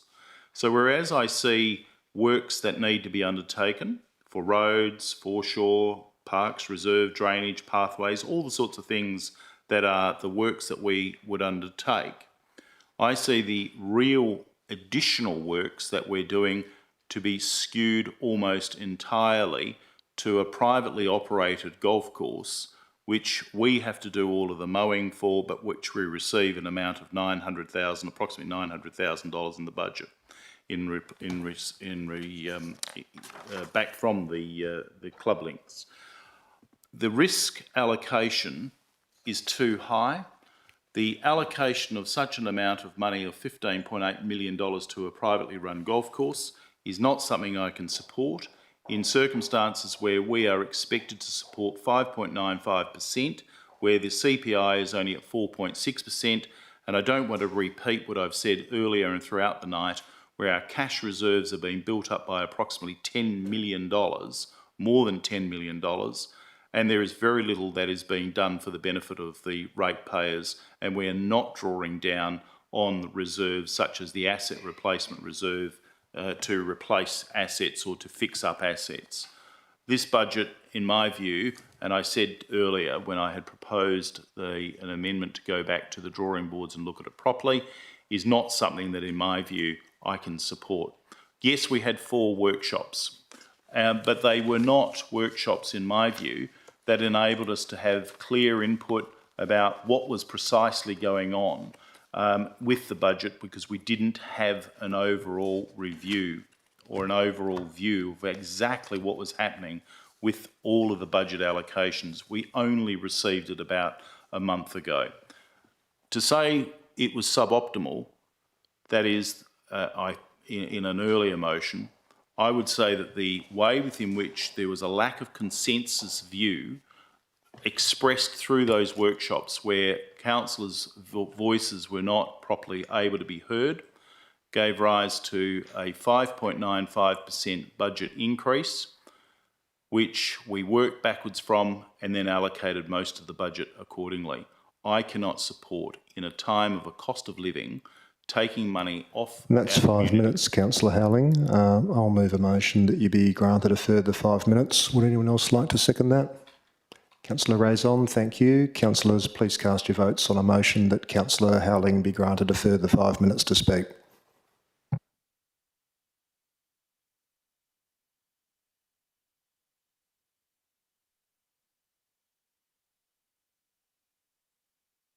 All right, so the votes are in. Those who voted in favour were Councillor Andre Brender-Brandis, Councillor Blake D'Souza, Councillor Tim Howling, Councillor Kathy Lees, Mayor Greg Milner, Councillor Hayley Prendeville, Councillor Jacqueline Raison and Councillor Bronwyn Moore. Against was Councillor Stephen Russell. Please proceed, Councillor Howling. Thank you, and I certainly won't be long. In the present circumstances where our ratepayers are doing it hard and doing it tough, I cannot support a budget for the benefit of our community that delivers very little by way of actual projects, builds up our cash reserves and doesn't deliver for the benefit of the ratepayers those projects that they might expect, such as Challenger Reserve. We've built up a lot of money in that reserve, but it's not as yet been projected. I just think the time has come to ensure that we only take the money from the ratepayers what is needed. There should be no surprise, I've said it earlier tonight, I don't support surpluses in local government that comes from overtaxing or taking more money than we need from the ratepayers. I don't support taking more than we really need. I only would ask that we support a budget that ultimately comes in at a rate equal to CPI, 4.6%, but otherwise I simply cannot support this budget, particularly where it's really allocating a lot of money to the Collier Park Golf Course. Thank you. Thank you, Councillor Howling. Councillors, Councillor Brenda Abrandis, question. Thank you, Mr Mayor. It's a question for the administration, and the comment has been made that we obviously identified a number that we wanted to work to and then work backwards. Can the administration just talk us through the build-up of the budget as a zero-based or bottom-based budget built up, as opposed to picking a rate and then working backwards? Ms Anne Primo, who should I send that one to? I'll try and provide you with a succinct answer, given the time of night it is. The initial budget as presented in Budget Workshop 1, as councillors would remember, was based on a CPI increase, and that was based on the priorities contained within the strategic and guided by the Strategic Community Plan. There was further conversations with elected members around, at that point in time, there was an overall balanced budget, but there wasn't a balanced budget at the operating line. And then council has provided us with some feedback on that. That resulted in us reworking the budget. And council had indicated that a 5.95% rate increase would be something that we could work within and to prioritise within the expenditure to achieve that outcome. Thank you, Ms Anne Primo. Councillor De Souza, speaking or asking a question? Speaking, Mr Mayor, speaking against. All right, please proceed. Thank you, Mr Mayor. Look, I'm pleased to have made a minor amendment to one budget line item, but overall, I don't support this budget. I don't support it for two key reasons, one being the rate increase and two being the fact that there's no funding for the Challenger Reserve Master Plan going forward. At the 2022 budget decision, the then council adopted a set of financial parameters, or fiscal guide rails as I like to refer to them. Key amongst those was the need to keep rates within the 2 to 5% band and in line with CPI if possible. The proposed rate increase tonight in the budget of almost 6% is higher than that of the Perth March to March CPI of 4.6%. In terms of Challenger Reserve, it's been on the back burner for a while, and it's something that I think we all want to progress. So it's no surprise I'm disappointed to see it's not included in this budget going forward. I think this is a tough budget. There's no doubt the administration have done commendably well in putting it together, but it's now up to council to decide whether we think the parameters are appropriate. And on that matter, I don't think so, so I'll be voting no. Thank you, Councillor De Souza. Councillors, is there anyone else who would like to speak who hasn't spoken? Councillor Russell. Just a question. My understanding is that any councillor has the scope to discuss with the city to revise a rate in the dollar in order to get a revised rate increase and raise that as an amendment to council. Is that correct? Ms Anne Primo. Yep, council can ask questions, yep. Thank you, Ms Anne Primo. Councillors, is there anyone else who wishes to speak either for or against who hasn't already spoken? Councillor Waugh. Thank you. I also am not supporting this budget, and I say that with genuine disappointment, and I appreciate all of the work and effort that has gone into it from our acting staff. Every councillor understands that budgets involve compromise and we cannot fund everything, and we all have competing priorities and finite resources. But for me, there comes a point where we have to ask ourselves a fundamental question: who does this budget serve? Because when I look at the budget, it does not put the ratepayers first.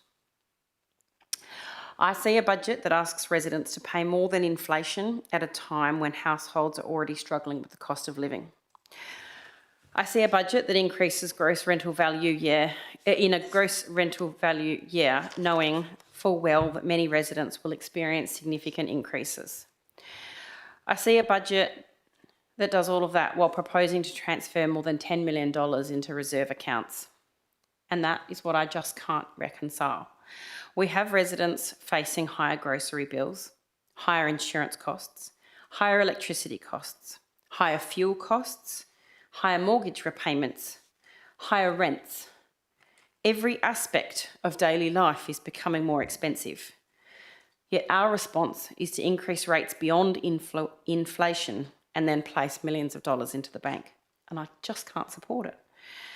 Because a local government is not a business here to maximise profit. We are not an investment fund. We are not a bank. We are not a service, we are a service organisation.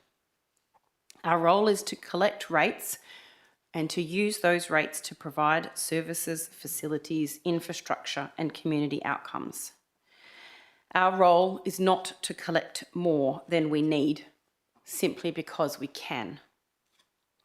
Over recent months, councillors have brought forward proposals arising directly from community feedback, and the majority of those proposals have been rejected. We have been told that there are competing priorities and that we must be financially responsible. Yet somehow there's still over $10 million available to transfer into our ever-increasing reserves. And I note 2 years ago we had about 37 million, and I believe after this one we're looking at about 58 million or something. But I struggle to understand that logic. If we have the financial capacity to place millions of dollars into reserves, then surely we have the capacity to have a serious conversation about whether some of that money should instead remain in the pockets of our residents or be invested in those initiatives that directly benefit the community. What concerns me most is that I think that we are losing sight of our purpose. The purpose of local government is not the accumulation of wealth. The purpose of local government is service. It is community. It is ensuring that the rates that people pay are translated into tangible outcomes that improve their quality of life. I'm not advocating for reckless spending or suggesting that we abandon reserves altogether. What I'm simply saying is that there needs to be a sensible balance. And in my view, this budget does not strike that balance. I think it asks too much of ratepayers and takes more than is necessary. It allocates too much towards future accumulation at a time when so many residents are already struggling in the present. As elected members, we are custodians of public money, but we are also representatives of our community. And when I consider the financial pressures that are facing our residents, the rate increase proposed, the significant transfers into reserves and the missed opportunity to better reflect our community priorities, I just can't support it. My conscience will not allow me to do so, and for those reasons I will be voting against the adoption of this budget. Thank you. Thank you, Councillor Ward. Councillor Lees. Thank you, Mr Mayor. Could I just ask a question of Mr Lecoq in terms of the money that we are putting into the reserves and the continued reference to $10 million and where that money is coming from? Thank you. Mr Lecoq. Through the chair, there is transfers to reserves totaling approximately $10 million. Of that,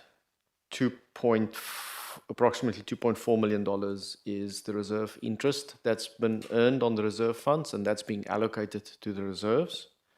So that's effectively to maintain the purchasing power of the reserves as they currently stand.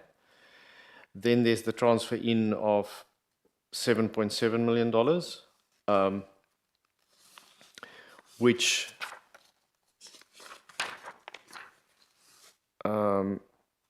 roughly is $200,000 in the employee entitlement reserve, the asset replacement reserve,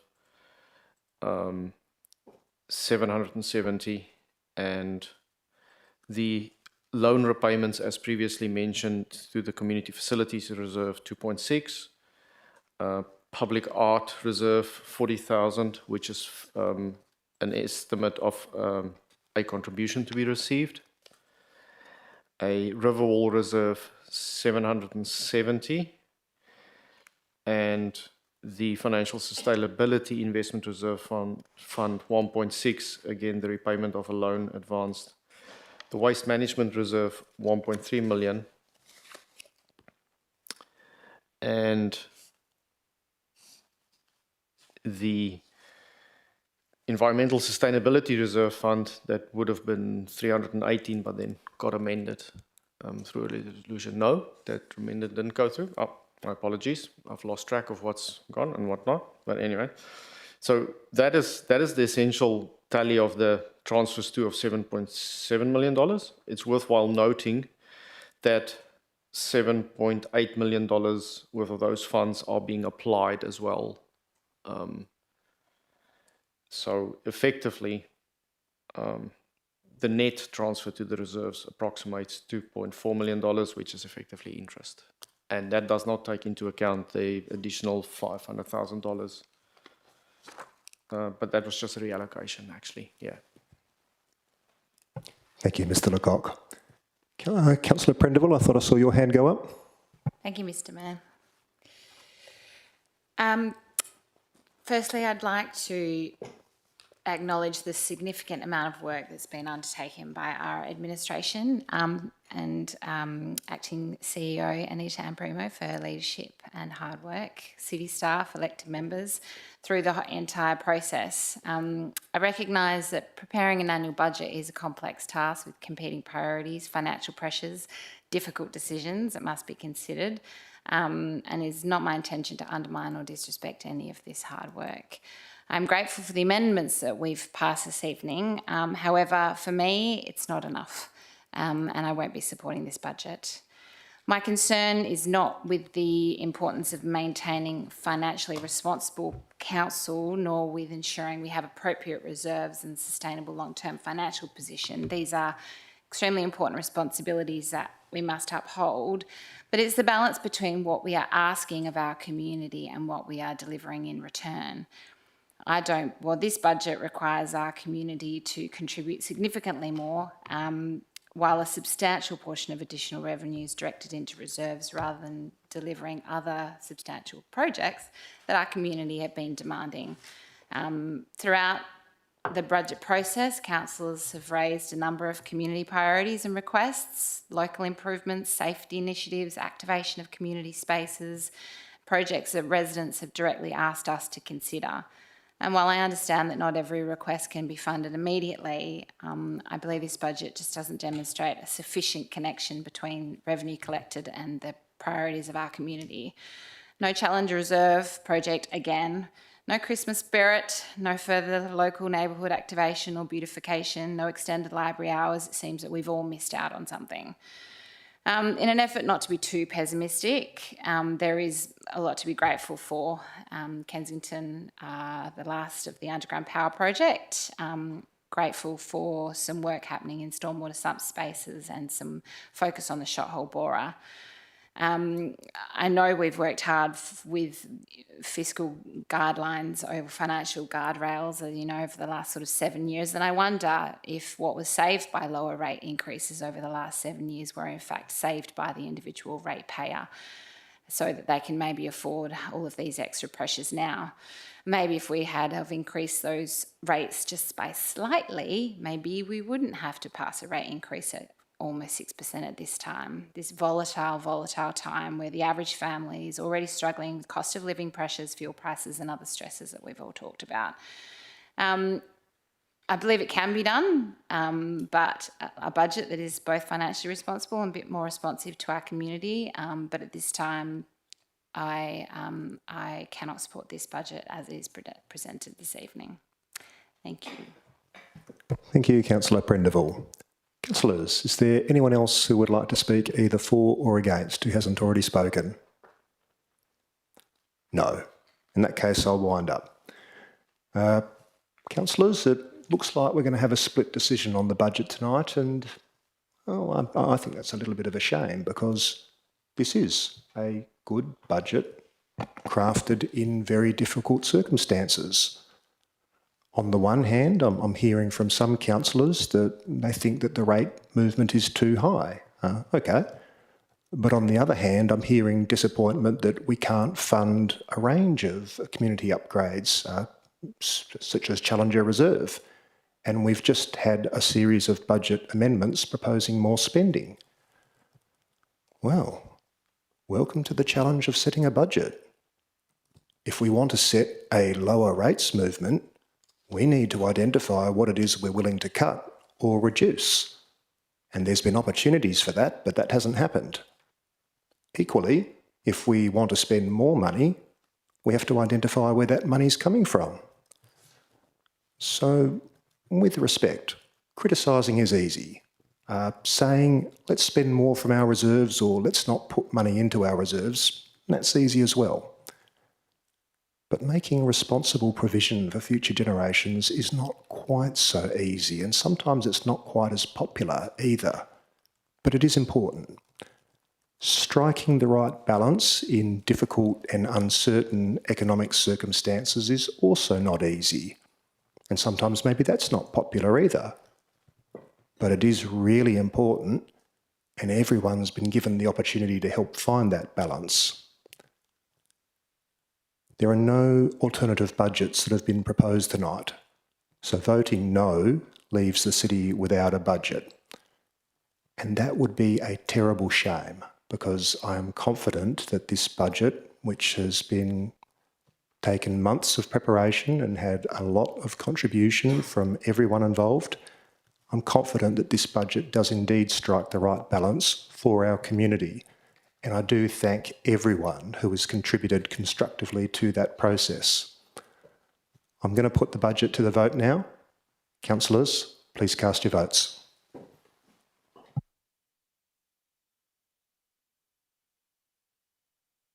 All right, the votes are in, and the budget has been carried, 5 votes to 4.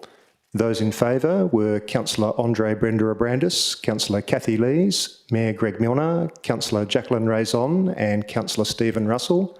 Those opposed were Councillor Blake D'Souza, Councillor Tim Howling, Councillor Hayley Prendeville and Councillor Bronwyn Waugh. Okay, that concludes item 7. That brings us to item 8, which is closure. Before I close tonight's meeting, I'd like to thank everyone for their participation. I now declare the meeting closed at 10:59 p.m. Thank you all and good night.